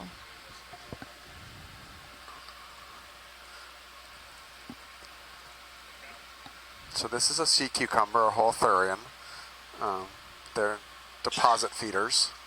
They're actually in the same Alright, you can come on in, phylum as sea stars and brittle stars and things like that, even though they look quite different. Oh, sorry. They Lost my trail move back along there. the seafloor and pick up sediment and digest the things that live on the sediment in the sediment and then leave a trail of clean sediment behind them. Stand by video. Yeah, Pulling out. I'm looking Why? through the guide, but I'm not very Thanks. good at taxonomy. But I'm wondering if it's a synallactid. I don't know. Trying to get a foothold here. Give me 1 second. Where is it? That's a little I better. don't think so. Yeah. I think I've gone through what I had, so Alright, Roland, come back in on that. I'll look through worms. I need to, well, worms probably won't help enough pictures. I'm sure. I need to give you something else for your reference. Oh, Remind me later. Okay. Just lost my toe hold. Whoa. That's so beautiful. I think that's good. So these come in, Yeah, in we can try different that. Do you want styles to? of growth forms and stuff, where some of these are obligate benthic feeders and they don't leave the water, they don't leave the seafloor. Some of these can swim sometimes, like when they're disturbed and need to move. Roger that. Others spend a lot of time swimming, and others never land. This looks like one of the ones that's much more of a seafloor obligate that stays on the seafloor all the time. All right, science is happy, thanks. Yeah, you can ask. Possibly a Xenofire 4. I mean, pull that when you're ready. Oh my gosh, look, you can see its digested stuff in it. And Bye, buddy. Sorry. we'll see if it unloads some ballast here. When they disturbed, a lot of times they do that. Partial. Copy, thanks. Great view of Looks the like it's got digestive tract. see a scale worm sitting on the Excellent. underside there that was using it as habitat. You can see now that it flipped over. Oh my gosh, cool. Oh, look at that. And the really good view, the mouth parts are really cool. Yeah. I always tend to think of not exactly dune sandworm, but kind of when you see these Oh, just things something, that was just The innards. using all innards its in there. little mouth part It's, hands to feed itself. digestive tract. Wow. All right, we're good. That was a tug, sorry. No worries. Leave him in peace and let it turn itself over And poop Yep. out its guts. Yep. Mm-hmm. So if we have a little more tether. Not really. Still maybe if I turn my back to you then. Yeah, that would help. Ooh, wow. Ooh, look at this pocket of sediment. Yeah, this would be a good pocket of sediment if you wanted to Yeah. collect some sediments. Pilot, is it possible to collect sediment from here? I believe so. If you want to bring the ship to an easy stop, are we still mid-move? Thank We're you. just about bingo, so Okay. you ought to And if we could collect that into the suction Garbage. chambers that have the finer Good mesh, comment. that would be fantastic. Roger that. Thank you. We'll give it a go. All right. Sediment cam. Can you tell us a little bit about what you're interested in looking for here? Can we get Yes. the jar light So on? you said that the dissolved oxygen is still pretty low here, right? It is still about, has not changed radically. Awesome. So I'm really interested Good. in the types of organisms that live in the in sediment number and 4 also there is the the types active of Yeah, 4 and microfossils, or 5, we've really got the small fine mesh. remains Item. of small organisms that get preserved in sediment.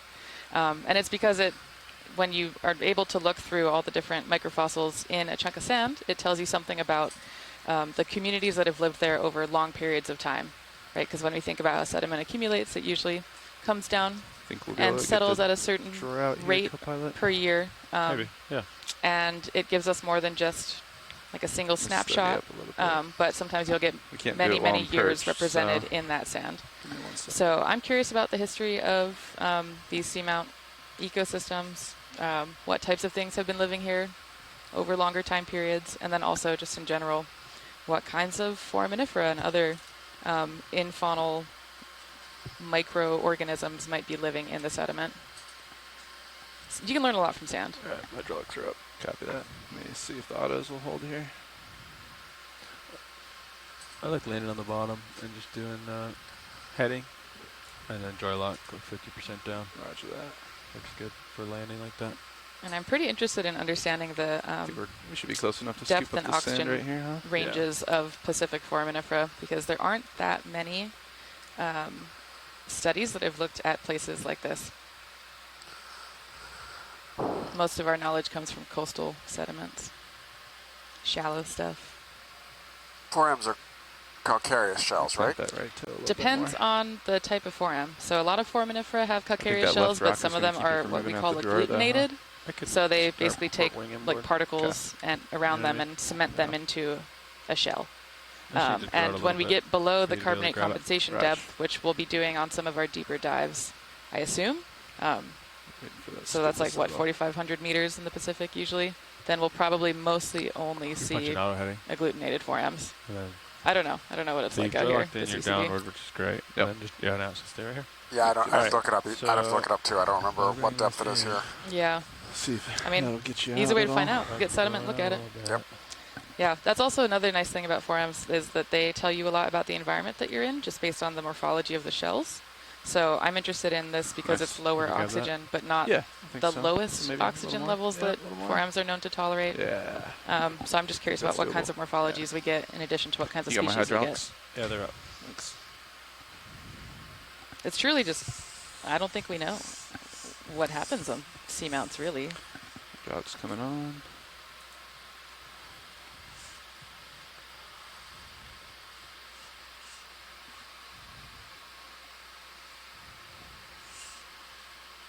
How's Sirius? Nice and stable? Yeah. Delta's, I'm going to give you a little more delta. I'm very grateful to the ROV team for sucking up sediment. I know this is weird. We appreciate it. What jar are we on? 4. Okay. 4 and 5 Jar have the fine mesh. 4 and 5. Okay. This is 4 is active. Awesome. There's 5, okay. Do we look a little dark on the main HD here? You know, Fox? Maybe a little bit of light to work with. Yeah, thanks. Appreciate that. Okay.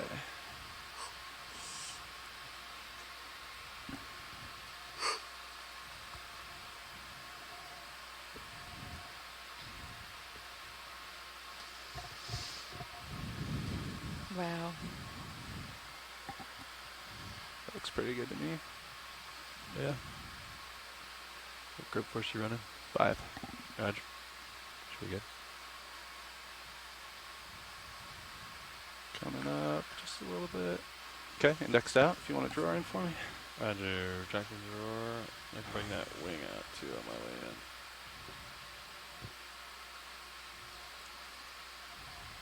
Nice job. Alright, copy that. Looks good. Oh, this is so cool. Alright. Let me know when you want me to start suction. Roger that. We're just going to come down into this little sandbox here. I can try to angle it a little bit. Okay, I think that's nozzle tip touching the bottom. You want to try a little suction and we'll see if we get anything? I can scoop if needed. There's 1,000. That's 1,000. I don't see any movement on the sand. Coming You're in almost closer. touching. You're touching the sand. As the jar looks clean. Scooping a little bit. There we go. Nice. I'm definitely Oh my inhaling. gosh, Oh, look at that. Yeah, there's a bunch of stuff. Do we in need there. more or is that good? If we could get a lot pilot, that would be awesome. I'll keep shoveling. Thank you so much. No problem. We know you want your sediment. Yes, we love the sediment. Thank you. I mean, to be honest, it looks like it's going through. It's just not settled. We could let it settle in the jar for a second and see if we have it. How about that? Looks like very fine stuff. Yeah, it's so fine that I think. Yeah. To be honest, I killed the suction. We can see it settles. Raj. I feel like it's blowing right through. It might be. I mean, we can try getting a really hefty scoop and then killing suction in the jar. Yeah. What do you think? You want to try again? Let's go again. All right. All right. Give me some more suction. Yeah, there, you're co-pilot. going. Thank you, sir. What's 1,000? I'm gonna really See how clean it is? Yeah, I'm gonna All right, give me a big dig in. chunk. Then wait till it gets real dirty in there. Yeah, like that. That's a good hefty amount. Okay, goes. So shake it a little bit. Just looking at the Yeah, killing it. Copy. All right. looking at the jar cam, guys, it looks like this looks like a really coarse mesh, not a fine mesh in these two jars. Let's take a look.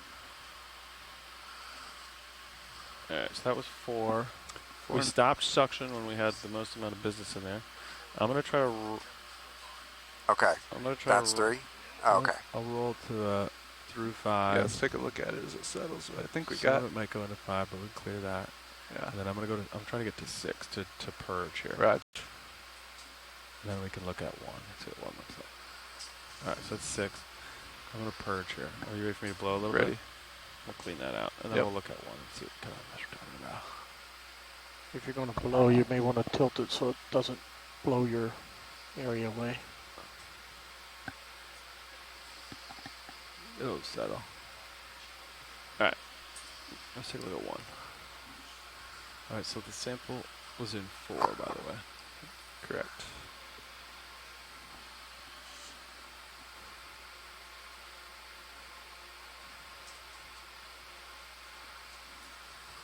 Yeah, see, that's what you're talking about?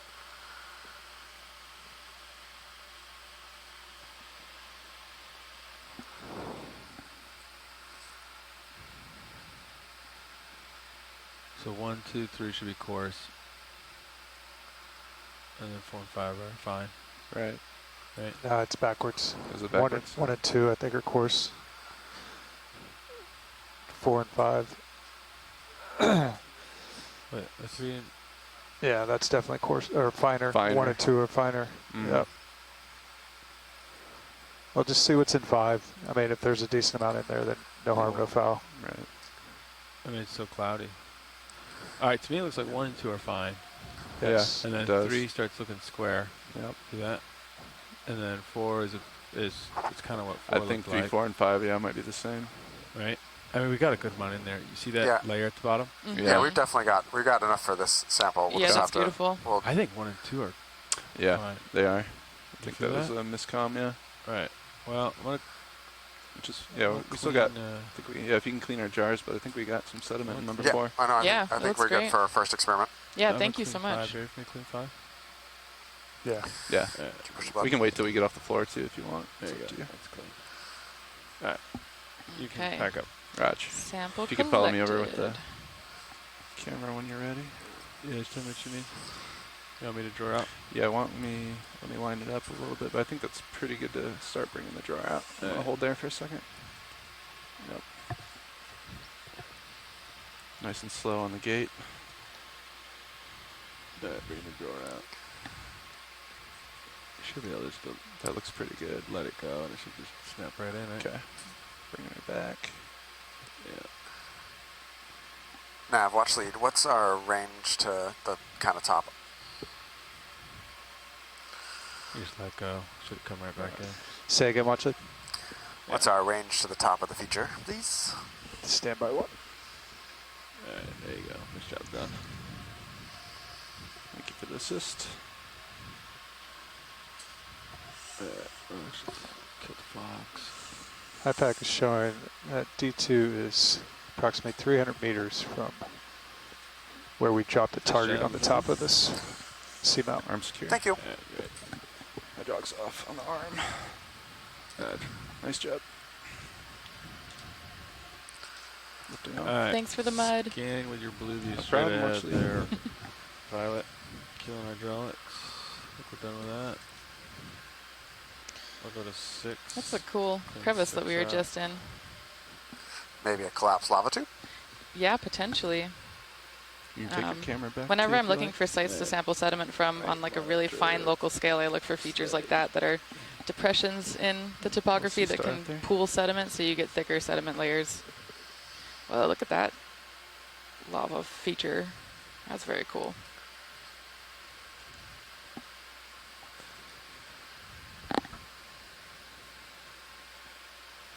It's really special to be able to access sites like this with an ROV because typically when we get sediment, we do it by coring, which would not work here. So, thanks. Not a problem. It's like the sea star's on the move a little bit. Sea Star does not like us. There's another firework coral in the background.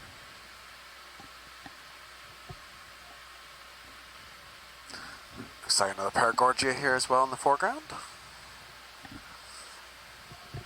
Alright, let's onward and upward, please. Coming up a little bit, co-pilot. Roger. And once I get out in front of you, get a little move in.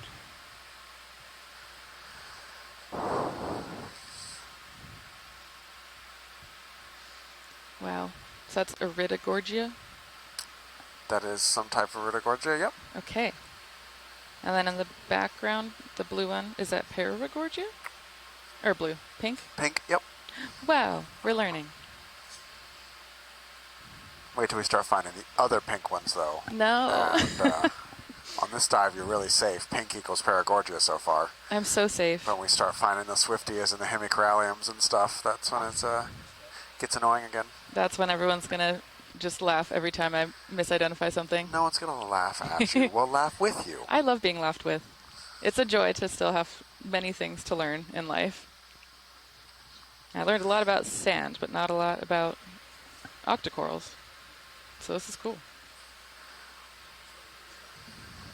Metallogorgia? The Sakura tree umbrella thing? Yep. Okay. Yeah, so for those just joining us from shore, we are diving an unnamed seamount just south of the Murray Fracture Zone up in Papahānaumokuākea. And we are doing a transect from a site a couple hundred meters below the summit, hoping to make our way up to the summit and checking out a place that's never been dove on before. And we've been seeing lots of really awesome octocorals, some cool sponges, cusk eels, all kinds of stuff, and some great sand.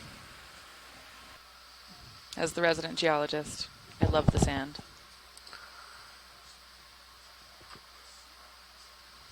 Brian, how does this compare to other seamounts that you have dived on in the past? Because you've seen many more of these than I think most people alive have.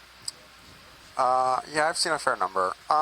You know, this is pretty classic for this depth and thing. I was expecting, you know, you can get this, you can get talus slopes, you can get just kind of sediment piles sometimes. You can get what I was expecting a little more of was like kind of a flatter area and then a steeper wall and kind of the step terrace thing, which is what I was a little bit hoping to see, because a lot of times you get a lot of corals on the steeper slopes and then this kind of gentle, it's not gentle, but continuous steepish slope isn't About ready for always another move, the Copilot? best for finding isolated high-density communities. Repeat the last. That was but- 090, was it?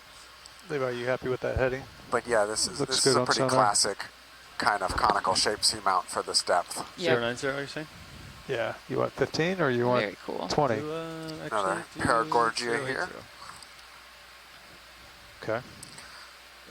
Last was 090. Looks like the sediment's getting slightly thicker. 80. And then just do, you can try to do 20 meters, right? That's Yep. what Are we I was shallowing just out in asking. terms of the slope? Copy. Sounds good, thanks. Bridge, RV now. Just slightly. Okay. Hey, Bridge, I'd like to request a ship move, please. There's a sponge Range husk in the 20 background. meters, bearing 080 Fine. degrees, speed 0.2 knots. Asako just wrote in the chat that she thought that geologists love copy, thank you, rocks Bridge. but not sand. All right, so I'm tell me a how you were sedimentary running geologist. the, I love sand the light. and rocks. And saw you rocks made out of doing, sand. Shoulder in. All kinds of things. A little, I yeah. just want to take ever a so moment and say slightly. hello to my daughter Eva, who's watching at home. Hi, Eva. Hi, Were they? Eva. Thanks for letting I Daddy thought I go saw away it for a shift long time. once. Yeah, Eva, thank you so much for You letting can your just dad roll a come so little I can bit. learn from him about what all I these did roll your corals are. form out just a You're little the bit best. for stowing. She wants to know why her baby elephant that I brought is not in the deep sea then right now just too. That's shoulder true. Why out, is it not in the deep sea? elbow up. We got to It's get like that 90 elephant degrees down of there. wrist. It's a decent amount. Yeah, you can play with it right now if you want, since we're kind of waiting. Get a feel for it. Did you see that shadow? Or What was that you guys shadow? doing Was that something? you guys? We're doing manipulator okay. apps, yeah. It's your co-pilot. Copilot's just prepping for some That's good shots here. Dynamic. Is that one of those Oh, pancake? No. No, Don't do that. That's The a that deflating light. one? that's a sea star. I'm pointing at a sea star and trying to ask Brian I what it saw it is like- and not making Yeah, very flop. coherent noises. it's attached by You still have the T-bar on, right? yeah, the T-bar's tight. Actually, I can try Look at Just like up the that jaw. cookie star straight ahead. It is easiest, yeah, I see it rolling, moving towards it. It's easiest on the GUI to do that. Yeah, I figured out it's pulled the stick towards you. I remember you saying that, yeah. It is a little floppy out there. Well, when it stopped abruptly, it flopped over like a little ragdoll action. yeah. Okay. I think we have a little tether here. I'm gonna move just a little closer here.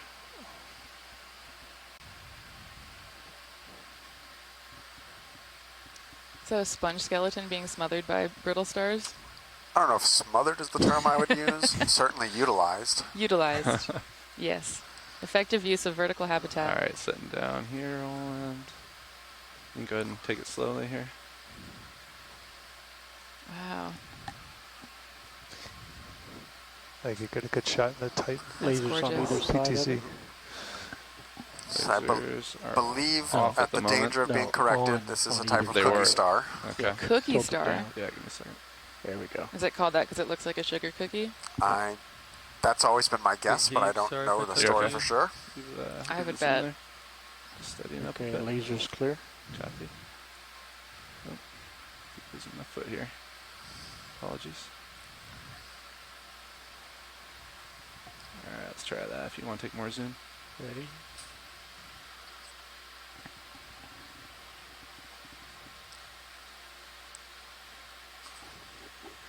Wow. Movie looks pretty flat, doesn't it, Chris? See that? All right. Tilt it Yeah, up. That's why probably I good for called 20. science, but before we take off, I want to look at the xenophile 4 that is off frame to the left in the sand. Oh my Roger gosh. that. I'm so excited. You can come out partial on video. Sounds like they're Typically, we like to get Xenophile 8 to 4? 15 seconds of a stable shot. yes, I'm aware. Wasn't that pretty video? That was gorgeous. So I think they want Wow. higher interest on the left side here. tilt down. Where'd it go? They can't move very far. No, I definitely. Where'd it I go? don't see anything between the skids here. Watch. No, I think it's further up. I just don't. I lost the sand-colored organism in the sand. Ugh. Rookie mistake. Where'd it go? Do you want to To the zoom in a right. little? Yeah, To go the- go half. Let's go partial zoom here. Yeah. All right, Roland, you gotta find it. To the upper right, there was a Spot the sand thing. small dead sponge. Spot the sand thing. So we're looking for. There's a little. Well, there's a cup coral, which while we're here, Ooh. let's take a look at that. I totally missed that. That's beautiful. That was hard to hard to see. Tucked in. Wow. So these are the deepest of the sclerotinians. You get down here, you don't get any sclerotinians. You don't get any colonial sclerotinians at this depth, but you will get these individual cup corals. Roger. Also has a worm living right on its base. It looks like hiding under it as well. The subject is pretty low rolling, so it might be below the. Just barely lit the back. Roger. Okay, pulling out. All right, that's good for the cup coral. All right, we don't need to look for the Xenophile too far. We'll find another one. I still just don't. I hope so. Totally saw it, and now it's just gone. That's exciting for me because they're related to forams. They're unicellular and they're way larger than any foraminifer that I've worked on is. Is it right there by the base of the sponge? No, that's the shadow. Ah, bummer. Even that? You want to go back to 5, see if it's settled now? Oh, maybe. Maybe? We'll find another one. Yeah. Or 4, yeah. There's plenty of xenophyophores in the sea, as they say. Yeah. There's a bunch of sand on the bottom, right? That's all that. I say that all the time, definitely personally. some Yeah, sediment number down one there. favorite saying. Yeah, good. Yep, you're right. That's where it was. Oh, cool. Wow, it's Fuzzy so things. fascinating. Yeah, you can come in on it if you want to snap. Yeah. Oh my goodness. Still hovering here. Just be advised. 'Tis a dead sponge. Yeah, Lasers and we're clear. it's a little sad. Yeah. With the It's got rocky Maybe not dead structure little star. above that. Good copy. Upper left.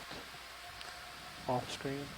Upper left. I'm gonna sit down here for a second. No, Ship's we're all good. stopped. Let's keep going. Okay. Let's make Brian, some do you tracks. see the thing in the upper left Yep, corner? I see it. Okay. Thanks, pilots. Yep. Sirius is catching up. We're on the move. Full wide. Yeehaw. You want to call him Next video. 75? You want another one, Sean? Let's do it. Or are we? What do you think, Chris? Did we just get here? We just got it. I mean, we can give it a hot second. Yeah. Repeat it. Yeah.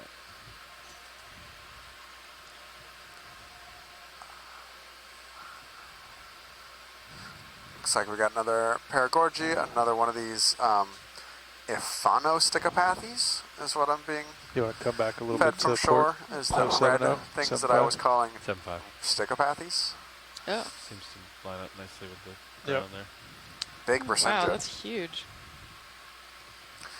Here's one of those interesting kind of ecology questions here that we're seeing. Almost every one of the Paragorgias we're seeing has got these zoanthids overgrowing them, but none of the other corals have zoanthids on them. So it's some kind of taxa specific. This zoanthid clearly is preferentially overgrowing the Paragorgias and not the other If they don't corals have we've been interest seeing. in this, I'll call it in. If they do, we'll wait. That's so Sounds cool. good. Watch lead. You guys want to keep looking at this or keep moving? Moving, please. Roger that. Bridge, are we now? Hey, Bridge, I'd like to request another ship move, please. Range 20 meters, bearing 075 degrees, speed 0.2 knots. Good copy. Thank you, Bridge.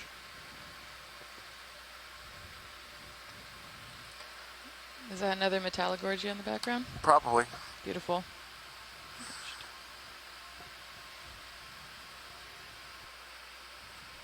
Very small swimming fish, just upper left and center. That little fuzzy guy, take it if you want to go quick. Yeah. Shrimp. Shrimp. He's getting pretty far away, I think. That's very cute. What is He that? led us to that guy, though. Ooh. Full wide. We're looking up there, so we're going to have to wait till we get a little closer, I think. And the Rita.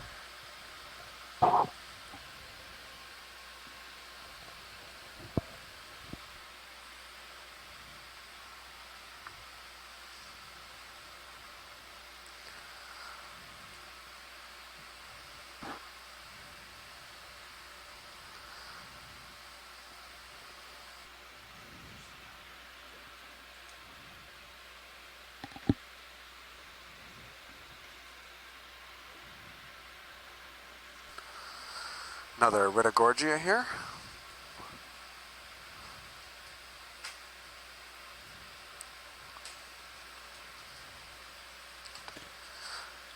And we already have some good shots of this watch lead. Yeah. Yeah, I think, yes. Roger that.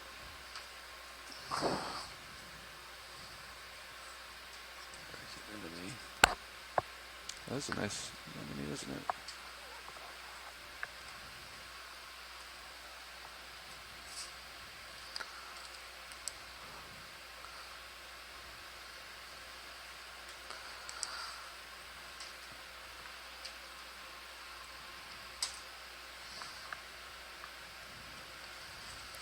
You can take a slow zoom on this if you want, Roland, as we push forward.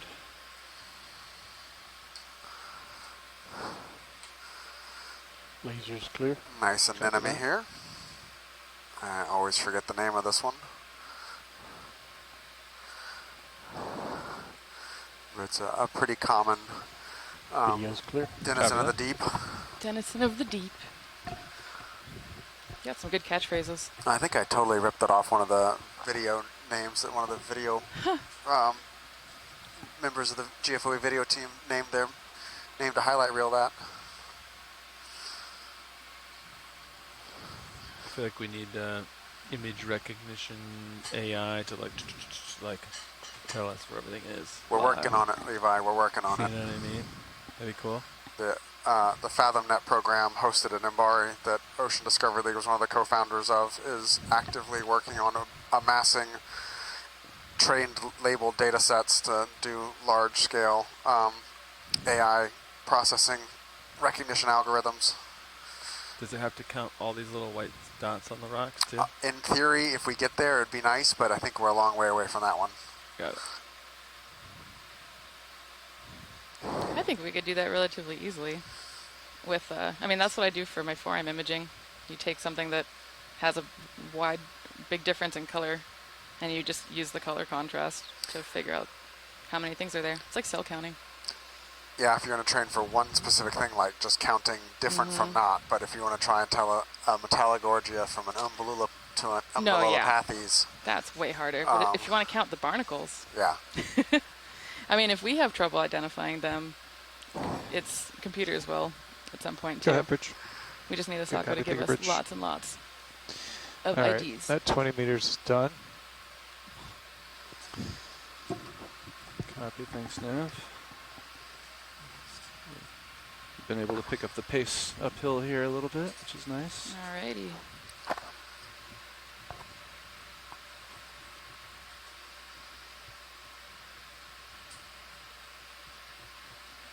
Another sponge skeleton.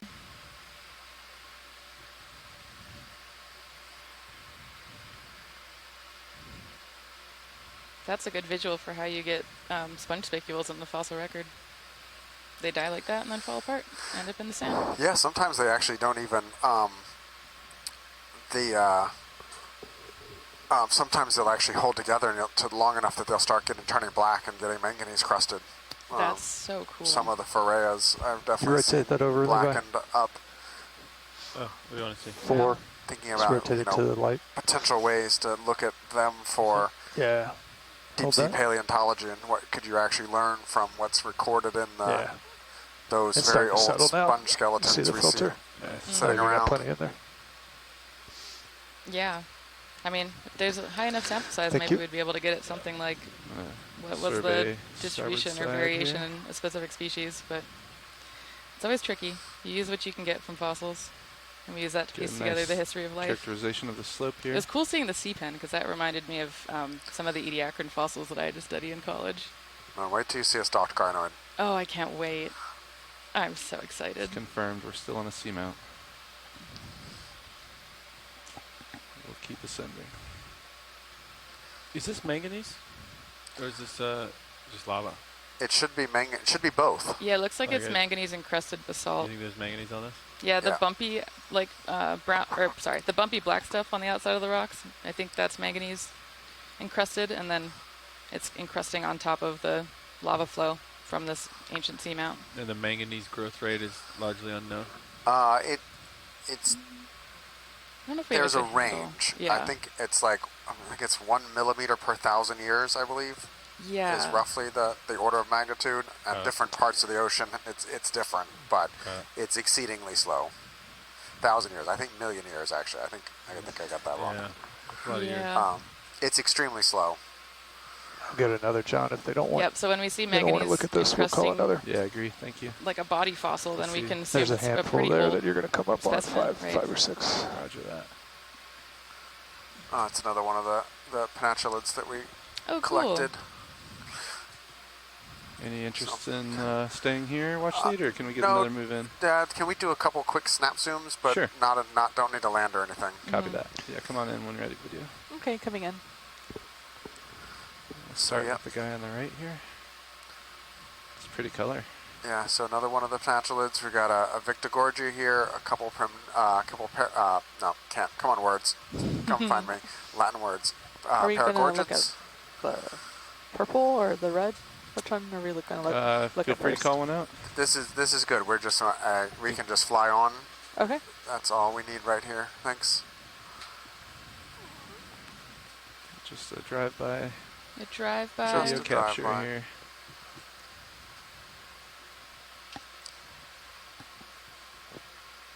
Okay. Actually, I'm going to change my mind. Can we take a closer look on the one on the left? The one on the left. Copy that. With the looks like maybe the whiter crinoids base on it. Yeah. Are you? Yeah, I might put a toe down real quick. Yeah, put a toe down and do it. Yeah. Do you want to make them wide, pilot? No, you're good. Hold there for a second. Bring my camera up to you. And brace for landing. Okay. That's a right toe there. You can come on in a little bit. Okay, coming in.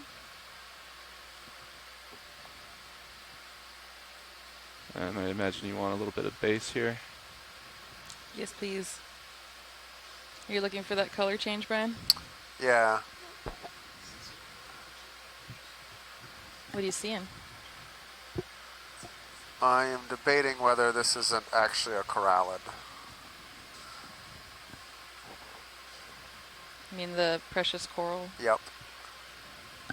Cool. But I do struggle sometimes. On some of these species look very similar. Yeah, and the way that you taught me to try to identify corallids is by looking at the base and checking for a bit thicker of a carbonate skeleton. Is that Yeah, right? you get the paired polyps on the edge, which just does seem to have it. But that's enough for the annotators to be sure. The people who are better at this than I am. Counter for the number of images we've Thank taken. you, pilot. And an open increment. Okay, video's clear. Copy video at your discretion. How many can fit on the SD card? I thought it used to increment. I misremembered. That's full wide. Copy that. Thanks. I mean, nothing's changed, so. Yeah, I don't know. Pressing on. I don't know. I think that the top left number is how many can fit on the card. Yeah, I thought that 99 would increment, but it's not.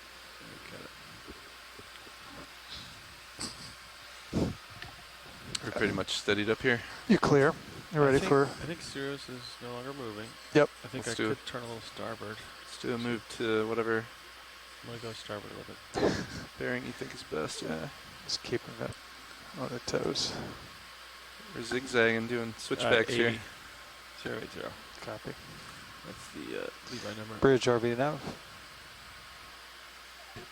Hey Bridge, I'd like to request another move, please. Range 20 meters, bearing 080 degrees, speed 0.2 knots.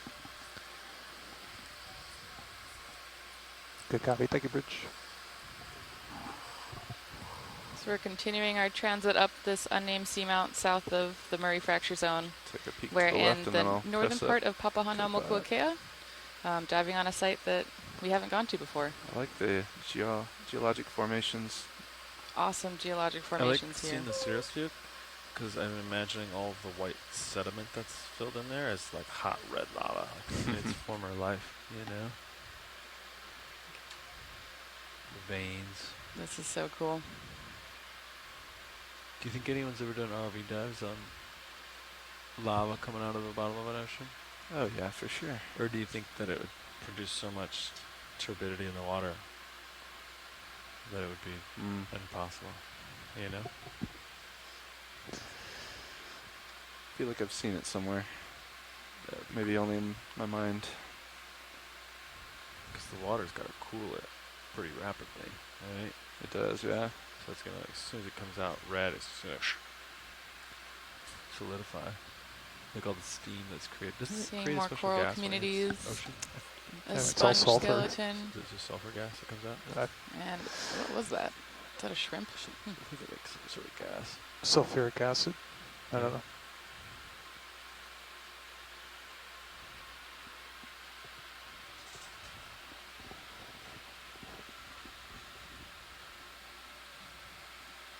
The further we go up the seamount, the more I'm starting to see more of those flows, a little bit less eroded from when the seamount was an active ancient volcano. And it's pretty cool to get to see this and compare it to the volcanoes and, volcanic formations that we have on land. It's a nice little vein there. Channel. More of those sponge skeletons. Glimpse to the starboard.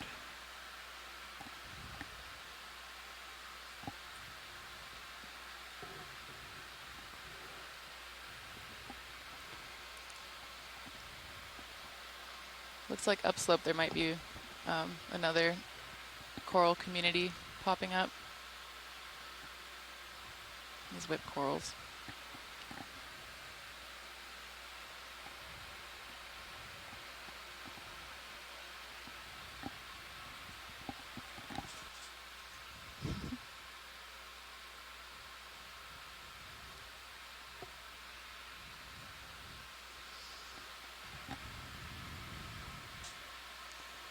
There's something off in the distance here. Ooh. Oh, is that another penatulid?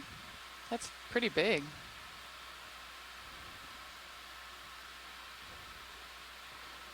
It's like there's little groupings of corals. Communities. Yeah. It's a little off to the right of our track over there. I don't know if you guys have any particular interest. Watch one is up, but I think maybe if we could just do a quick snap zoom on that. Okay. For the annotators and then At keep your going. leisure video. Okay, snapping. Yeah, just get a Well, little closer look. which one are we snapping on? Just on that whole community there. Oh, okay. Let's come on in and see what we see. I'm gonna aim for that interesting colored one center. Yeah, that's a Victor Gorgia with his polyps in. Oh, cool. There's an interesting And then another urchin on the metallic left-hand gorgia to the side. right. Roger that. To the right, yeah, metallic Gorgia, We got just another minute here. Persingid. The Probably penatulid. Yep. And some kind of shrimp. Shrimps. A shrimp. There's something with long That's a good shrimp. Paramaricid over there too. in the center. What's this goopy? Center. Not sure. There's some About goop to in the put middle a of the toe screen. down That here. looks cool. Okay. I just want Thanks, to pilots. quick snap to see what that is in the middle. Okay, go for it. Is that what you're looking at? Oh my gosh, yeah. yes. Oh yeah, it looks like a Snot castle. It's a snot castle. Yeah, I don't know what that is, There's but like it's a cool. star on the right hand side with just 2 arms. Thank you. Oh, it looks like there's multiple actually. What could make that, Brian? What? The snot castles that we're looking at. See, there's 3 of them. A whole Yeah, bunch go of for it. different things. I don't think we really know. Oh, that's Max. Max, Go, Bridge. What happened to you for the Good star? copy, take a bridge. It's a little Is off that in the it? distance. Okay. Yeah. Do you think it's a Video's clear. Alright, you can give me It come back might to be. partial at least. I'm Yeah, not sure. thanks. It's Cool partial. looking. Anything else of interest here, watch leads? I don't think so. Yeah, I think we're good. Thank you. Copy Okay. that. Coming full wide and switching out. Thanks. Thank you. Appreciate it, video. Okay. This is the one I saw, caught my eye earlier. Looking down at you. 70. Copy 7-0. Pushing forward. Yeah. I think I heard the ship came to a stop. Is that right? Yeah. That is correct. Thanks. Get back in good config here and maybe get another. Coming up with you, easy.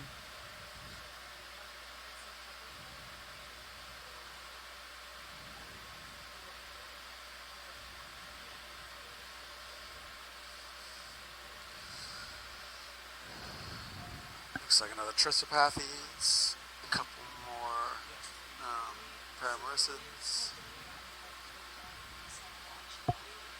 Still looking down at you. Copy. Yeah. I'll push ahead. Can we look at the orange, red, Yes. bottom right? Bottom please? right. We got a minute? Levi? Yeah, you got It a could be- second, yeah. Okay, we got a second here. Watch Yeah, it could lead. just be a snap zoom. Okay, that guy right there? Yep. Come on in, video. You Not ready? the coral, but the thing on the right. On the right? Red poof on the right. Got it. Ooh. We got just a second Right, here. that's all we needed. Thank you. Yep. Partial. So that's Anthomastus or Pseudoanthomastus. I struggled to tell them apart. Okay. Mushroom coral. All right, we got to move. Mushroom coral. I see why Come it's on out, called that. Roland. Yeah, once you work your way up here. You really see it once you see all the polyps retracted. Looks just like Super Mario. No up. way. Oh, that's so cool. Wow, look at this.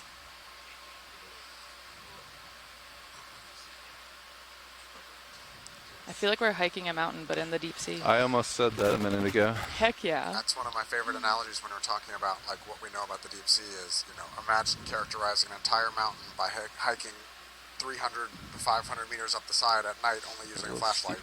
Local maximum and here. claiming you have visited the entire feature. Yeah.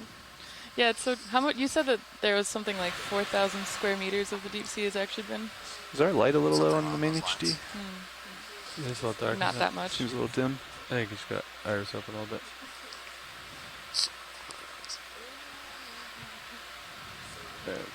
Thank you, that looks great. So can we look at the whip thing? That's new. Oh, wow. You think we're settled up here, Copilot? Yeah, I think so. Mostly? I'll watch the sun now. Okay. See you looking down 70 degrees. If you want to come in partial as I get close to this, feel free, video. Any particular part of the Somewhere where it branches. branches? So maybe it's dead center there? Yep.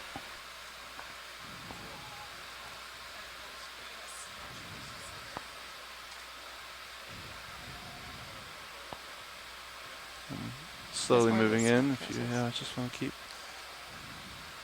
doing what you're doing there, video. So this is our first good look at a bamboo coral of the day. Might put a toe down here in just a second. We may have seen one in the background earlier, but we Partial. didn't look at Copy it. that. Right, and I learned that you can tell that it's a bamboo coral because of those nodes About to put a that are foot darker down. colored along the stalk. Correct. Or whatever it's called. Maybe. Is this one branching at the node? So I'm a little confused. Yeah. Turn just a little bit. I was fixing to say no, but there appears to be a node just down that branch. Yeah, like right where it comes off of the other stalk. I totally would have said this is an internodal or intranodal, but now it's a little bit of a hard call on this one. See if I can get my toe Beautiful. right on that rock there. All right, that's probably good. Is that good, Washley? Yep. Okay. Yeah, you can take a little more there, Owen, before we pick up.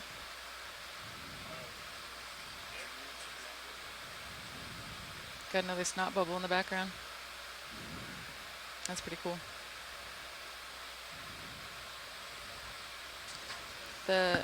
Maybe I'm seeing things, but I feel like the manganese layer on these rocks might be. Don't have a good toe here, slightly less unfortunately. thick. Is that how Coming that out works? full wide. Thanks, Roland. Because in theory, right, the top of the seamount, the rocks are younger. That was neat. So yeah. Less coral, time for though. manganese to encrust. I don't know. Pushing forward. The hard rock geologists that watch this later are probably going to be like, oh gosh, Sada, what are you saying? I mean, you should hear the biologist argue about whether something's carbonate or basalt down here, so. Yeah, fair. All you need is a little bit of acid, and you put it on in the lab, and then you'll find out. Once you get it up here. Right, you have to collect it first. I mean, we can tell a lot about just the bed, or from the bed forms too. Generally, like the morphology of the rocks gives us some clue as to what it's made out of, but it's not always perfect. Coming up a little bit, co-pilot. I'm going to get ahead of you here.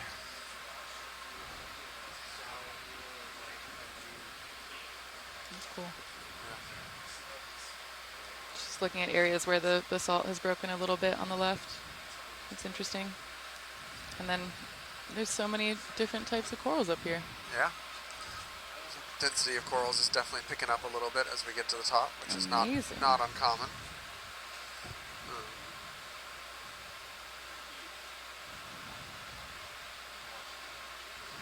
Another Victigorgia, a couple more. Lots to see here. Let's see, we are now. Nav, am I reading HiPAC correct that we're 230 meters from waypoint 2?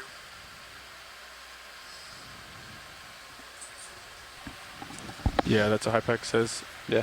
ROV distance is 224 from the. Thank you. There's another of those sponges that we took a good image of earlier. Yep.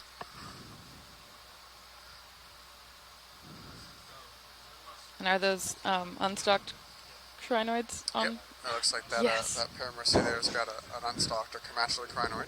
Chromatulid crinoid. All right.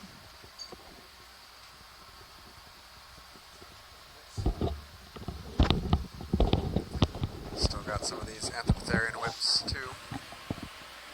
So for the most part, other than the addition of the Got 1 hour left, Chris, on this one. a pretty homogenous community We got all the way up. 200 meters till we run out of ground to play with, right? Or does that get us to the top center? That gets to the top center. Kind of fascinating. Is that because we're at a relatively limited depth range, or? I mean, the if they want to conditions we've sample seen any here of have been pretty consistent the whole You guys dive so find far, heavy more or less. neutral? Pretty Manganese neutral. encrusted basalt, some have been A little bit of right to left current. a little more sediment That's what I there, thought, yeah. a little more pebbly versus a little more pavementy. But for the most part, we haven't Copy. seen any really stark I don't think I'm terrain actually listening to you, changes. John. Yeah. Oh wow. Check, Look at that check. sponge skeleton. Co-pilot, check. Check. That sponge doesn't look so healthy. No, it looks pretty sad. As we're getting closer to the summit of the seamount, you can see more of that shielding or the dome feature.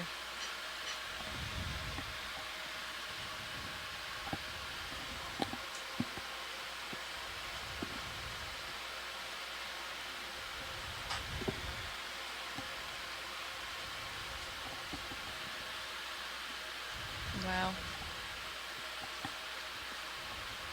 A lot of those whip morphologies. Actually, Pilot, can we look at the whip coral dead center at the bottom of the screen? Are you thinking that's a black coral? It is, but it might be a different one than we've been seeing. Nice. You can take partial there, video.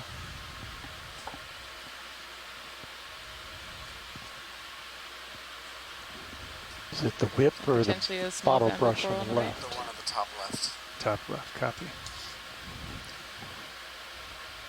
Maybe not. How do you tell black corals apart? Stand by 1 row. You just vibes? Yeah, pretty much. Vibes. No, I mean there are some real black coral experts watching on shore that will help us you with can the take more. IDs. I'm looking for changes in coloration, change in growth form, things like that to make sure we document the new and different as we move along, and then we'll work with a team of experts on shore to get, Whoa! this is a fun find. Sea spider? This is a sea spider. Tilt down to get the Oh spider my in the gosh. coral. Technogonid, right? Correct. Oh, I pulled that out of my invertebrate zoology class note job. brain. Thank you. It's been 8 years. Yep. Wow. Center on the bright orange spot. On the The front reason I of his know about proboscis. technogonids is because there's a Stand by. potential running theory that they might be one of the things that preys on bryozoans. And that might be why bryozoans evolved these things called avicularia, which are like zooids that are basically giant beaks that snap Take more at if things you that try have to it. eat them. Don't quote me on that. That's Max, Certainly would not surprise me if these Yeah, they're a little far feed away. on them.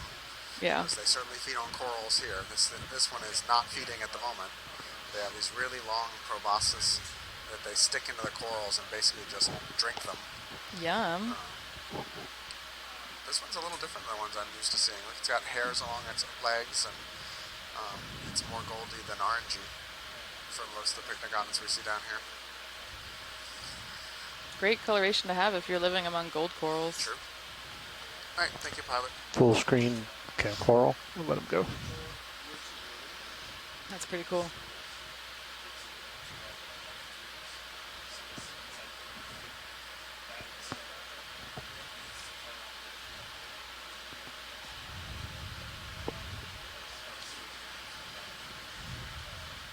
Thank you, Full video. wide. Yep.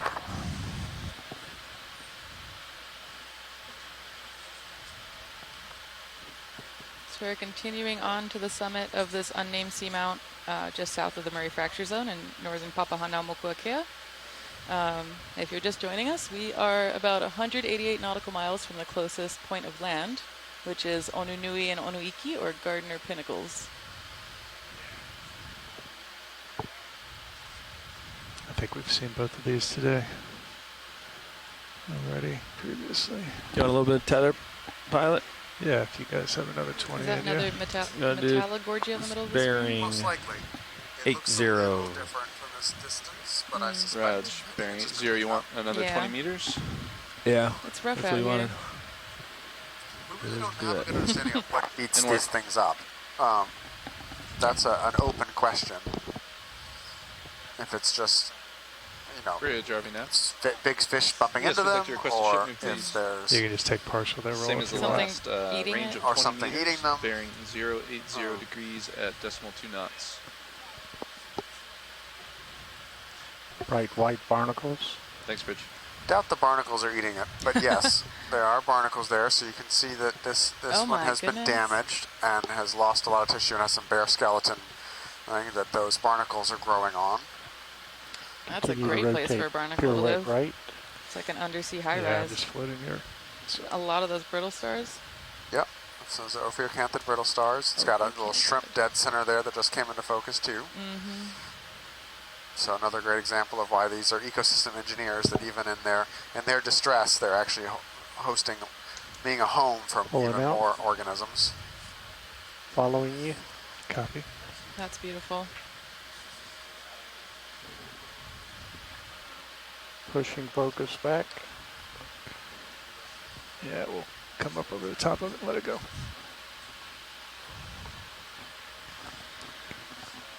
Oh, and there's that sponge again in the background.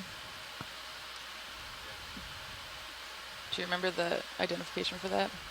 I've never quite understood how to pronounce that one properly. Pull wide. Uh-oh. Copy. That means I'm never going to know how. We got some really good shots of a specimen from, I think, the same species, maybe, Yeah, earlier. same genus. Or same genus. So that's awesome.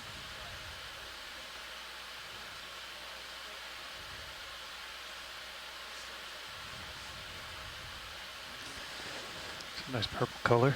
Getting a nice look at this lava field, or what was once a lava field, being colonized by coral. It's kind of cool to think about it in comparison to the lava fields in Hawaii, couldn't get it, where John. It was the like that lehua the whole tree time I was is the sitting first there. thing to colonize, and some Thanks. ferns. I got it to lower, but Yeah, okay. Drawing connections, yeah, looks like the watching fuel end communities kept come in and falling off. Yeah. reshape the environment.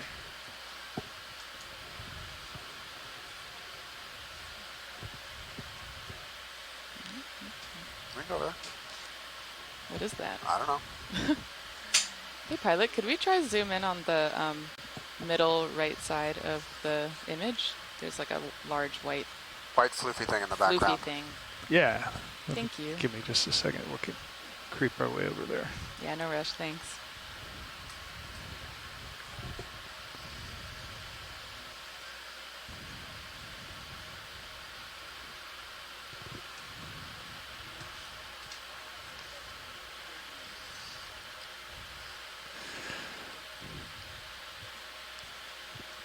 So Roland, they're looking for the gnocchi looking bio here as I get closer. That does look like a piece of gnocchi. Or like when I try to bake bread, that's what it looks like when I let my dough rise, because Follow I don't you do in. it very well. Let me know when you want me to start. Quite the little pile of talus here. I just don't know if I'm Yeah, gonna that's Different than cool. what we're used to seeing. put a toe down with Maybe so it's because much we're getting bio. to a steeper I think you slope. can take partial there. Copy. Tilt Yeah. down. Yep. Is that a sponge? I believe so. Cool. It's a Partial. really wild sponge morphology. That Might cool actually be a sea demo star sponge. below What it. is a demo sponge? So there's two main groups of sponge. There's Demospongia Uh-huh. and Hexactinellid. Hexactinellidae. Yeah. So there are some hexactinellids that have growth forms like this, but Are demo sponges generally more like closer to and more blobby. the sediment and more blobby? That's a really good diagnostic characteristic. Real blobby. Let's But look at actually, the is it stalked? Oh yeah, look at that. If it's stalked, it's actually a glass sponge.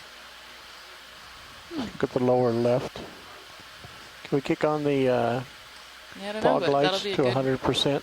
visual for the sponge I'm people. a little far away, Roll. I'm floating here, so if we want to set up for something nice, I can get closer. Yeah, it's definitely stalked, but it's got a you want very tighter? soft. I think this is good soft enough texture to it. if science can And then they got describe that it. Gotcha. white sea star in the corner too. Levi, you want to give him a little light? Little fogs, I think. Might be a little far away. That's fogs. think it's far away. Oh, Steve Yeah, that Boscovich helps. says Oh, it does? it is soft. Alright. It does. Yeah, I'll give it to and you. very There soft you go. texture. Thank you, Steve. Go to the star.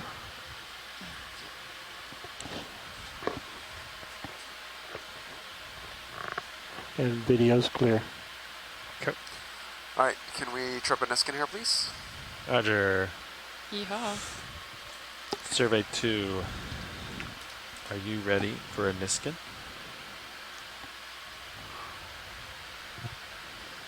Survey 2? That's Arc. Go ahead, Bridge. Copy, thank you. Alright, Art's ready. Nav, are you ready? Oh, I got a thumbs up over there. Here we go. Reset. And fire. Number 2 is closed. That's a Niskin. Number 2, bottle 2, 2343. UTC. Thank you. Alright. Sample 6. Yep. Alright, so that was, yep, sample 6, water sample in Niskin bottle 2.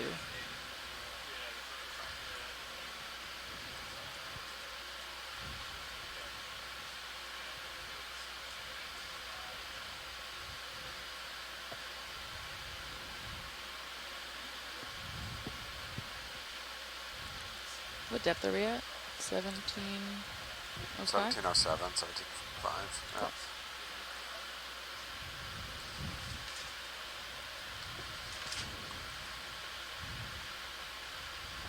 Okay, sample logged.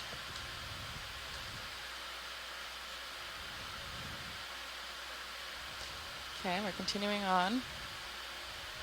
Oh, is that a star or a crinoid on the sponge skeleton? That's cool. Probably crinoid. Cool.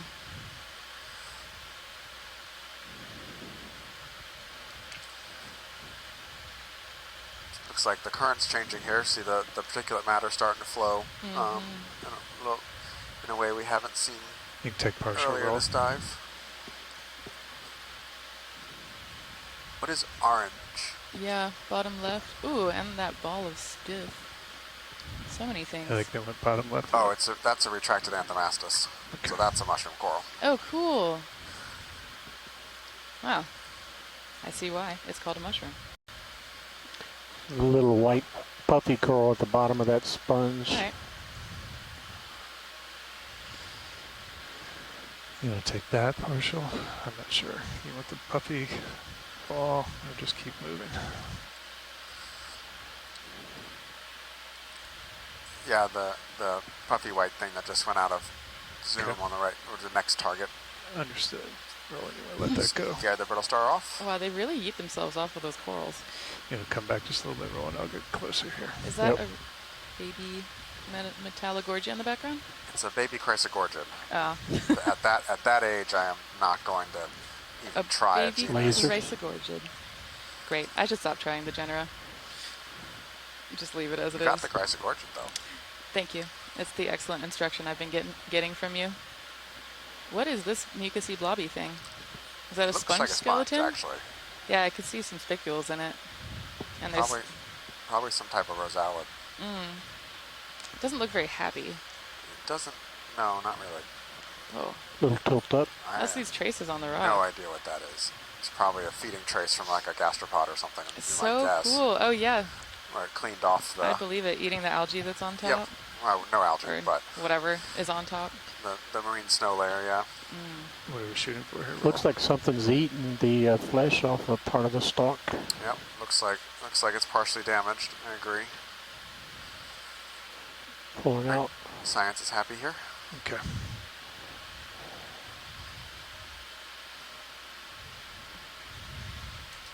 Another shrimp.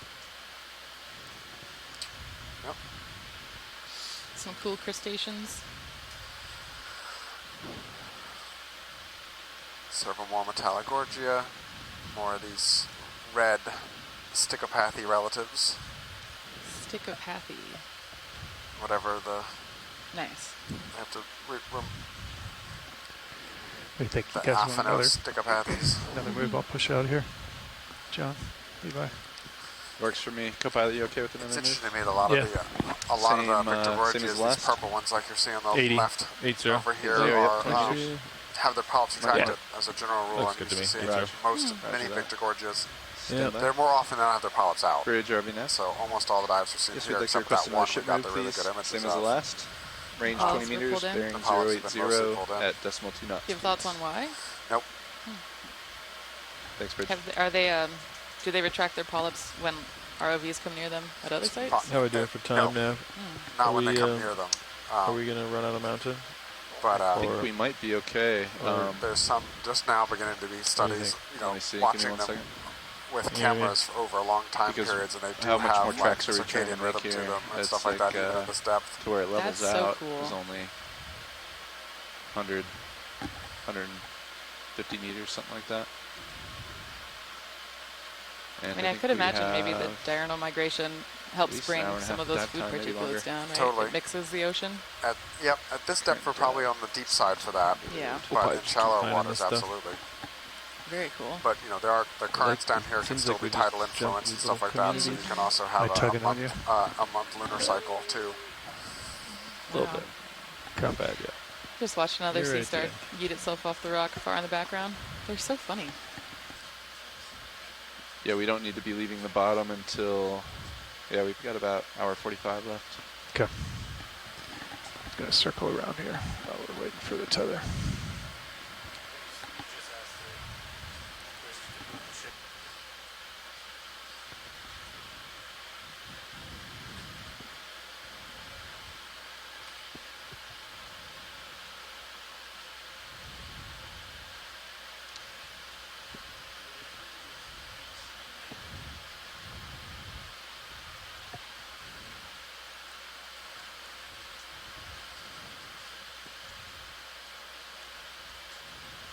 I'll kill your fog. Sorry, I left them Yeah, I on. was gonna say it's a little hot. Yeah. Thank you. Did you copy that, co-pilot? We have about an hour and 45 minutes left. Roger, Time now on bottom here. 45. Should be perfect then, right? I think we'll be right on time. All right, great. If we keep up the pace. Yeah, I'll get flat so we can go faster if we need to, but I think our current speed is perfect. Yeah, definitely getting tight on you. Yeah. We can take partial here, roll while I'm waiting if you want.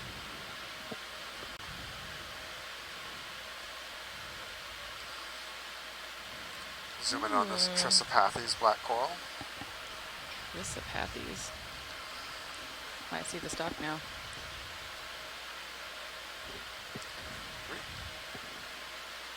I know you're tether limited, but can we take a good look at the brittle star on the bottom left? Absolutely. Stand by roll if you want to pull out. You said pull out? Yeah, I want to get it closer on this brittle star, so I'm going to see how much I have here. I think I'm tugging right now.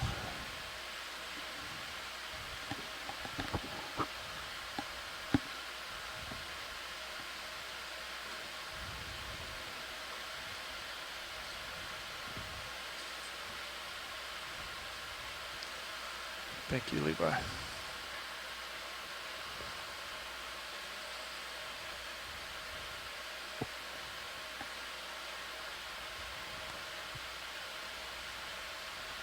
That was a big heave here. Yep. It's alright. Another one.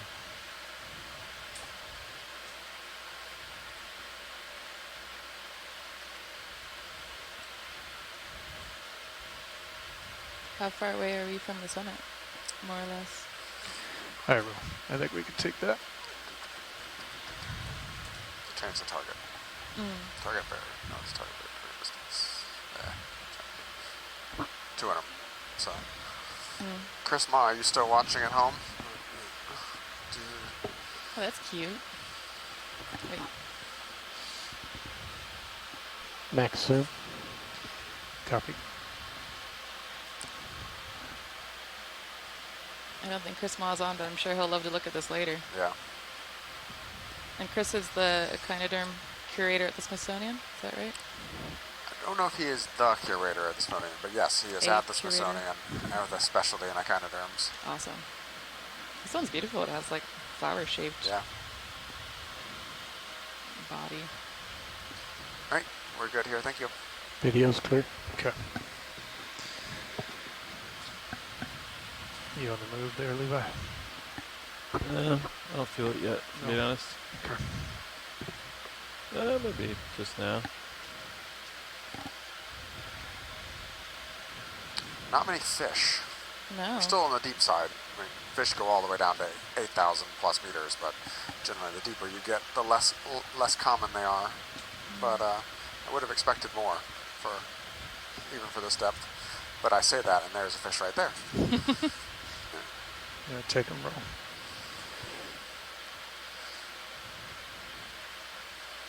What kind of fish was it? Not sure yet. You can take partial roll if you want. Couldn't see it. No, I thought that was it. That is a coral in the wind. Not a fish. Nope. Coral in the wind. Looks like That's what I was looking for. I Sesapathes. was like, where's the fish? Yeah. Go bridge. Copy, thanks. Brain tricks you into seeing things. You say fish, and then first wiggly, shiny thing you see, maybe it's fish. It's so true.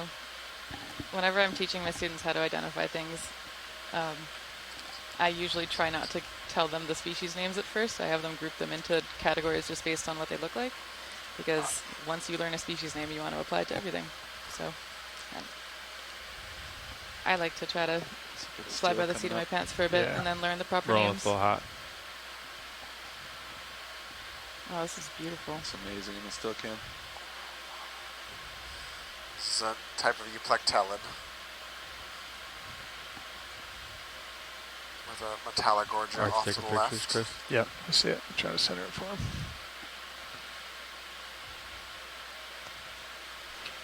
What was that comment?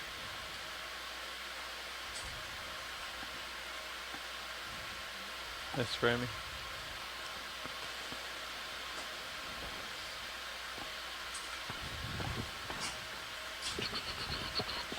You want another move, Chris? Yeah, I think so. Please. Thanks. Same as the last? Yeah. 80 looks fine. Yeah. Bridge RV now. Actually, hold up. There's something on my starboard. Unless it's just my heat. Stand by one. Are you okay with the move? Let's do 85. 85, copy. Yeah. Pilot, are we doing All right, something with bridge. this Yeah, I'm sponge? sorry about that. No, I think we're just letting We'd like another shipment, Art please. get some stills Let's do of it. a range of 20 So it's meters, framing bearing for him. 085 degrees. Oh, it looks like and there's a decimal tiny knots. baby coral growing off the stalk. Yep. Is that? Oh wait. You can take Is it a partial of the base if you want. Roll it while You got we're it, waiting. thank you. No. Gorgia. Paragorgia, yes. Is it a paragorgia? Probably. Yes. Fantastic. The other folks in the room are laughing at me because I'm so excited when I maybe get something right with an ID. Ooh, heavy. Oh, Sorry. there's baby brittle stars on that too. That's cool. Gotta start them young. You do. Wow. I just love thinking about how, like, within a single species or whatever, the size distributions can be so large from the juveniles to the adults, and even within the adult forms. Let's get lasers across this as I'm we pull fascinated out. by biomass and how it is shaped by the environment. Lasers on.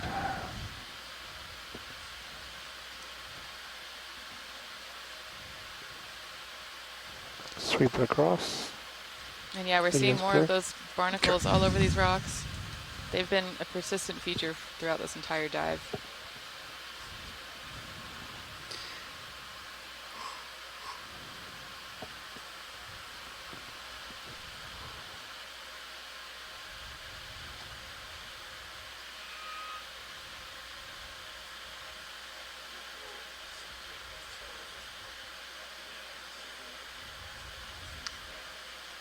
Nice flyover shot, Chris. Pillows look much bigger. You want that, Art?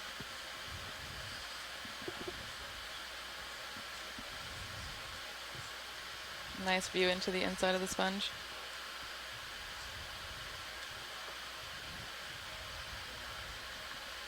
What's the biggest sponge you've ever seen in the deep sea, Brian?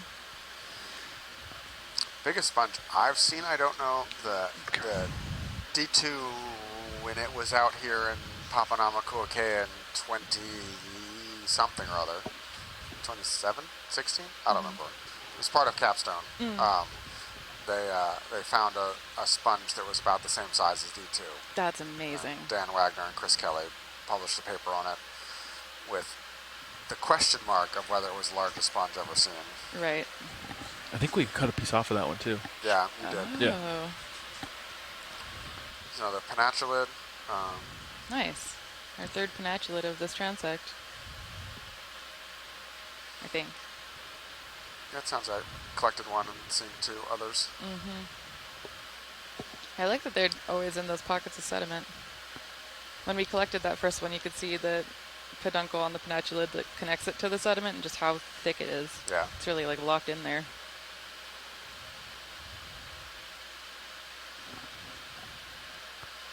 All right, Levi, just pushing out. Yeah, you're fine. Oh, I think Totally fine. you're right, Asako. You're The perfect.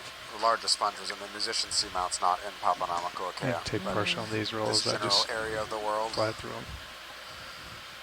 Copy, following you. Okay. It's another paramericid. Oh my gosh. The Shrimp. It's like probably a pneumatocarcinus shrimp. And a little something in the sediment there to the right.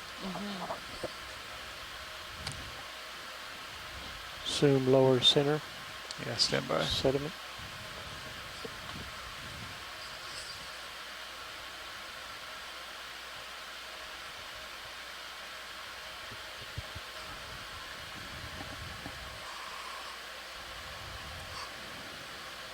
Okay.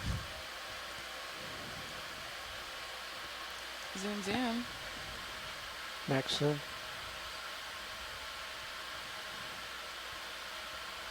Can I take a... actually, I don't know what this is. I don't even want to take a guess. Is it a cup coral? It is not a cup coral. Okay. I'm going to take a guess. Tube What is anemone. this? I think Roland has a potential possibility there. It might be a tube anemone. Go ahead, Dan.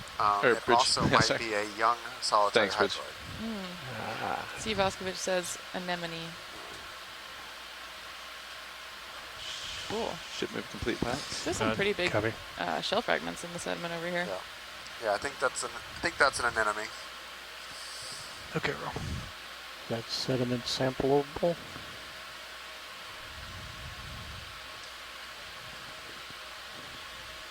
Ooh.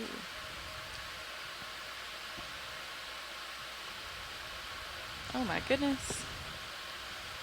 So we're getting closer and closer to the summit, but still seeing kind of the same community assemblages, For the right? most part, yeah.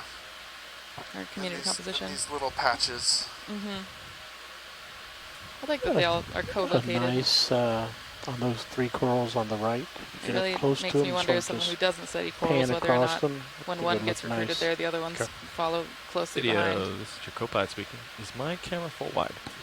What was that Yes, thing you it said the is. other day? Enigmatic recruitment or whatever? Yeah. I don't know. Vagaries of recruitment. The was vagaries of recruitment. I love that phrase. Like, So Steve said that they got an anemone like that in Johnston in 2015. That was an Edwardsia. We do a zoom and let it continue to slide. Edwardsia. Yeah. Edwards a day. And Edwards just a day. tilt down. And just keep going around. Yep. Perfect. Wow. If do you have waypoint 2 selected? Let's take a look. What's I do my- not. What are let's these take a two look. corals? What's my Looks bearing? like But I can get it Paragorges selected for you. and, There you another have it. paramericid. Slide Nice. bearing. Paragorgia is the 194. pink one, and the paramericid And is again, the that's golden colored just one. a kind of random Okay. point, but yeah. I'm just getting all flat here, so it's gonna be hard for me to see. So, Find a good bearing for the next move. yeah. Wow, that is a thick stalk on that Paragorgia. Beautiful new move, Chris. That's cool.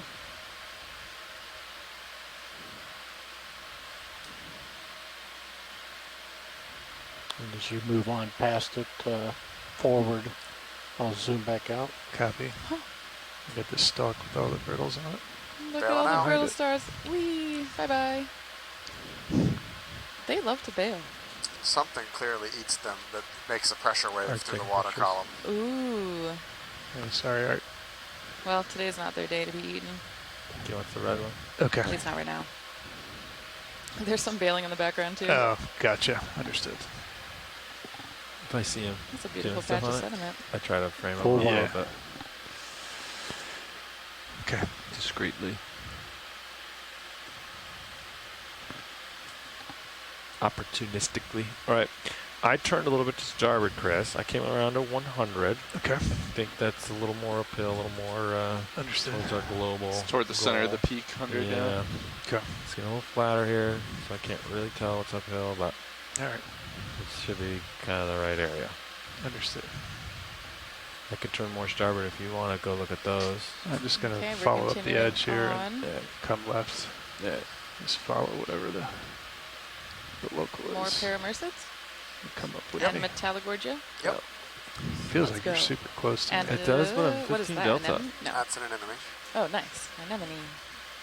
Maybe the, I'm looking at the Paros, I guess. Yeah. What's the CTD read? Is there any discrepancies between CTDs and Paros today? What's the oxygen CTDs, right we've now? got 1698. Is that 17? Yeah, 15 delta. Can we look Red at Yeah, red, 15 delta. red crinoid, please? Yeah, absolutely. Watch lead.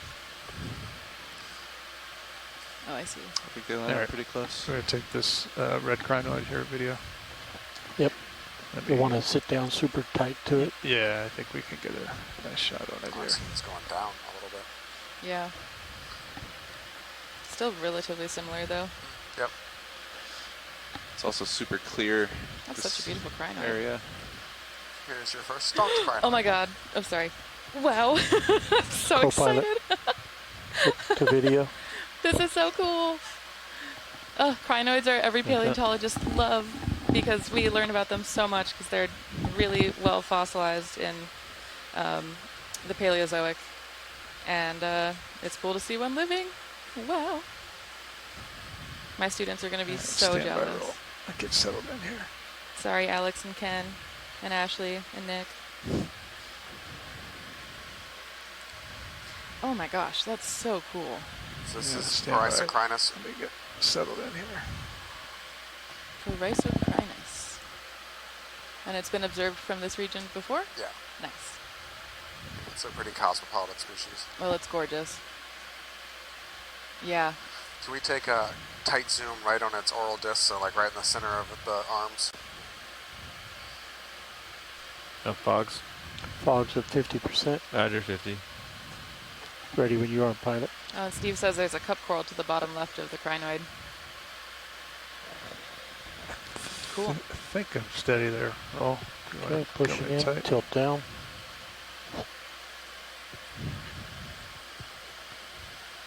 Oh my gosh. I'll try to rotate over here. When you look at them Center it as up. fossils, you don't Stand imagine by. them in color. This is so cool. Pulling out. Yep. Ah. It's moving, so it's just flapping up and down. Oh, that's so cool. Partial. I can kind of see the discs inside the stalk too. Zooming in as you You center get a it lot up. of disarticulated crinoids in the fossil record, so the stalk that this is on is made up of these circular discs, essentially, that when the crinoid dies and it starts to decay, those discs just fall out and spread all over. So in Oh, you can a lot see of the little Paleozoic formations, you get like hairs just on the discs, the crinoid discs, and the Oh, rocks, cilia? and that's how you know they were there. I don't know. You can also see this one's lost a couple I of was its arms convinced. and are regrowing it. Oh, you go, buddy. That's so beautiful. Alright, I think we're done with the crinoid when video's done, but there is a cup coral about to the left of the base of this we'd like to take a good look at before we leave.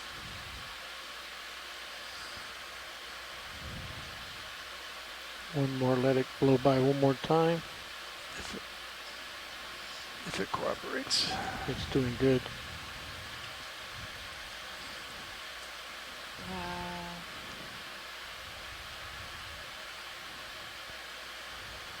All right. Okay. We'll come out and let's see if we can This is such a good rotate to camera. the Lower left. It's amazing. With good cup operators. coral. Amazing Off-screen operators. left. Yeah. Straight Wow, it's a down. brittle star party down there. Oh, that's Okay, we're zooming in on this cup coral. Maybe Steve There it is, Oskovich can to give the us far an left. ID. Yeah, I may have to reposition if we want good tight on that. It's a little bit further left.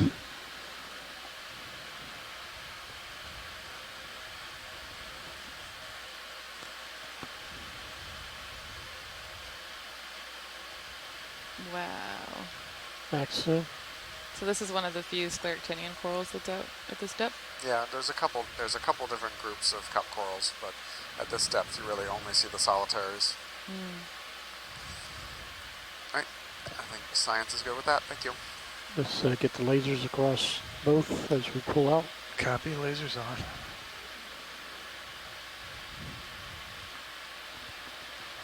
Wow. What a special day. Sweep it Baby's across first the brinoid. base. So happy.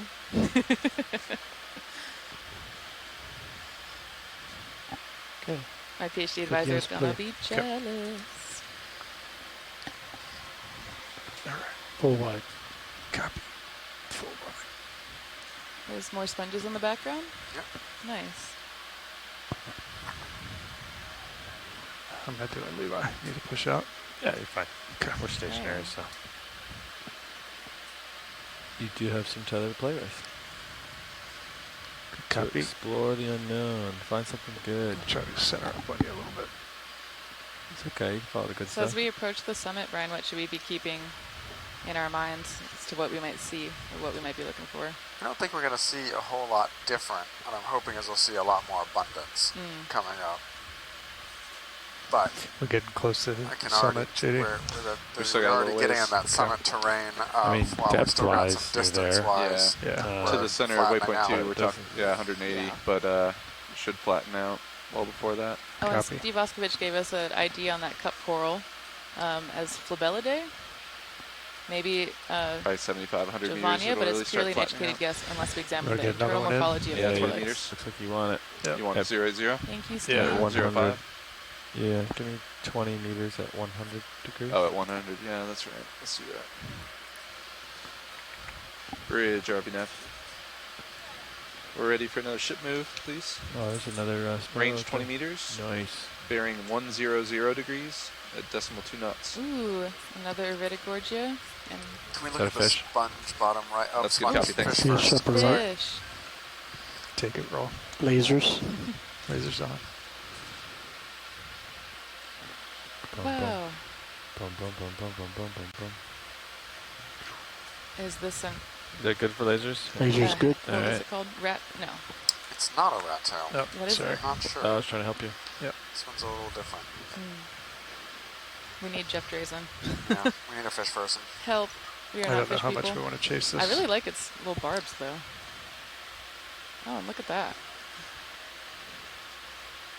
Is that just sediment stuck to it? Those eyeballs. That's cool. Cool shot.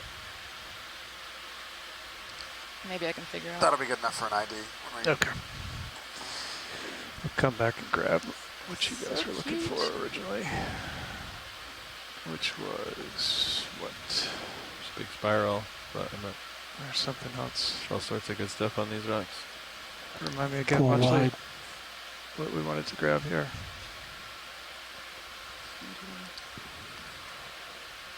Yeah, we can just go straight for the Ritogorgia. Okay. I was looking at the sponge that was back, but it's back a little ways now. Copy. It's another beautiful Just peer right Iridogorgia. around it. Keep going. Yeah, I don't want to go left because there's a rock over there, so I'll come to the right. Wow. I know that you said their common name is not officially firework coral yet, but I do think that's really appropriate. It's gorgeous. Art's snacking stuff. Or the, what was the Dr. Seuss tree? Truffula is the Dr. Seuss tree. I don't know if I think that actually the metallic gorges look more like truffula trees to me. Yeah, I agree. They're so spindly. This Iridogorgia is See how close you beautiful. get to the camera, Chris. You want me to get it right in there? Yeah. I want you to get as close to the archery as possible. I don't quite know what you want me to do. Okay, just so close. Just bring it as close as you can. Okay. Doing a big Trust zoom. me. There you go. The lack Alright. of squat lobsters There today you is go. noticeable. You're gonna like Yeah, what you see. promised me that You there did would be a great. bunch You're of so squat good. lobsters Saw on the everything. one. You're too high, but it's okay. I'm trying. Tilt down a little if you want. Yeah, my toe is dragging now. It's Yeah. alright. It's a macro lens, which means it can focus really close. So as you're working through this, there's one tentacle with pink stuff on it on the right. I'd like a close look at some point. I think that might be another zoanthid colonizing. No, I suspect those are benthic ctenophores. Whoa! That's so cool. Okay. Yeah, nice job. It's moving, so Yeah. unstable, and it's floating around. Yeah, you can do whatever they. Oh, sorry, Art. Let me get you down. If it'll.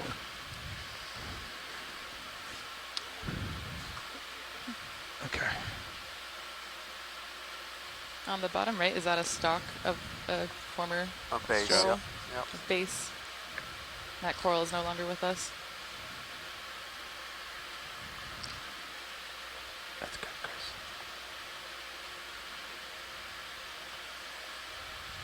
What else did they want to see here?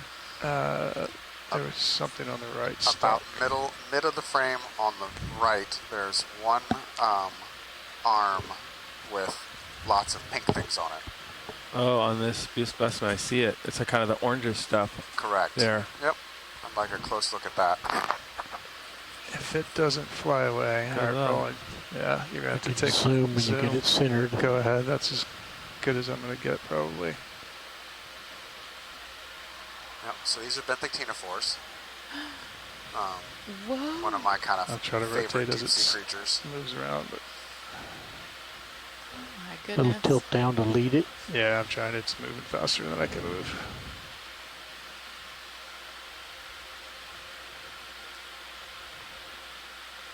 I was rotating and panning down, tilting down at the same time. So would their common name be comb jelly? That's moving Correct. around, isn't it? Comb Yeah. jelly? Benthic Makes it comb jelly. difficult. So that's probably as good That's as we're so gonna get. cool. So As it these, comes back around, most of you can take the more roll. comb jellies are free swimming Yeah. creatures up in the water column, but there's a couple groups that have adapted to attach themselves to thing and then just trail their tentacles off. And there's a couple that specialize in Go ahead, attaching to these chrysogorgids. Copy, thanks. Wow. Alan Collins and some collaborators at the Smithsonian are currently working on a big revision of the taxonomy of Let's see if it comes back one more, and then we can let it go. That's so cool. You have some time. I'll let you know when your bingo. Yeah. I think I just started my move here. I'm rocking and rolling here. All right, I think science is happy with that. Thank you. Yeah, thanks, pilots. Okay. And video. On you, video. Video's clear. That's a good shot of it there. That is gorgeous. So one of the other things on these corals and I'll just sit the here until that related gets ones that we're covered looking again, forward and to we'll let is it go. there's a little I coralivorous concur. jellyfish that eats individual polyps, and you'll find Nice shot, Chris. jellyfish attached to Well done. one polyp at a time, eating it. Wow. We've been documenting these all across the Pacific for the better part of 10 years now, but I don't think, Hey, to my knowledge, no one has done a species description on them yet. Is that for what? You've got a lot of species descriptions that your you face, yeah. folks all need to do, yeah? Great. Yeah. It takes a long time to describe a species, Yeah. and you're just finding so many new things a out lot. here that we've never seen before. Background. Good copy, And there's a real John. shortage of taxonomists, too. See it in the There mini is, Zeus. yes. Yeah, people in my generation have had to learn taxonomy Anything from that looks books awesome, you a guys lot of the holler. time, which is not as good as having a living taxonomist who's an expert help you figure out what something is. All right, I am moving. Okay, I'm You pushing get, up. you get a little bit of time, but I'm okay.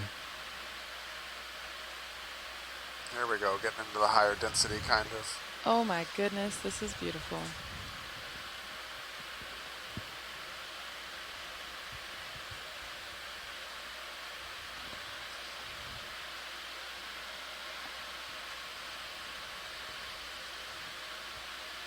Oh, that rock has like a stain. Wow. Yeah. Wow, look at how many Metallogorgia there are. It's like a Yeah, moss or sediment something. there, yeah, something. How's that? It's pretty cool. Yeah, very cool covering on that Very rock. Dr. Seussy up here. It looks like a You can Dr. take Seuss partial on that forest. roll if you want. Let's see what that This is covering beautiful. Whoa. Oh, is it tiny little guys? No way. Those zoanthids or something? Brian, what are these? I think the front row got it again. I think it's a cluster of zoanthids. Oh my gosh, that's so cool.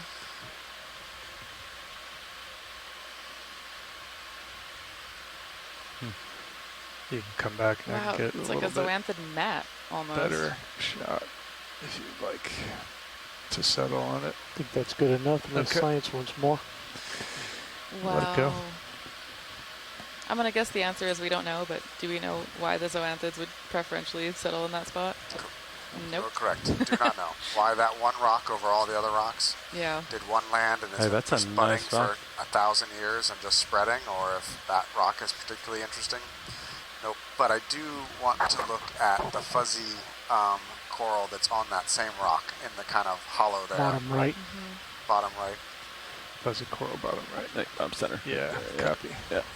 There's also something, a basket star or something on the stalk above that. No. I'm not sure I see No, I a think it's one of those perfect spot. balls. It's one of Stand those by. urchin ball things. Those are going to be hard to reach down into those holes. Yep. Urchin. It's on stock. All right, where do we want to start here? It looks like there's larger things Coral was inside. what he was asking Yep. for. Coral. Okay, I don't so know let's what do that is. coral first. Yeah, so this is a Chrysogorgia, Chrysogorgia. which is the first member of this genus we've seen so far today. And I suspect there's going to be a Uroptychus squat lobster hiding in that bunch of tight polyps. Oh, yep. Stand by On one the roll. ringer. Chrysogors, they always have one of these. That I looks like a think I comfortable saw a place to sea live. star at the base of it. And there might be a couple small Okay. anemones curled up in there as well. Where do you want to start? Oh yeah, I see those. Just The tilt bulbs, yeah, slowly that are, down like, towards basically the the same base. color as the Okay. skeleton. Cool. There's a little mice and shrimp in there too. So Wow. there's some balls bigger there on the shrimp. right. Go towards that. Yeah, talk about ecosystem engineers. There's so many different That ball organisms right that there live on in these center? individual corals. The It's notable amazing. ones to the right of Copy. center. Ones to And the the right. star.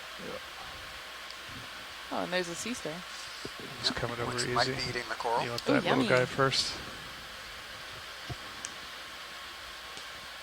Yeah, Steve Oskovich says it's a Okay. I'll keep goniasterid coming over. star predator eating near the base of the coral. Thank you. Ooh, and a nice view of those zoanthids too. This is so cool.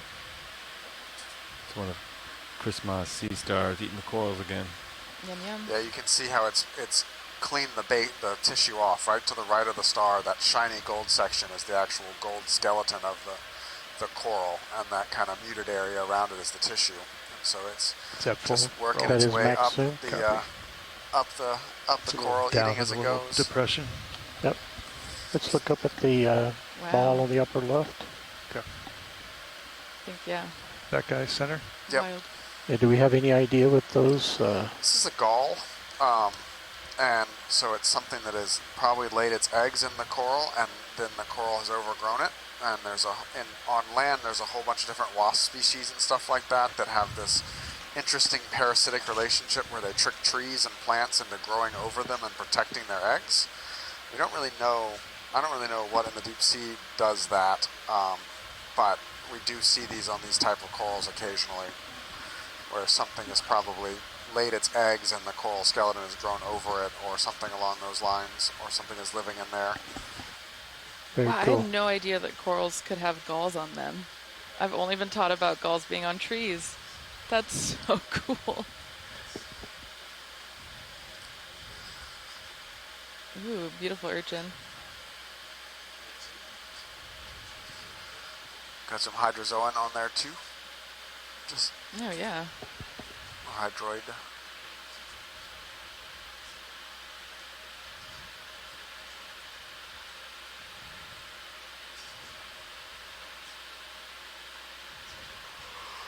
Wow. Amazing zoom. Steve Oskovich says the hydroid, or it's hydroid grazing probably. It's on your roll.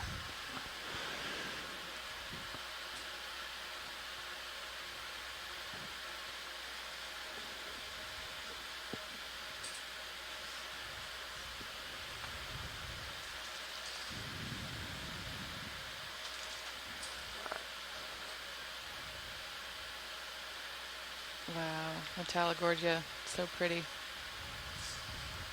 All right, let's go and take a look at the two corals kind of silhouetted in the black in the top left on the next rock over, if you would, please. Good copy. All right, roll it, you full wide. We are full wide. Okay. See if I can work my way around to these guys.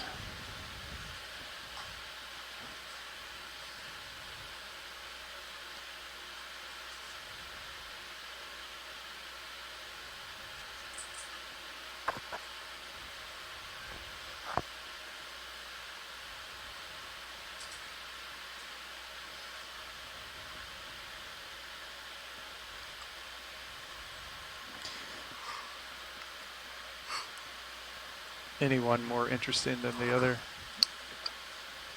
Not immediately. I kind of want to get a good look at both of them. The one on the left is is in the same genus, the one we just looked at, but I want to see if it's the same. And then I just want to get another good look at the Paragorgia with all the zoanthids on the right. Okay. Stand by roll. I'm going to try to get in nice and steady here.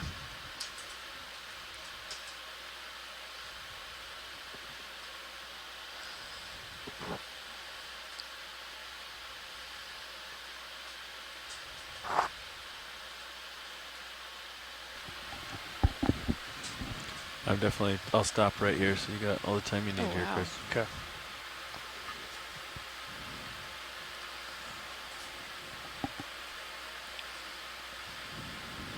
All right, roll. Watch leads nav, just be advised, we have about 65 minutes or so left of bottom time.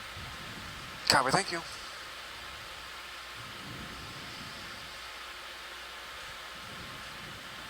Cool jellyfish going by Sirius right now. Hello. All right, we'll start with this one in the center roll. So shoreside, we've got just a smidge over an hour remaining in the dive, and we're still got a good little ways to our official center of the seamount, but we're getting pretty much onto the top here already. So this is a member of the same genus we were just looking at, Chrysogorgia. Also with the squat lobster in it? Also with the squat lobster with it, which is pretty common. Cute. If we could get a good look at the head on the squat lobster would be ideal. Stand by. Are the squat lobsters specific? So fog lights on. Do they pick a You still specific want them on, species to or live in? kill? That is something that Looks is in good right question. now. Nice. I feel like that's the answer to most things about the deep sea. Yes, there's some indication that there might be hyperspecificity between certain squat lobsters and certain corals. Hang on, I'm getting a little cavitation here. Very cool. Pull back. I'm not in a great spot. Stand by. The current's whipping pretty good up here. Roger. I see your tether. Yeah. Try this again.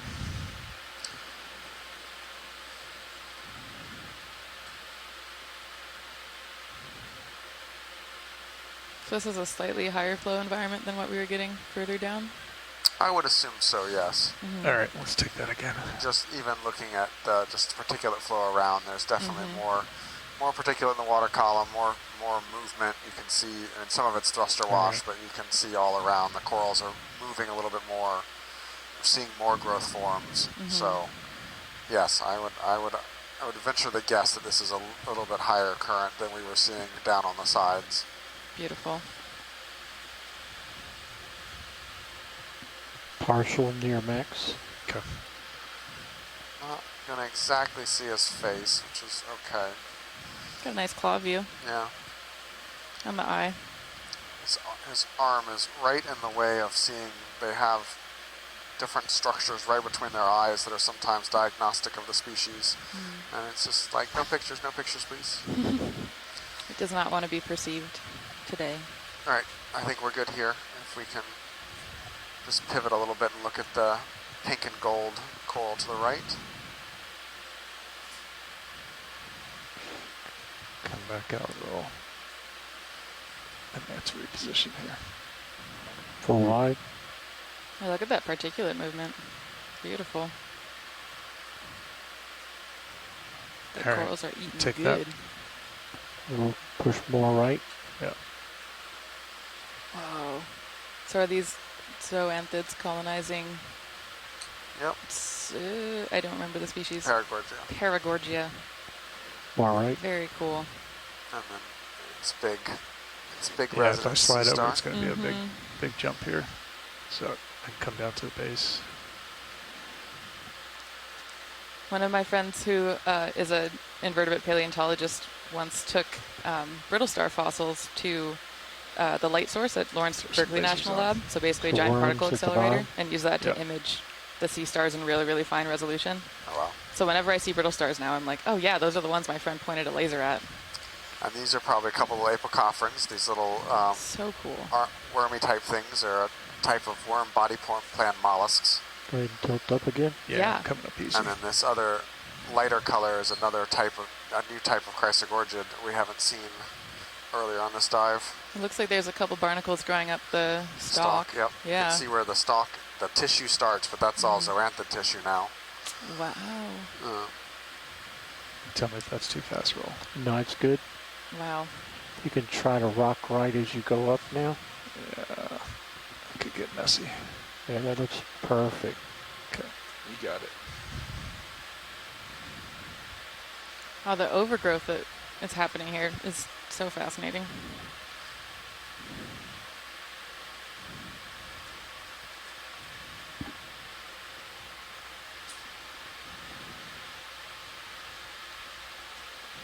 This is beautiful. Science is happy once video's heavy. Pulling out for full screen. Okay. Yeah, it's a pretty, like 70 down on my verts, trying to hold that. Roger. You see it bouncing around. A little tilt down to keep it centered. Copy. Oh, it's time to switch out. Perfect. Hold that shot. Okay. I'm going to swap out here. We're also going to be here for a hot second. Copy. Okay.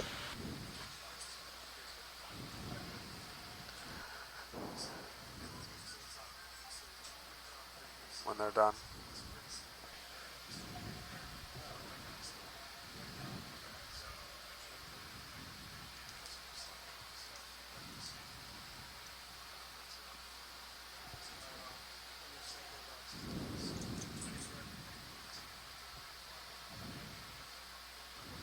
So for folks just joining us on the stream, we're taking a dive up a seamount south of the Murray Fracture Zone in Papahanaumokuakea.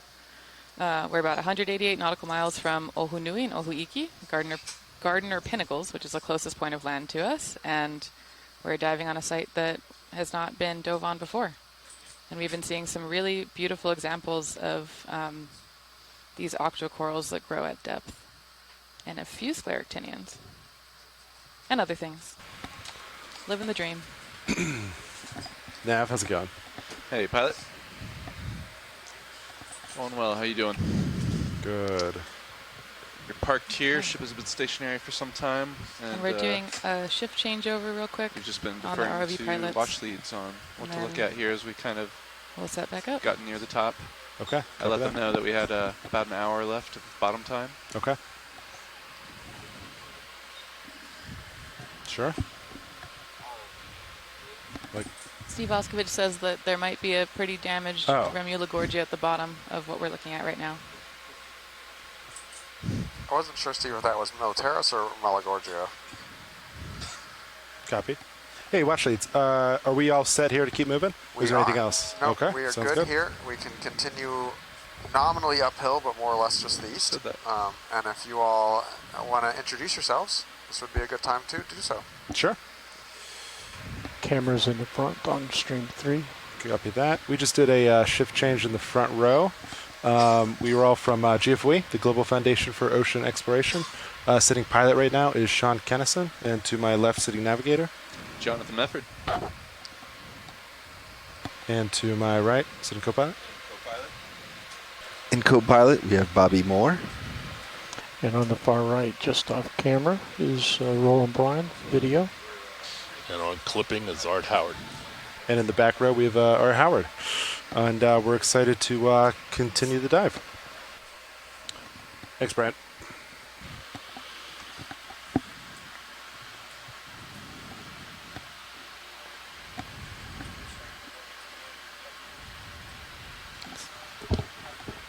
Bridge, RV nav.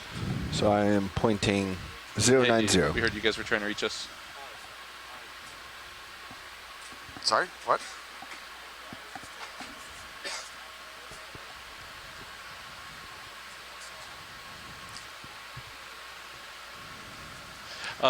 Roger that. Would you stand by? We're actually doing a shift change ourselves. I'll hand you over to Fernando, and you can give it to him. All right. I'll call up to you. Thanks. Okay. Yeah, definitely a funny current up here. Couple of anthomastus there beneath that metallic Orgia. Weird, yeah.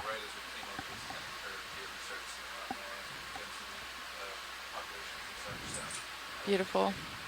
And so we're moving towards the summit, but it looks like the overall elevation might not change too much at this point.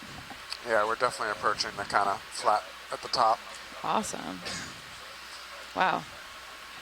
This is a cool shot of all the different types of coral morphologies we've been seeing.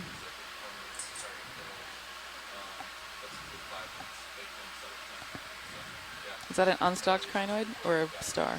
Unstocked crinoid. Let's go.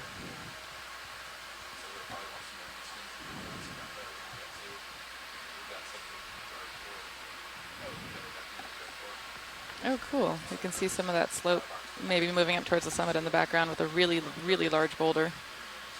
Yeah, that's where we're heading. Yeehaw.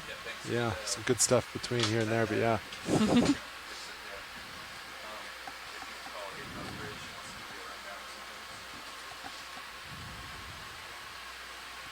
So I'm going to keep following you around. Pilot, if we end up seeing any good patches of sediment that we could sample, I would be super excited to get to look through it at some point. But Okay, no worries understood. if not. Yeah, Thank you. we'll keep an eye out for a nice pile. Awesome. Bridge, this is RV nav. Yeah, so we just changed down here. Any updates you have for me? So Bobby, I'm gonna hop over those items and get over here. Yep. Sound good to you? All right. So a little bit of altitude there. Wow. This kind of looks like being on a mountain in the west when it snows. Not that that's something I'm super familiar with being from Hawaii, but I'd love to see what's growing on that boulder down in the hollow too. I don't want to fly just completely over it. Copy that.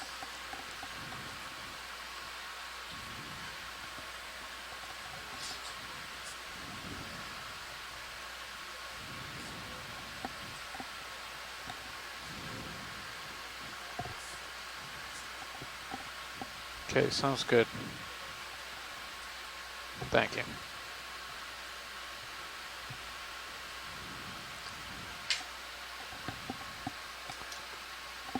so are these more of those Paragorgia? Largely, yes. Not sure what that yellow one is yet. Some type of paramercid, but Bridge, this is RV nav.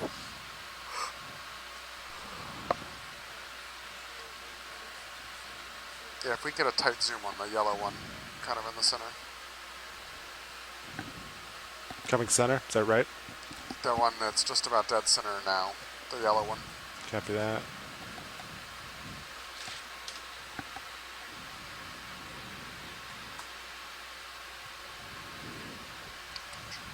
Get a little closer here. Oh, it looks like there's some burrows in the sediment back there. Potentially. Yeah, maybe. Maybe. Oh, yeah.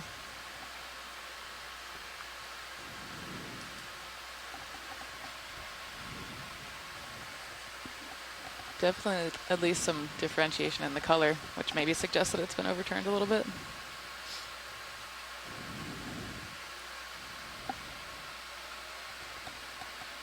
Asako says that this is a paramercid. I think it's different than the one we collected earlier, though. What? In what way? Like, what are you looks seeing? a little different. The coloration's, I think, a little different. The vibes are different. I like that. Nav, co-pilot. Go ahead, co-pilot. I think we can, he's out at the leash, so I think we can move towards him. 090, 10 meters. All right, Vidya, you want to come on in? I think I'm stable there. Okay, copy. 090, 10 meters. Wow, those polyps are Maxim. so beautiful.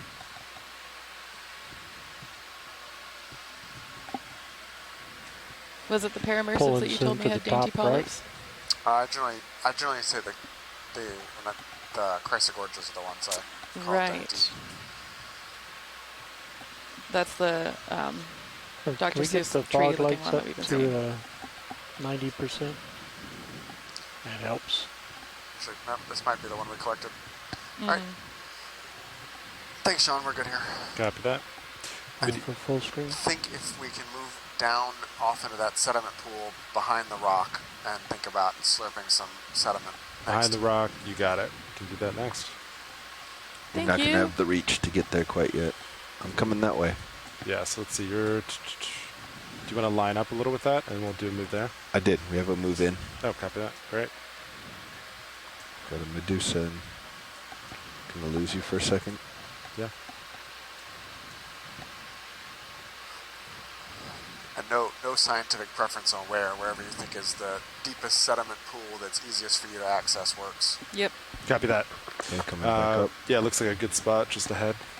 We've got a ship move in, and we should be there momentarily.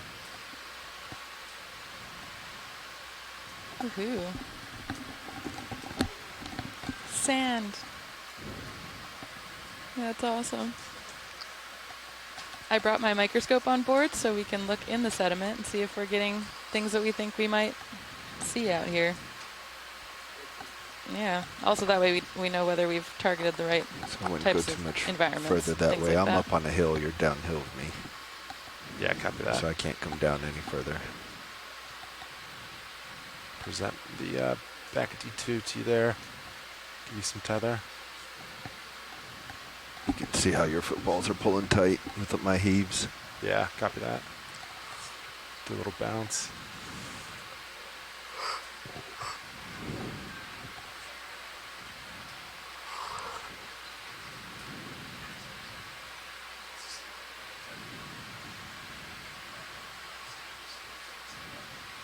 So I guess just to fill folks in case they haven't been on the call, part of the reason we're collecting sediment is to look at the microfauna that lives in the sediment, as well as any microfossils that are preserved. Right below you. So we're interested in seeing what kind of a snapshot of the community that we can get from a sediment pool that has collected over a longer period of time than what we're able to observe with the ROV. So The ship just we might get stopped, things co-pilot. like foraminifera, which are Roger. unicellular protists, or sponge spicules, or fish teeth, diatoms, or maybe we won't get very much at all. But it's interesting to see So I think to your left, how these Pilot, types of was a bigger assemblages patch. change across space, because it tells us something Jelly about the coming broader sooner. ecosystem function in the area that we're in. Do you want to snap it? Up to shrimp. Oh, never mind. Disregard. Oh, a shrimp. There's the jelly. Cool shrimp. Shrimp Yeah, wants to he's already scrap. gone.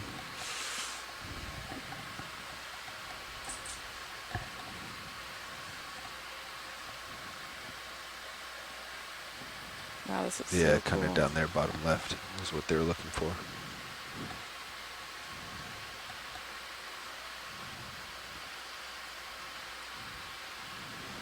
Nav, I think let's do another 10-meter move. Copy in your direction or Yeah, again same, in 090. Copy. If I set there, so give, what do you think tether-wise? Can back up a hair.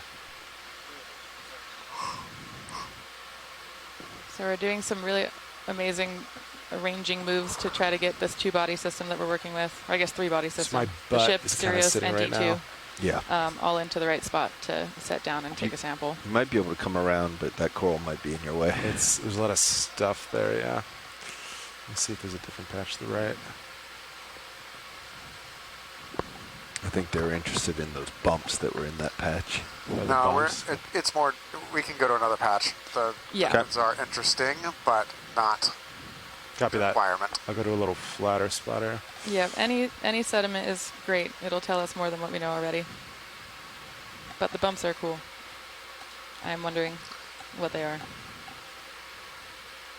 To me, it looks like some sort of trace. I don't know.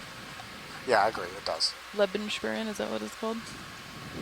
We were in Palau. We were seeing these ridiculous, giant, like meter-tall, meter-and-a-half Looks like all the patches diameter are behind you. mounds Back of by that sediment rock. Kind of here. with Well, that works. no clear like holes or burrows. doesn't or look whatever, very just deep. Giant mounds of sediment. I'm Actually, it's guessing just you don't kinda know what center. caused it. No idea. Center, if I just kind of slurp How do you here. sleep at night? Do Does you that wanna, work? Are you okay with slurping in that spot? Yeah, I'm good with this spot if that works for the pilots. Yeah, good spot for us now. We took a Thank push you. core and punched all through it and dug around in it to try and figure out what was. And Couldn't find the it was body. very We get homogeneous. jar light on. Yeah, I wonder. That's a lot of sediment to kick It's up. a lot of sediment. It makes sense. And it wasn't even yeah. clear where it came from. It wasn't like there was a hole that had been dumped over here. It was just like aggregated. Huh. See, mud and sand is cool. I believe it's 1 and 2. 1 and 2.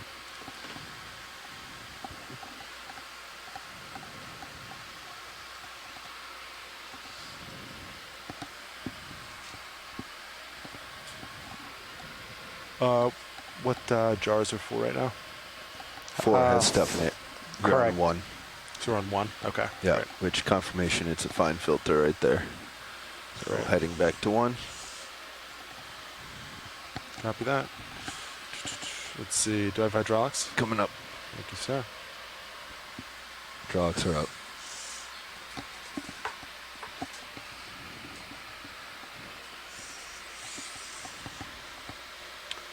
Arm coming live. 3, 2, 1. Arm is hot.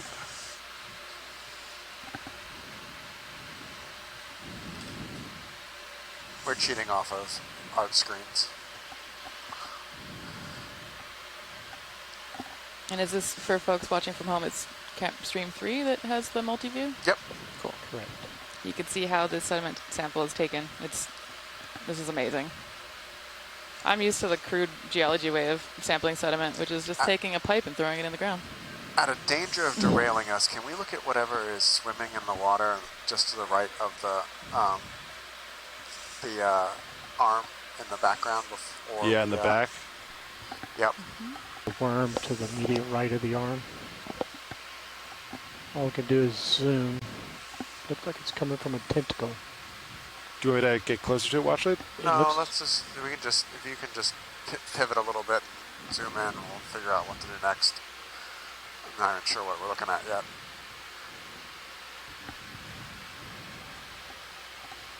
Oh, it looks like it's attached to something. Like a mucus string. Oh, yeah. Oh, so it's attached over here somewhere.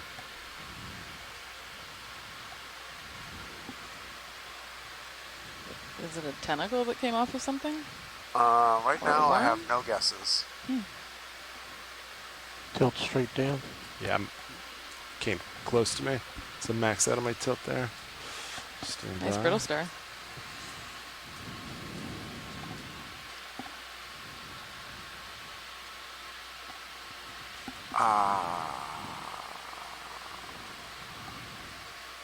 It's on a really long mucus string.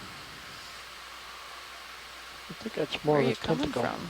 Oh, so it's maybe caught on that coral in the back? Yeah, that's what I'm thinking. Yeah, I think it's probably so beaten up that we're not gonna, it's probably some kind of like siphonophore or something It's that's got retracting caught now. and then Tilt mutilated. up. Aw. I don't know if we're gonna answer that question because I think it's so beaten up. Steve Oskovich says bone worm, question mark. Maybe follow the tentacle.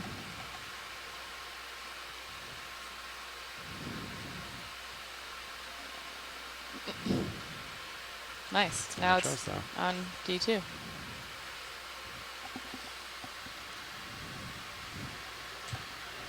Okay, you want to let it go? Yeah, let it go. Copy that.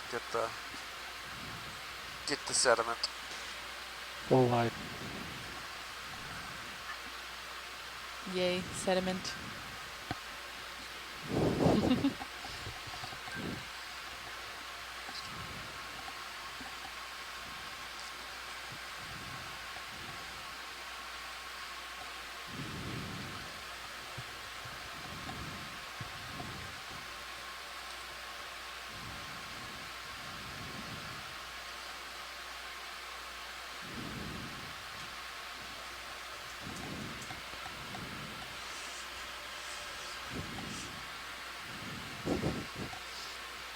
Looks like my husband is watching along and says, that's a weird wormy thing.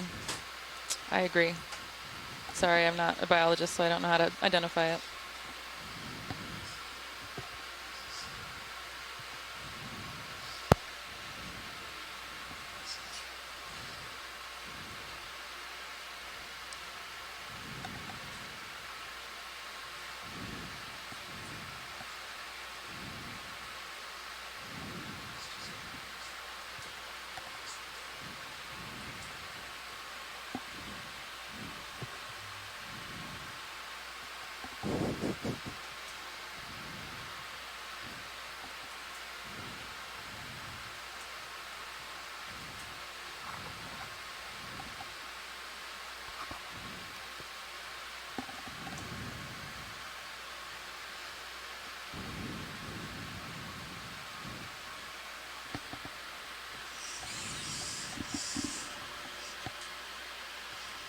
Okie doke.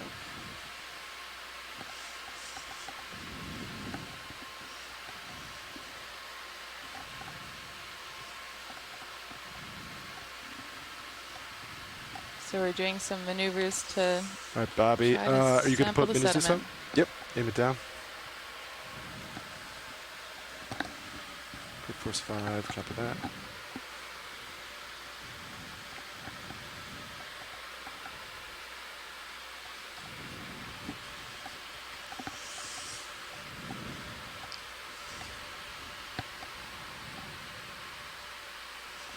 And you want to draw out a little? Drawing out. Go for nozzle.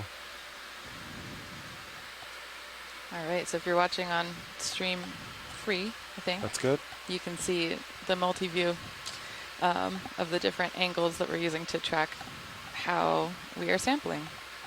And I'm still blown away with how the pilots do this. It's amazing.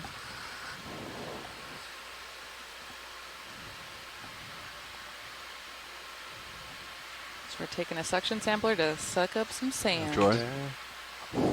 Yeah, go for it. Drawing in.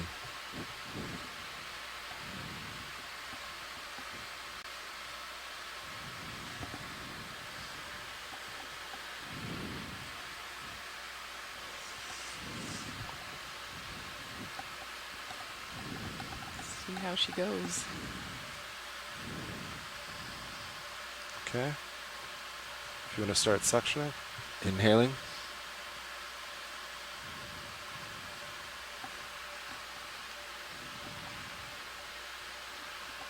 Ramping up. That's full. All right. Okay. We can they're see the stuffing sediment getting into that collection chamber. in canister 1 already. Copy that. Is that about how much you want wash leads, or should I keep going? Pilot, looks like a bunch of it flew out. Do you think maybe you could try to get a little bit more and stop suction a little Okay, earlier? get a big scoop. Thank you. Get a big scoop. On your call. Nulling. Copy. Squeeze a little bit. You're currently off right now. Let me know when you're ready. Yeah, copy that.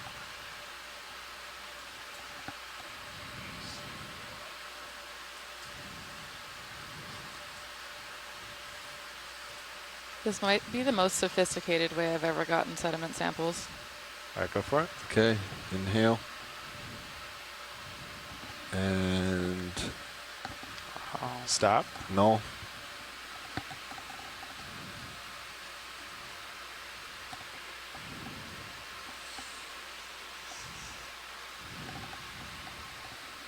Calling that good. Pilot, looks like we got some sediment in that jar, so I'm happy. Okay. All right, Great. going you. to 6. You want to clean out those? We're on 6. Sure. All right, gonna exhale. Ooh, let me see. Exhale soft. Increasing. A little bit more. There we go. Pilot, can I confirm the jar number on that? Was it jar 1? Jar 1. Awesome, thank you. Okay. That's a full exhale. And no. Oops, sorry.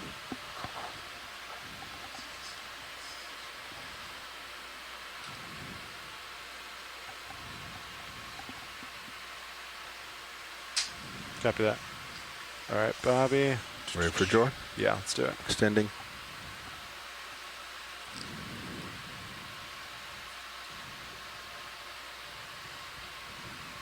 Hold that.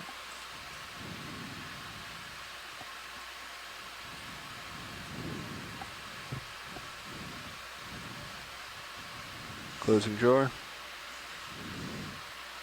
If you rotate your claw, it'll come off of the claw. Tilting pin tilt.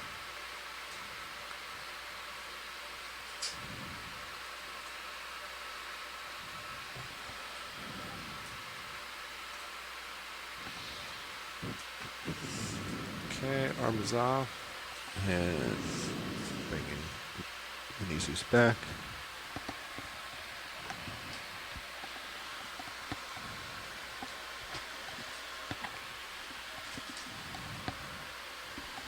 All right, watch leads. Before you keep going, anything in view you want looks at? This watch lead 2, I think we're okay to move on. Copy that. Hydraulic secure. Copy that. Thank you, Copilot. All right, we're continuing our way up the seamount.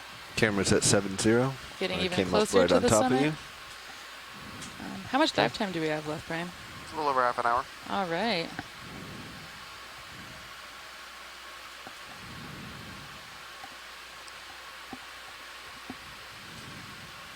So as we keep on going over here, we're probably going to keep seeing that same assemblage of corals that we have been, yeah? That would be my guess. I see some more whips out in the dark, so we might pick up some more bamboos here. But kind of dead ahead on center, right? Yeah. We should be more or less in the top kind of community now. Beautiful. Might get a preemptive move, 10 meters at this heading. You okay with that? Yeah. 10 meters bearing 115. Yes, Copy. please. That'll get you to that ridge line at least. Can we look at sponge dead center? Sure.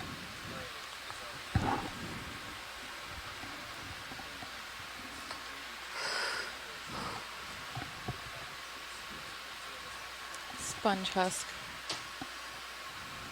What is that pink blob swimming? Is it another shrimp? Probably. To the left. Yeah, to Way the to left. Snap on it. You go, buddy. Whoa. Yeah, shrimp? Not sure. Me either. Could be amphipod. Oh, cool. All right, you can come wide video. That's awesome. It's kind of swimming away from us. See if we got an ID in the chat.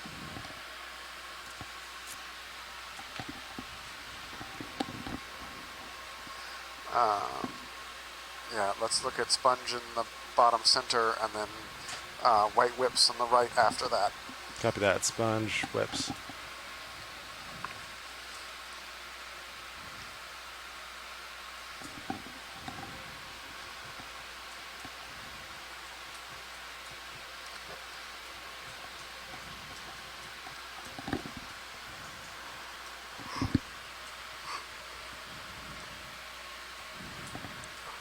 Wow. The sponge is a husk of its former self. Nice. These are lasers. All right, video, you want to snap it? About 10 centimeters wide. Yep. Oh my gosh, look at those little brittle stars. They're so cute. What kind of brittle star is that? I think there's some type of Ophiocanthid. Ophiocanthid. You can tell that from their body shape, right? That it's the spiky arms. And the spiky arms. That one's been pretty much eaten. Ooh. Yummy. Tilt up Oh, cool. center. I like the view of the spicules on this sponge. Those are pretty massive. Just in focus. That's interior. the silica structure that makes up sponge skeletons.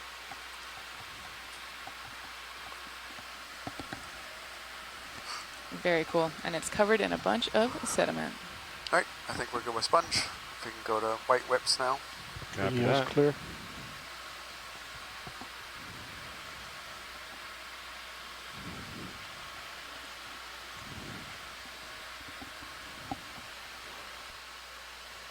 This is one last time, and we're moving.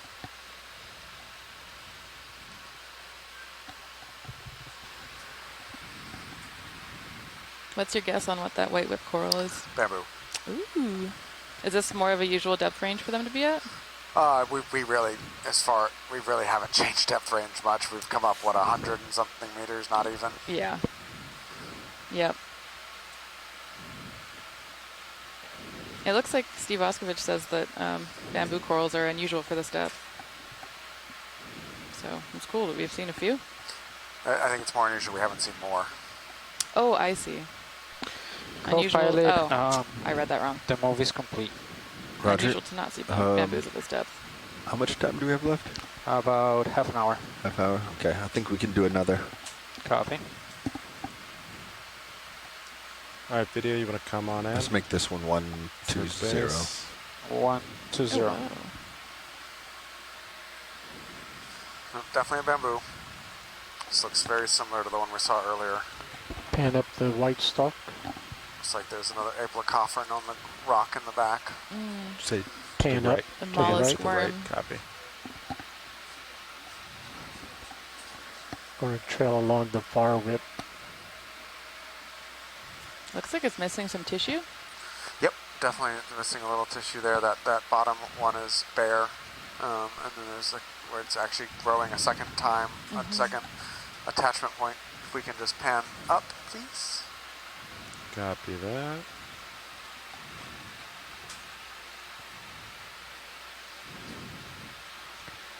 Oh, actually, this is Nav. Go ahead. I just wanted to let you know that we have 30 minutes left on the dive. Copy 30, thank you. Keep going to the right, looking for the next branch. Wow. It's cool seeing those nodes. There's a branch at the node. Alright, so this looks like a nodal brancher. See Hold how there. the black stripes are right at the joints. And go ahead and tilt up those two stalks. Copy that. I'm actually drifting back a little bit. Alright, I think we're good with the bamboo. Video's clear. Do any of these rocks seem loose enough that might want to come home with us? Yeah. I think I saw one earlier. We'll zoom out and take a peek. Looks like the one directly below that right stalk is loose. Actually, looks like everything is.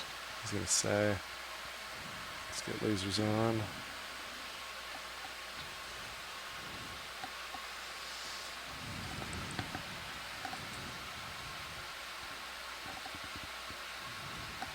Maybe like that one right there. That one looks pretty good to me. Yeah, if we can pick that up, it would be awesome.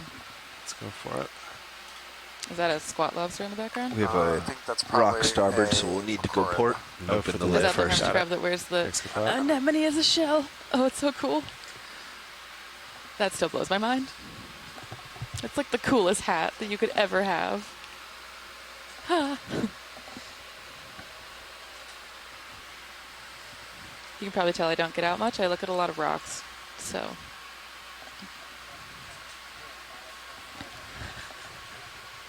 What was that? He was talking to me, I think. Move just completed. Co-pilot. Roger.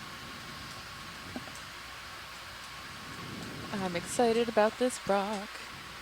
So these rocks are probably going to be used to help us understand the age of the Seamount feature, right? Primarily. We'll also be able to potentially what type of analysis get done downstream, but we can look at the manganese crust and stuff like that as well, and learn more about the oceanography and the crust compositions. Yep. You can solve a lot of mysteries with rocks. It's pretty great. And I know we haven't even mentioned this yet, but sometimes one of the diagnostic characteristics that we use in geology to tell what a rock is tasting it. I don't think we'll do this here because I don't think the Smithsonian or OSU, sorry, would appreciate that. But any good geologist will tell you. For lid. what a rock tastes like if you want Do you to want to identify it. find a loose one first? Sure. Hydraulics are on. Arms Hydraulics are up. live. I'm going to go ahead and let our sample data managers know that we're collecting another rock.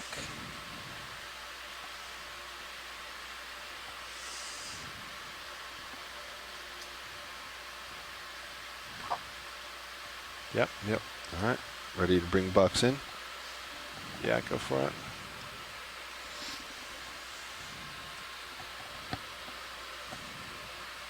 Sorry. Wrong way.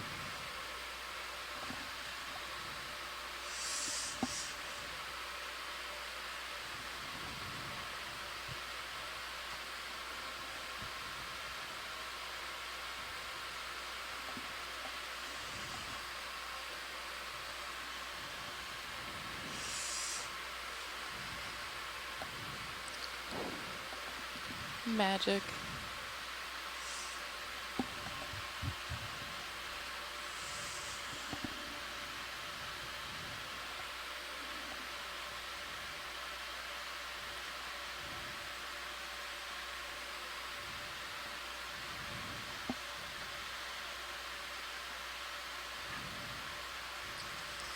So this has been a pretty cool dive so far, but it's really kind of more noticeable for what we haven't seen. The shortage of bamboos, the lack Do a of rotation in front of the primnoids camera. is kind of unusual for these depths in this part of the world.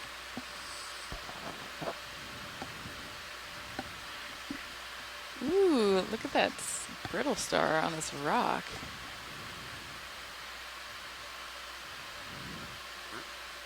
Looks like a good rock. It's a great rock. And I'm wondering if we're going to get some awesome encrusting associates on it or not. Yay. Alright.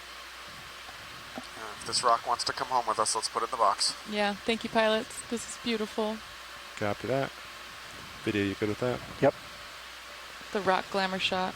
Amazing.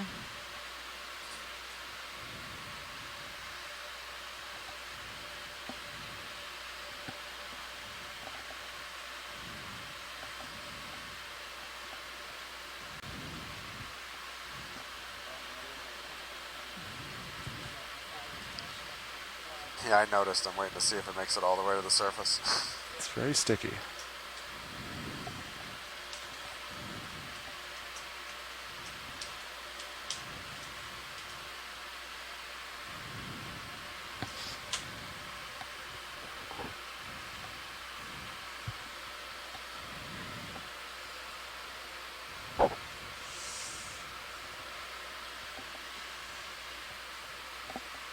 Pilot, this is watch 2, just confirming that went into the port rock box. Yes. Thank you. You got it.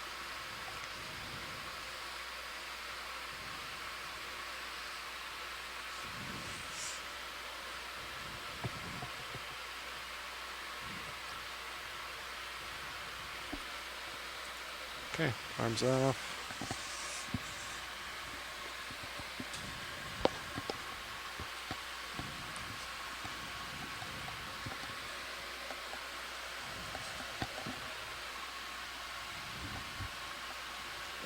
Right. Got some good geology samples today that'll help us understand how the seamount was formed and what might have been living here. Looking down 7-6. Copy that, 7-6.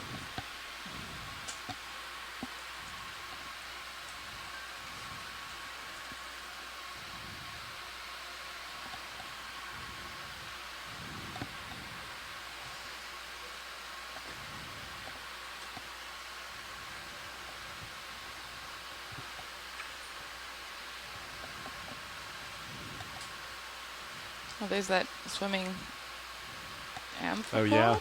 Crustacean. Crustacean? Crustacean. They're very cute.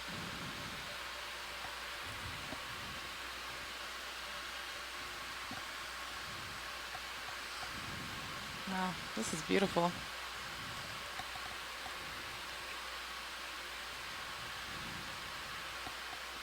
So it looks like we're coming closer and closer to that summit point of the seamount.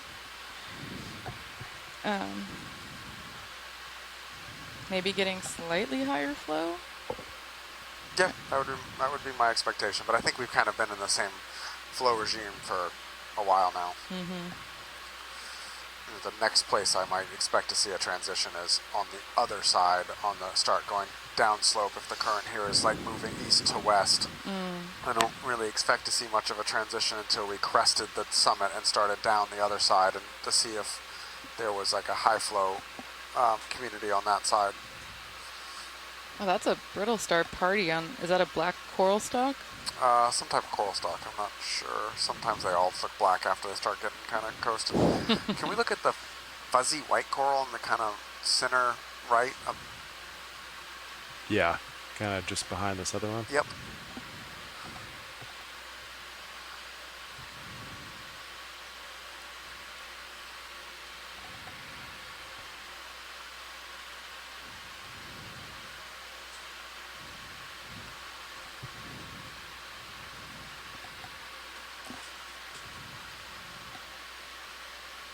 Is this another Metallogorgia? Probably. It looks a little different.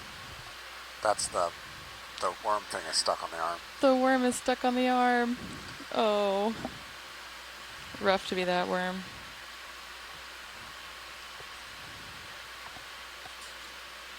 Looks like it's got a couple of associates too, maybe? Yeah. It's just kind of a weird growth form. What is weird about it? Well, it's not exactly flat. It's like kind of messed up. Yeah. Vibes are weird. All right, Biddy, you want to come in?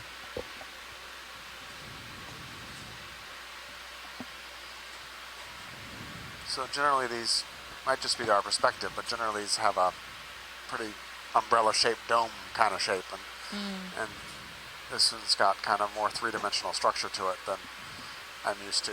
That's interesting. Do you think it could be it was damaged while it was growing, or? That's totally possible. Yeah. Can we come a little bit wider, pilot? Yeah. Like full frame.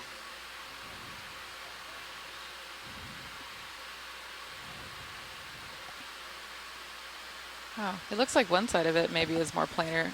Yeah. And then the other side is not. I think your idea that it may have gotten damaged and then grown on it, changed its growth habit, makes a lot of sense. There's a branch at the lower. You know what? I can't. There's too much things to pirouette here, Roland, unfortunately. That's good. I think D2's a little too big. that's good enough. Thanks. Yep. Thanks, pilots. You got it.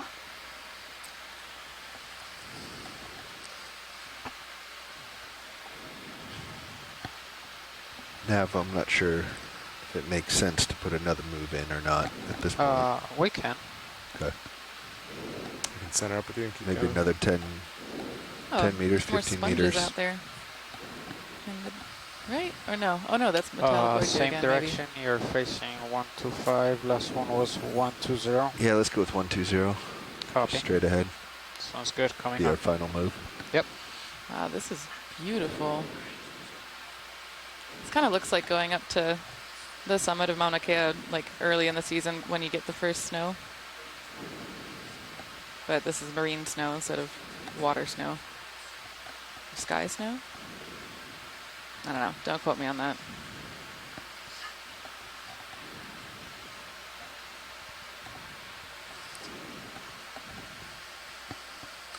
Wow. Oh, look at that large sediment field.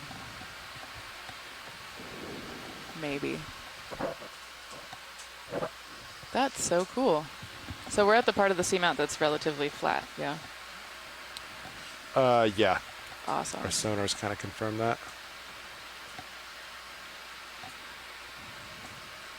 I see more of those potential burrow structures or whatever they are.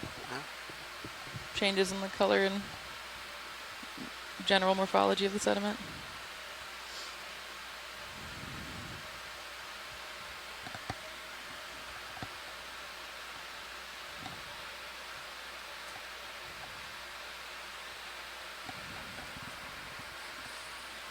That is Paragorgia? There's some in there, yep. So I think most of those are probably paramercids. Ah, paramercids. There's that's a Bathopathes. Is that another sea pen? No, I think that's a, oh yeah, you're right. That's our fourth sea pen of the day? All that same type. Yeah, cool.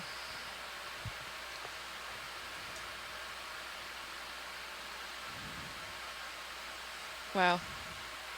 It was like being in dreamland. So cool.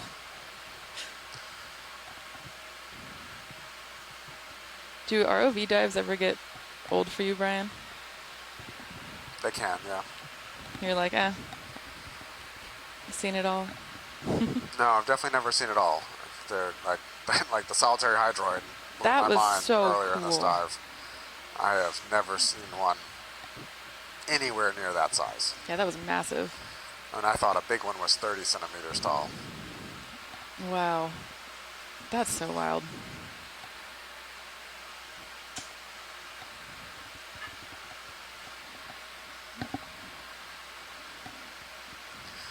The other thing that blew my mind, my most recent cruise, I was working in the Palau National Marine Sanctuary, and we saw a giant heteropod, and that thing blew my mind too. What is a heteropod? We're Googling it. I'm going to show you the picture of the one from...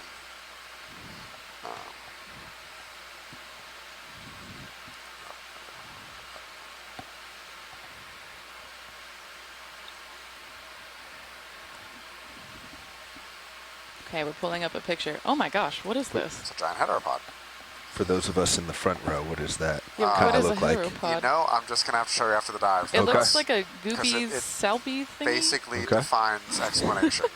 All right. I'm going to Google this. What is a heteropod? Heteropod. Is it a type of... Oh, it's a type of pteropod? Yeah. No way! Oh, it's a type of mollusk, but You it's get a huge. It's huge. Jelly in your screen. That's so cool. See it?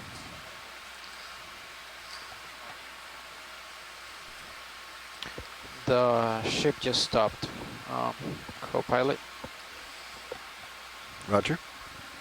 We still have 15 minutes. What was that last move? 120, 10 meters. Oh, and I think I forgot to say this 15 earlier, but meters. Steve 15. Oskovich Yep. said on that 200, damaged 10. Metallogorgia, I'm not seeing he was the also move yet. thinking it's probably from Copy that. damage, and the brittle star is Ophioceras, which is almost always a match to Gonna hang out. Metallogorgia This summer for a little bit. Milano-trichos.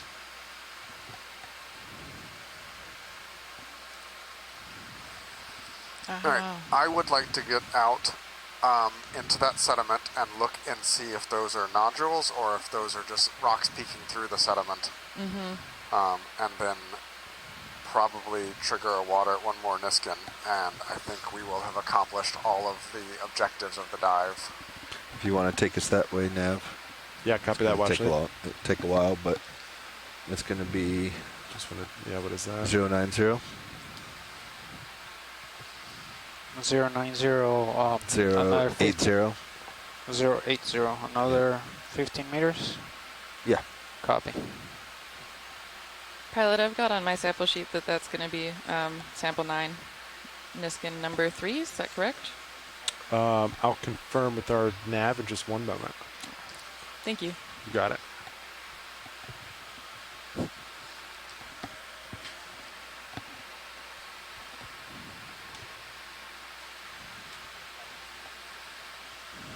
What was that, pilot? Can you confirm the next sample number? It's gonna be 9. 9. Yep. Well, actually, did you hear that?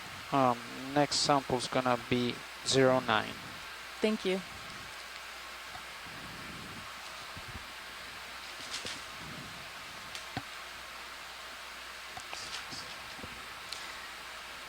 We're taking a water sample next. Yep. That should be Niskin 3. Actually, Sean, if you're waiting for leash, we can go ahead and do the water sample now. Sure. Sounds good to me. Co-pilot, you ready for that? I'm ready. Coming up on hydraulics. Nav, you good for? I am ready. Copy. All right. Sounds like all stations are ready. So we are resetting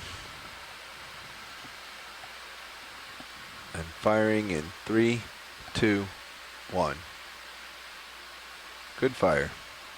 Niskin 3. Niskin 3. Another reset.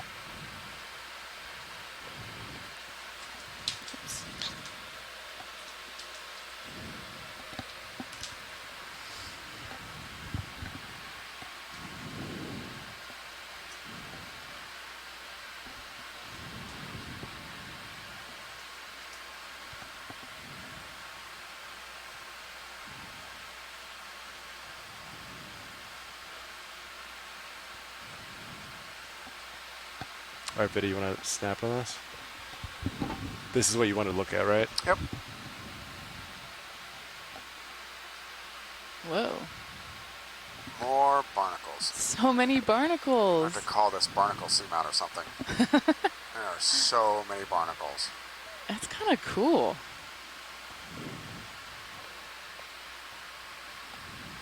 Okay. Looks like maybe it's, I don't know, manganese encrusted basalt that's covered with sediment. Yeah, I think it's just sediment that's poking through. I don't think these are Yeah, anything. that would be my guess also. All right, anything we can get to in 12 minutes? Let's look around.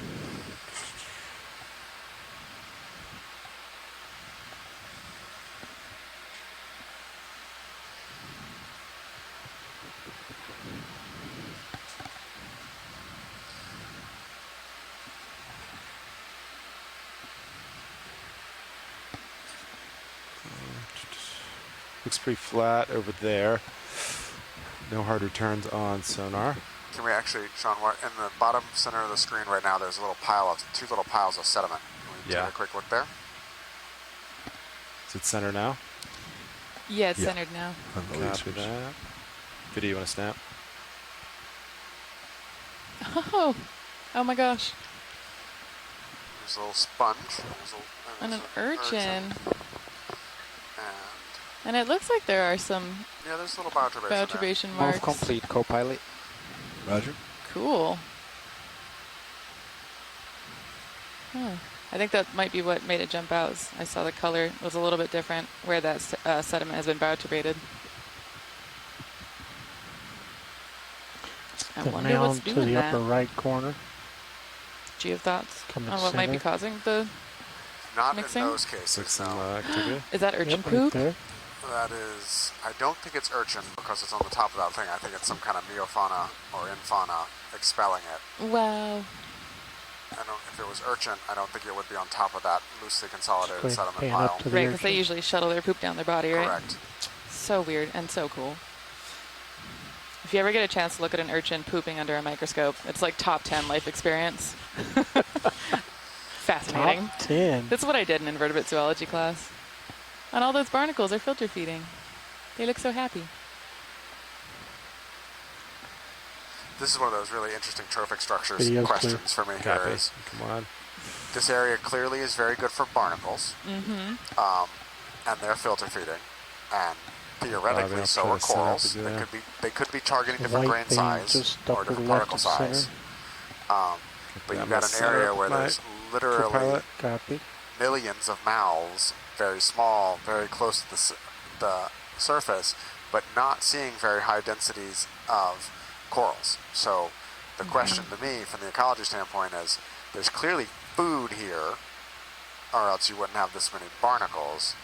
But what's the conditions that make this a good environment for the barnacles and that rock we saw with the White 1,000 things zoanthids coming on in it the versus center right. for the larger macrofauna growing up Yeah, taller copy in the that. water column?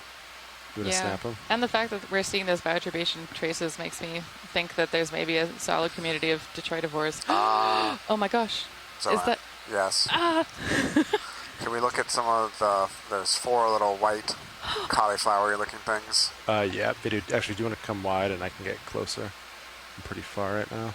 It's a xenophyophore? Yes. Oh my gosh. I'm so excited. These are unicellular organisms, so it's a single cell that's making this test, I guess you'd call it, or shell, or calcified part of its body. In forams, it's a test. But, I think it's a test. yeah, right? I'm so fascinated by these. These are single cell They're multinucleate, massive. right? Yes, single cell multinucleate. And they're huge.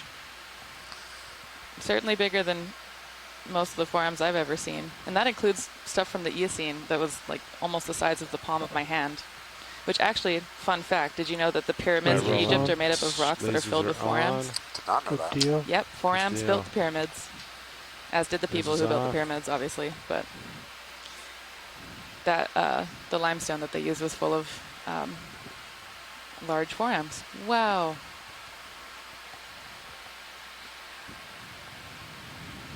I think these are the largest single cell organisms, correct? Let's go to the upper I think center so. one. Yes.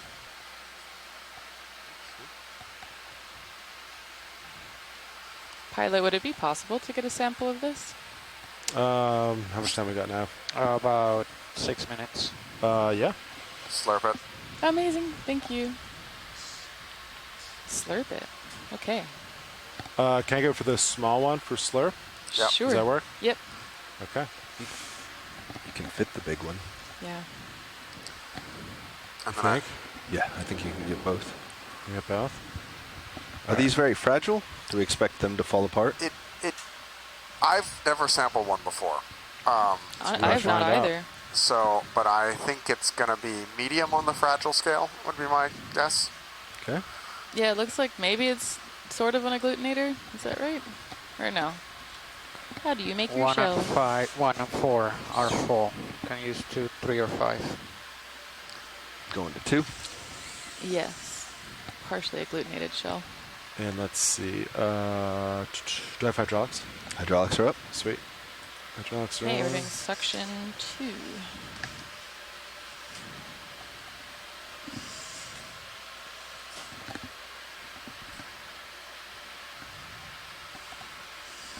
Oh yeah, I pointed you back up there. Sure did. I was using it. And then, yeah, when you're ready, we can draw out a little. Drawing out.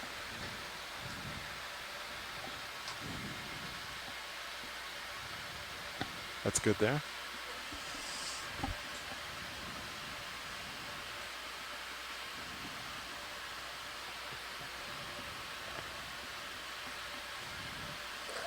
Wow, I'm very excited.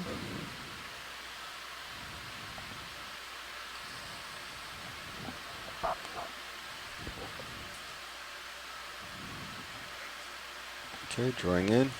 Drawing in.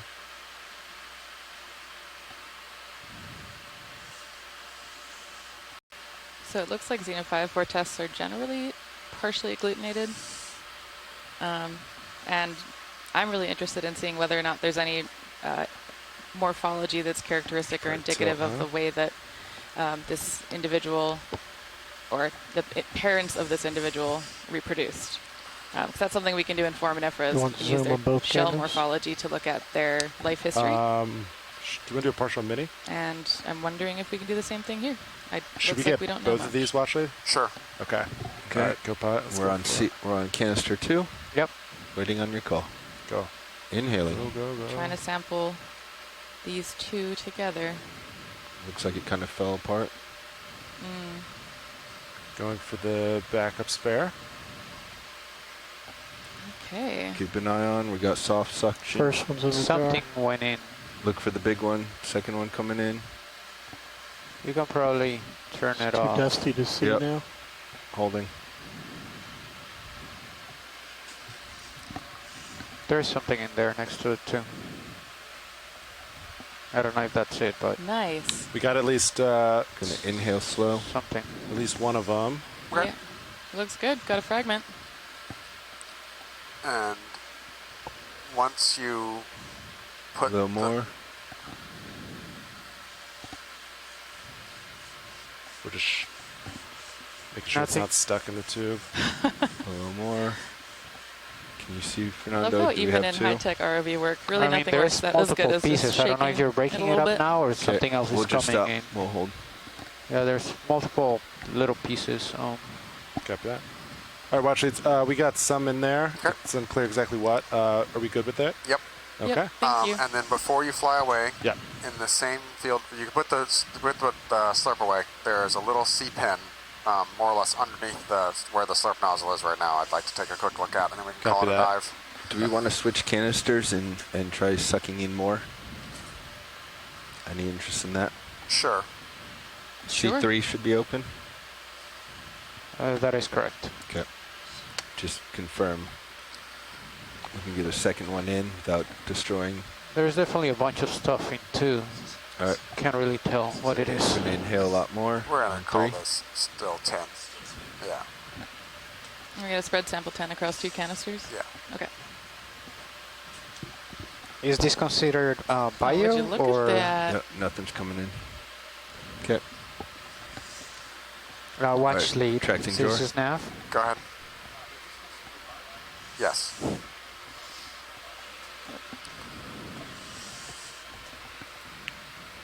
I didn't see anything come out in 3. Nope. Copy that. So you thought the first one might have broke apart? The first one looked like it broke apart Okay. significantly. I think that big chunk there is the second bigger one. All right. If you would Okay, go mine half is zoom, Sean. Yeah. Show Half you zoom. the little C pen I want to look at. All right, Roland, do you want to come in partial?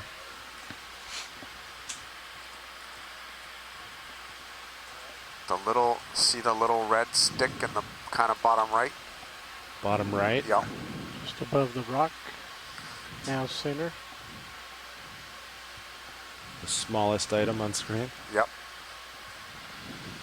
He's got another little Oh my Wardziela anemone off the top, and this is probably a Protop Telum C pen. How you doing, Copilot? Good. Good. All right. I think we are good. All right, copy that. Thank you very much. Thank you. Great dive, y'all. Yeah. Thank you, pilots, navigators, video, everybody. Yeah, thank you. That was Okay. great. That was awesome. That's the end of the dive. If you guys wanna get information to come up. No, Yeah, we got it just a minute ago. All right, let's see, Bobby. So I need to do, you're pretty much lined up.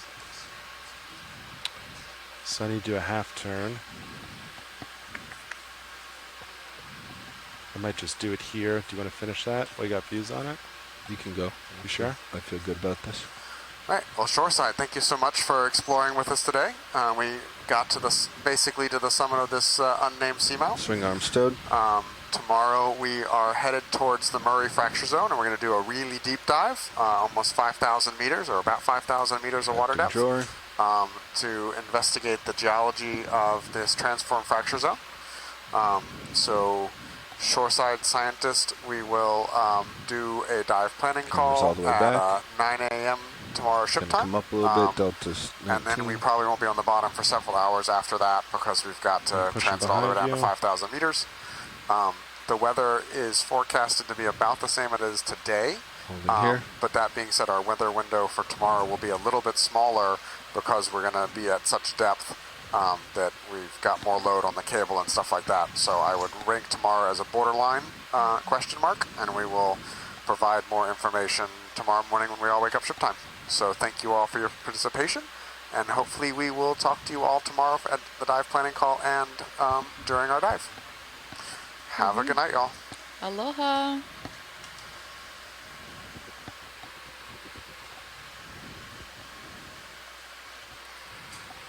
Okay, I'm pushing out and coming up a little. Auto heading still in.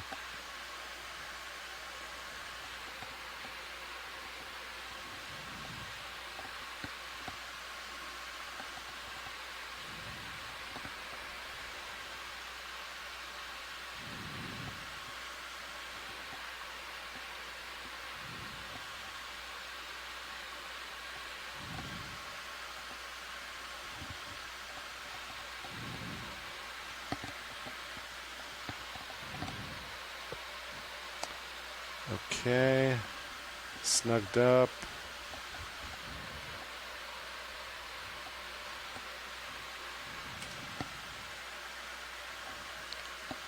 Let's see, I need to get my Z-bias. Right now it's pushing down, so I need to go the opposite way. Ready for my auto head out? You're tugging on it pretty yeah, decently. sorry, that sounds good. Yeah, auto head out. I'm gonna put some positive Z-bias in.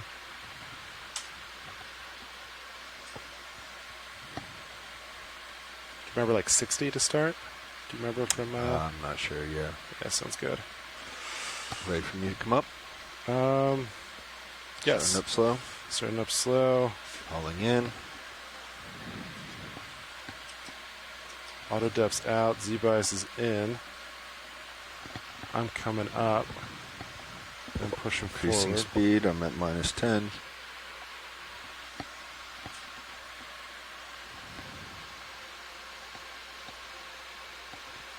$15.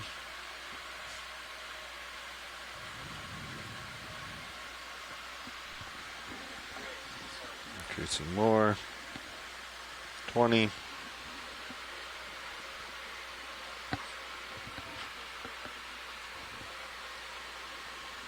30.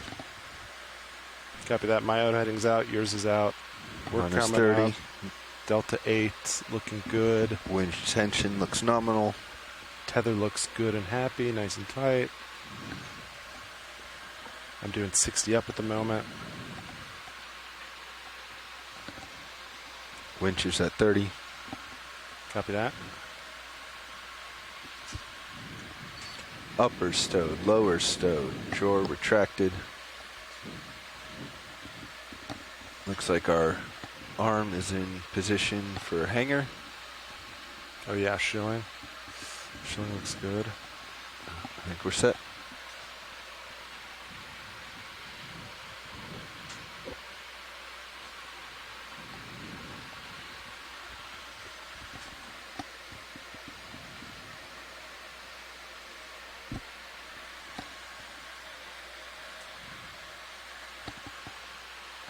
I swear.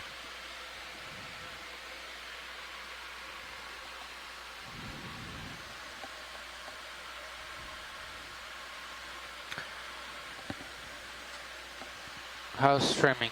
Looks good. It does. Looks All real right. good. Do we wanna hold here until they come down to let us know what's planned? It's fine for me. Yeah, just hold here. All right. Streaming looks fine. If it gets funny, we can, if the ships are coming ahead. Copy.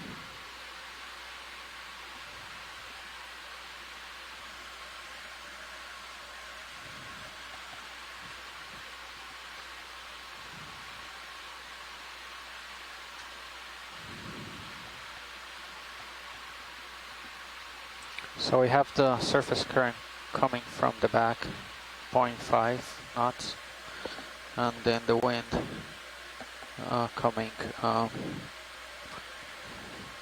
from about 70. And it's this one and this one never agree. Like this one's always like half of what that is.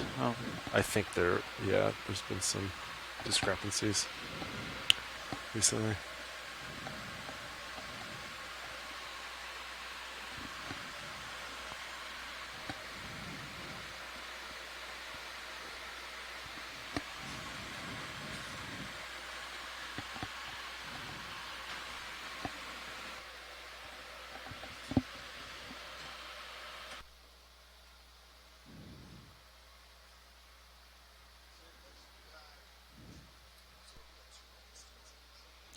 Yes, that was the third one, I believe.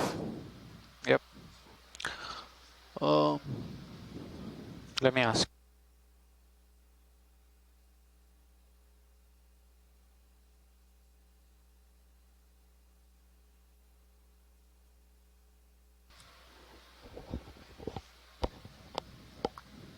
Excellent flying, pilot.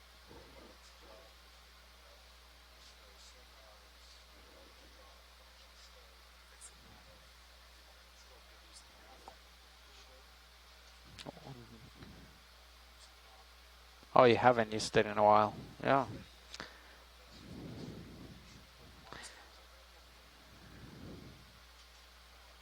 Yeah. Those under pressure at the end of the dive when you have to do it like within 5 minutes. Those are good. Good practice, definitely.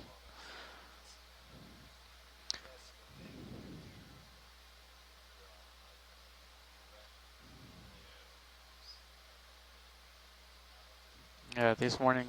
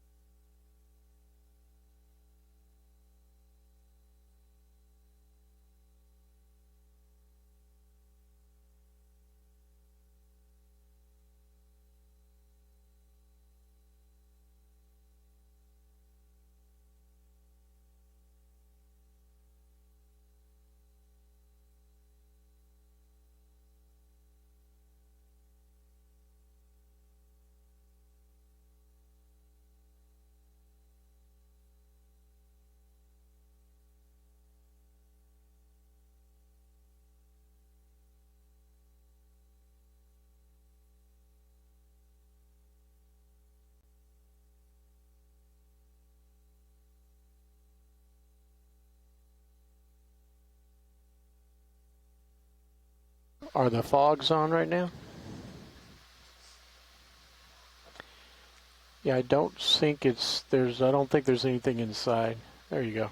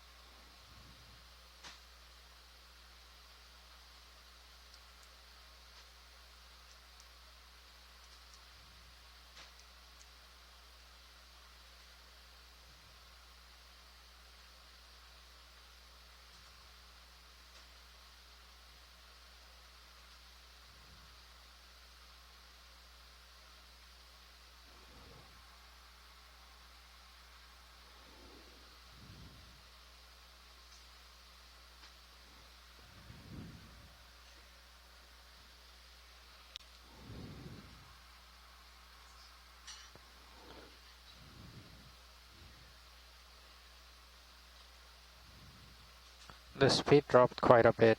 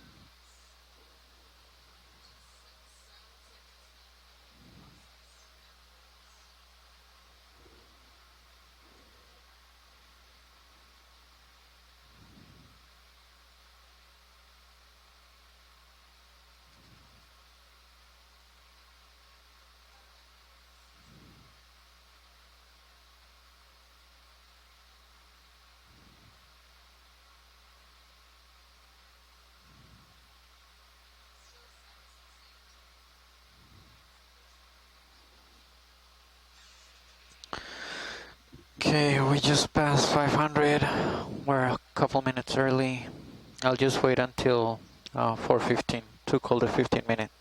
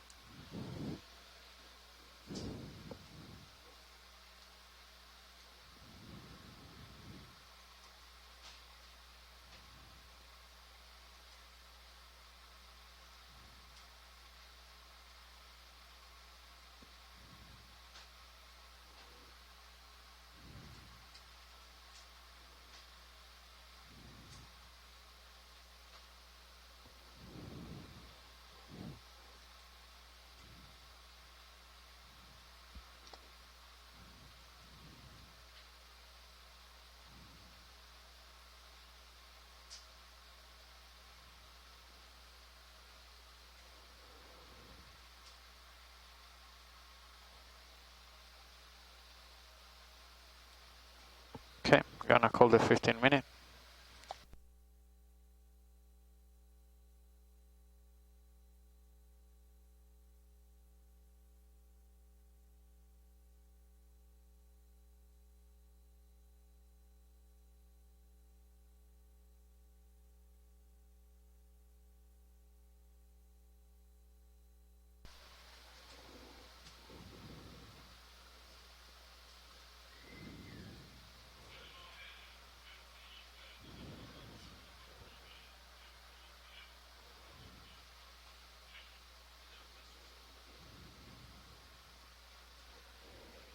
Uh,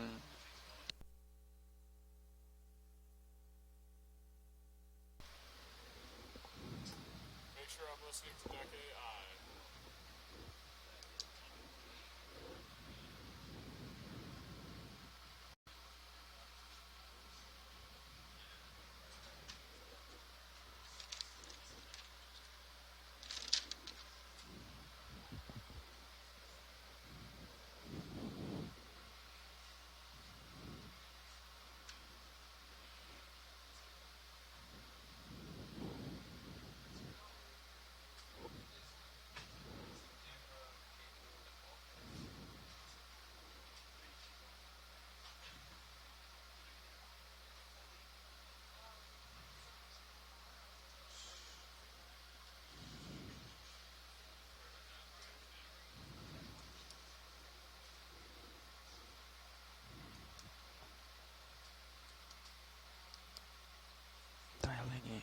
Dialing in.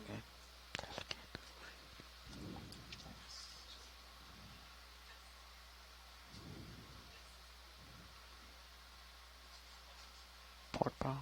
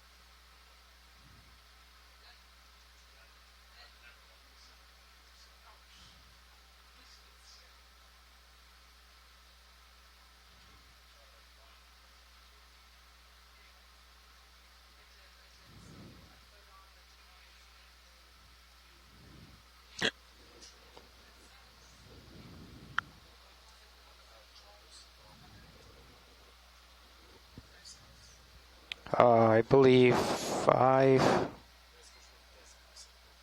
2 does not. Oh, never mind. 3 does not. 5 does not.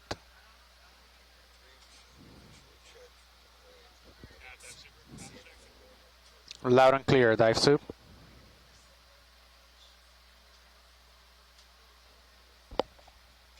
Dive soup, do you copy?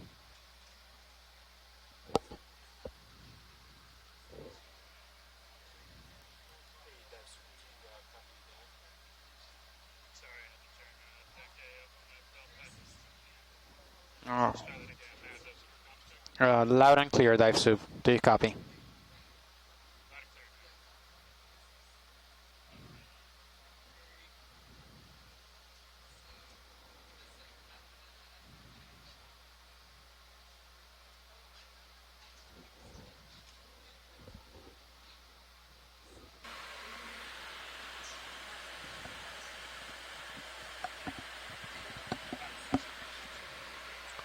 Pilot has dive super, loud and clear.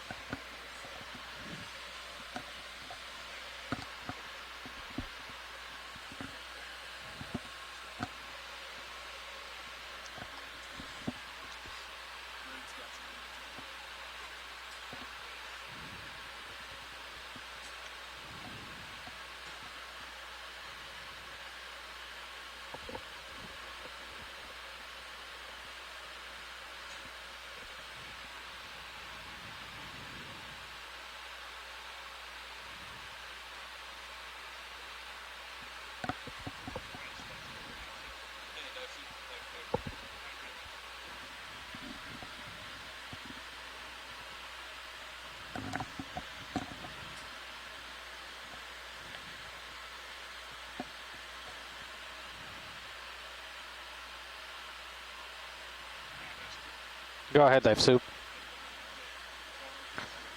Vehicles are currently passing 250. Streaming's looking good. Maybe 10 degrees to starboard. Ship currently has the center of rotation at midship, and the port prop and rudder are disengaged. Auto search and auto sway are disengaged. We're moving through the water. They're dialing up the 0.5 knots through the water, and then the wind is about 30 degrees off of our port bow.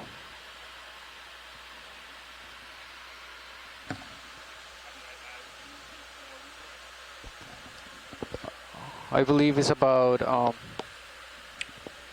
30 degrees off of our port bow. think we're...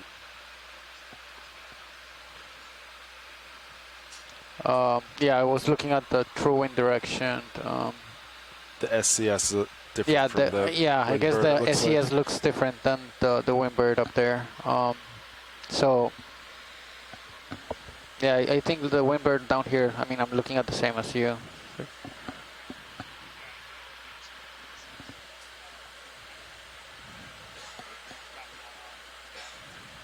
Dive Soup has comms.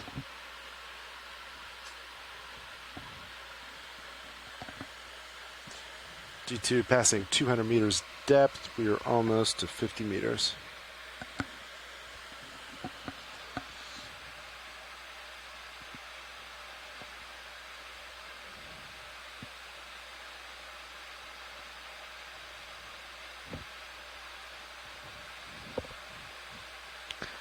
Like, none of these match anything else.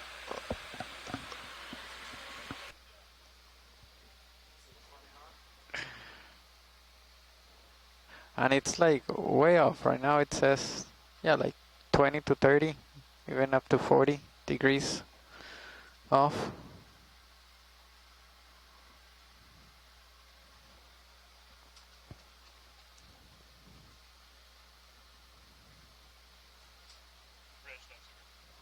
Go Bridge. Anything to add to Matt's assessment from your perspective? Negative, yeah, the wind direction is definitely just out ahead. Our secondary long period swell off the port has died down. We're dealing with a more of a constant swell directly ahead of us at about 3-4 feet in height. Dialing in the decimal 5 knots ahead. And no traffic, no squalls. Should be clear pretty good. Copy Oak Ridge, and I think we confirmed this, but could you confirm port prop and rudder disengaged at this time? Yes, sir. Port prop, port rudder are disengaged. Auto surge, auto sway are disengaged. Center of rotation is initiated. Copy all, take Bridge. Thank you.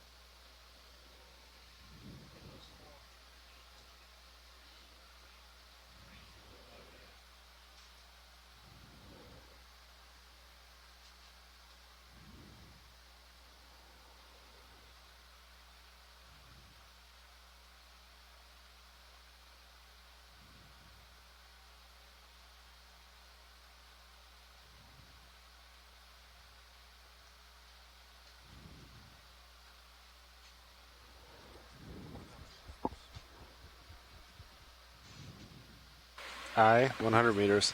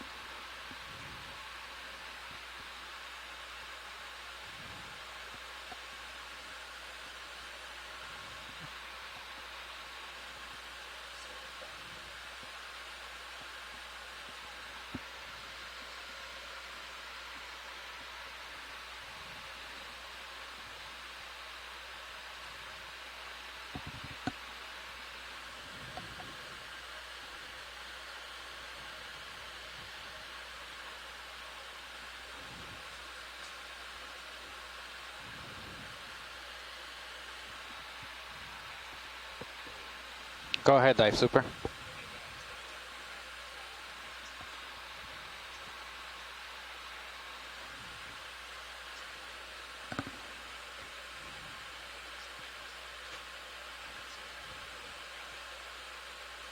Copy all. Streaming still looks good.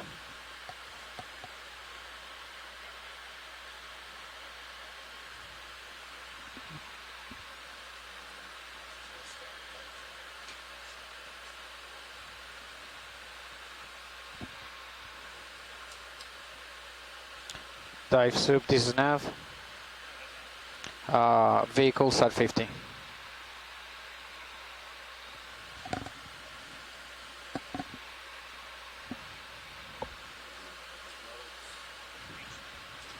Copy that.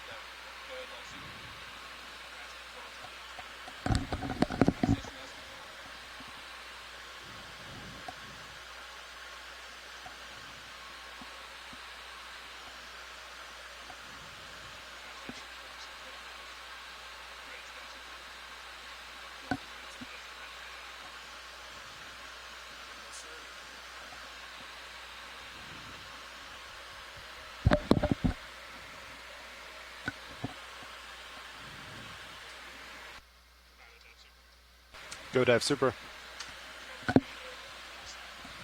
Yes, sir. Copy that.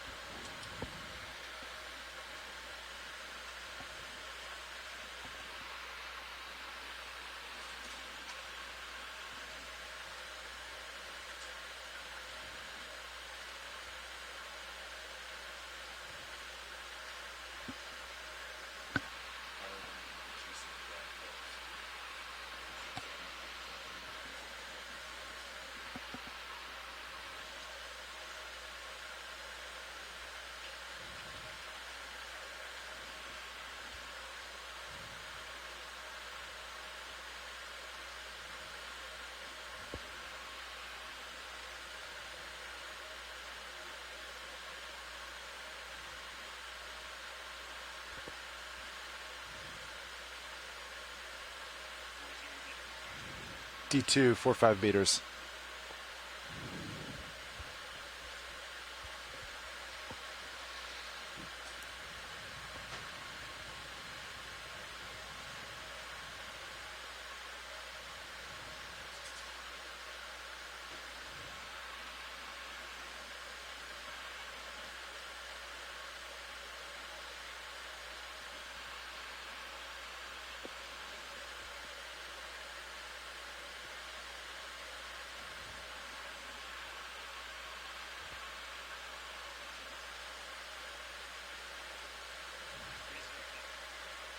D2, 3-5 meters.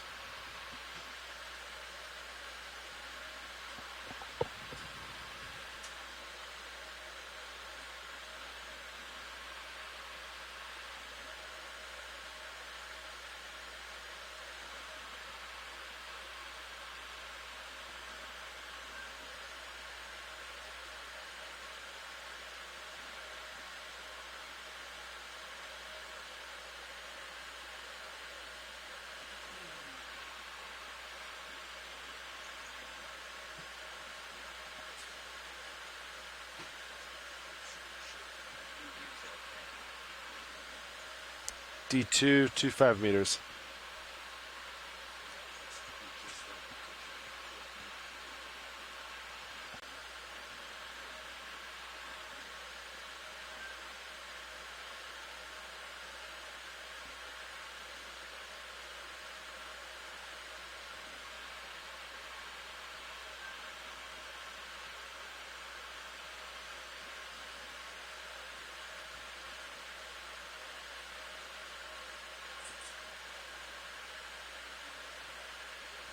D2, 1-5 meters.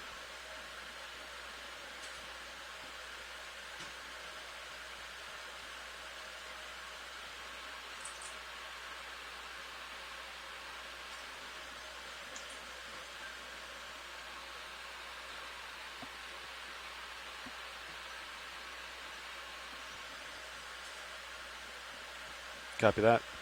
That agrees with the compass.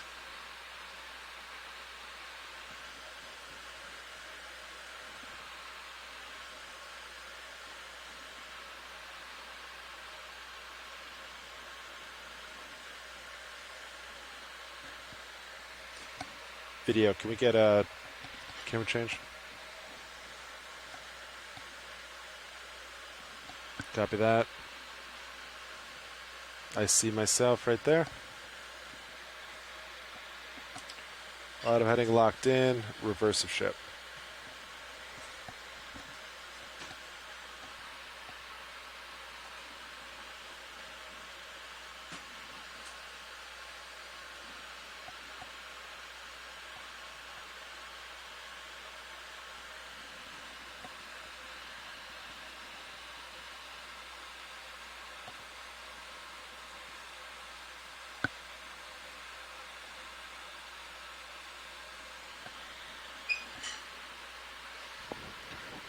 Okay, both CTDs should be clear.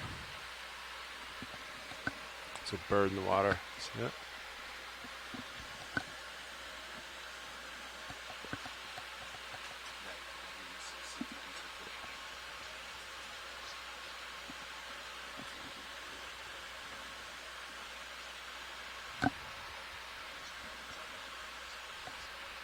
Copy that.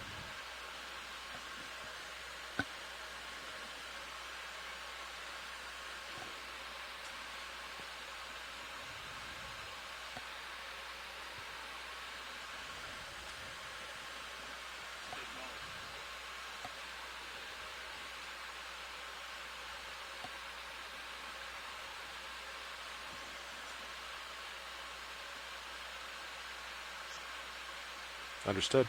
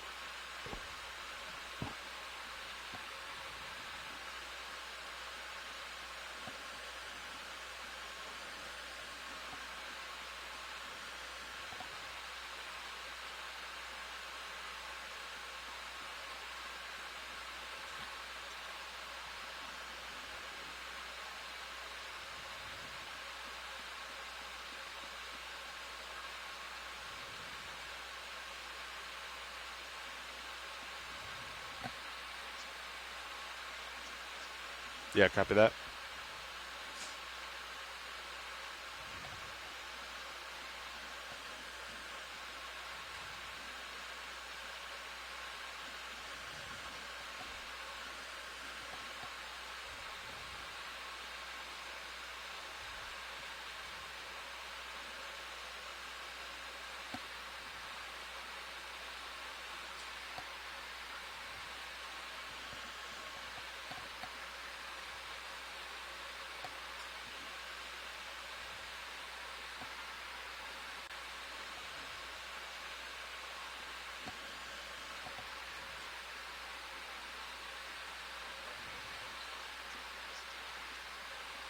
Good copy.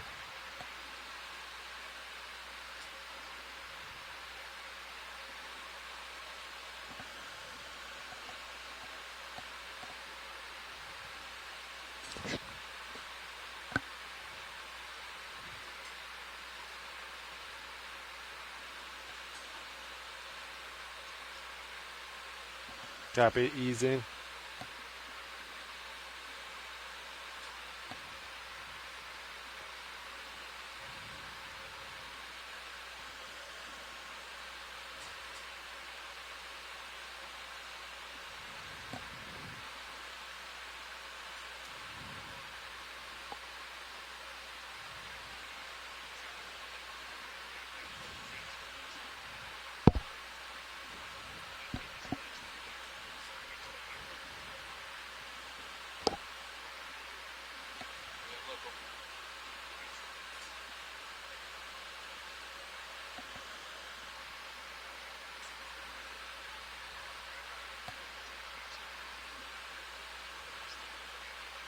Copy that. Off stick, auto heading still engaged.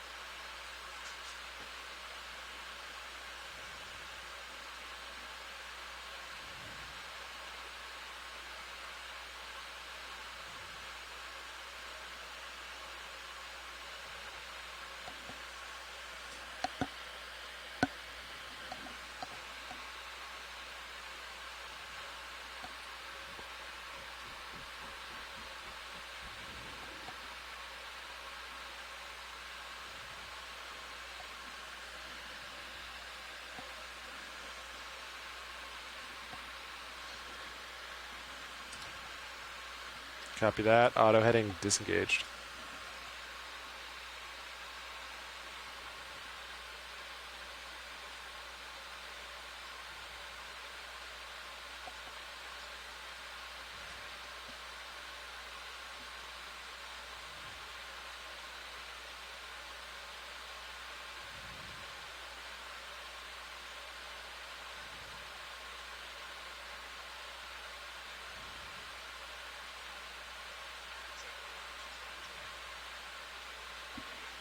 Copy that.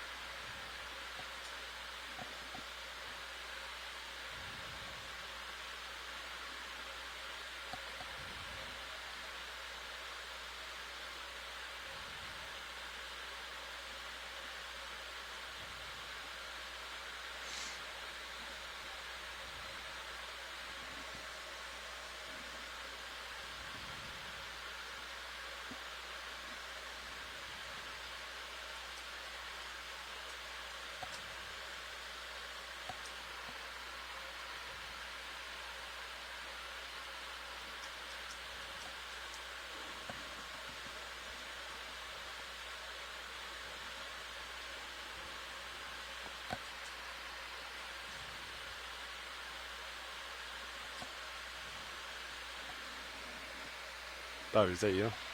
Okay.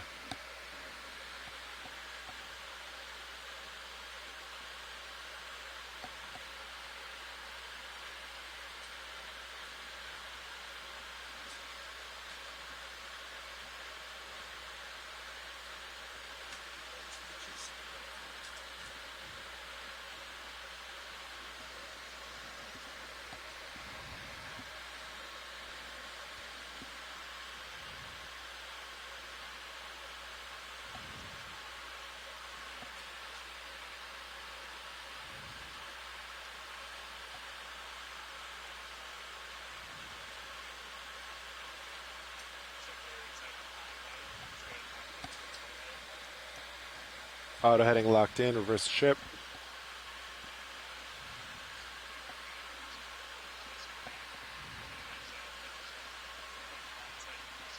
Yeah, copy that.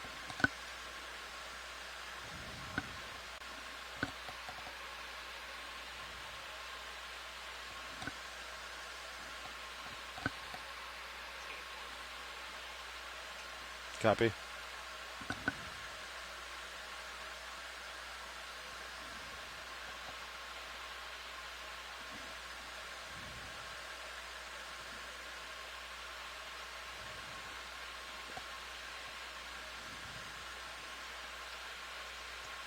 Maintaining.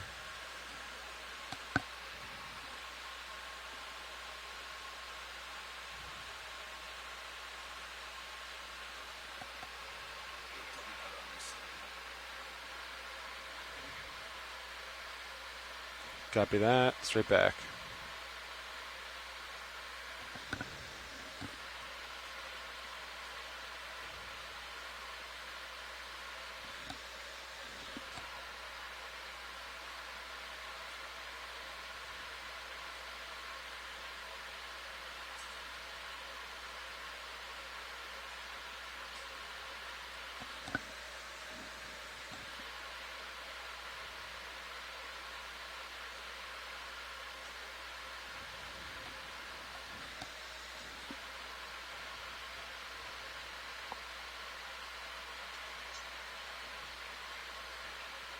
Understood.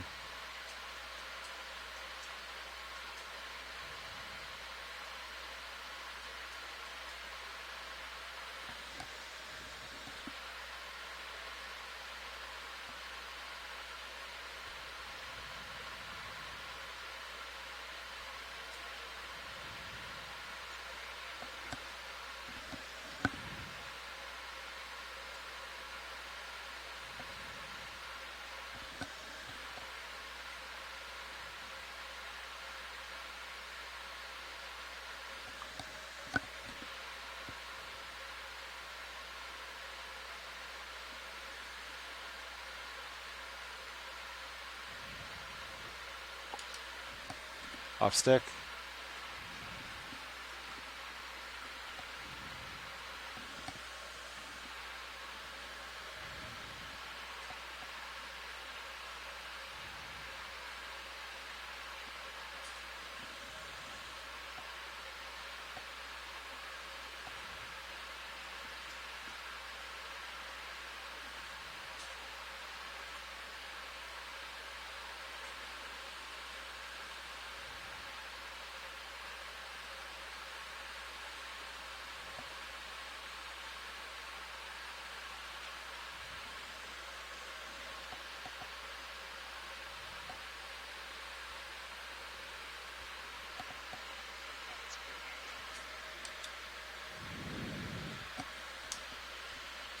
Deck, E-stop. Winch, knife switch. We got 0 voltage up here on the power meter.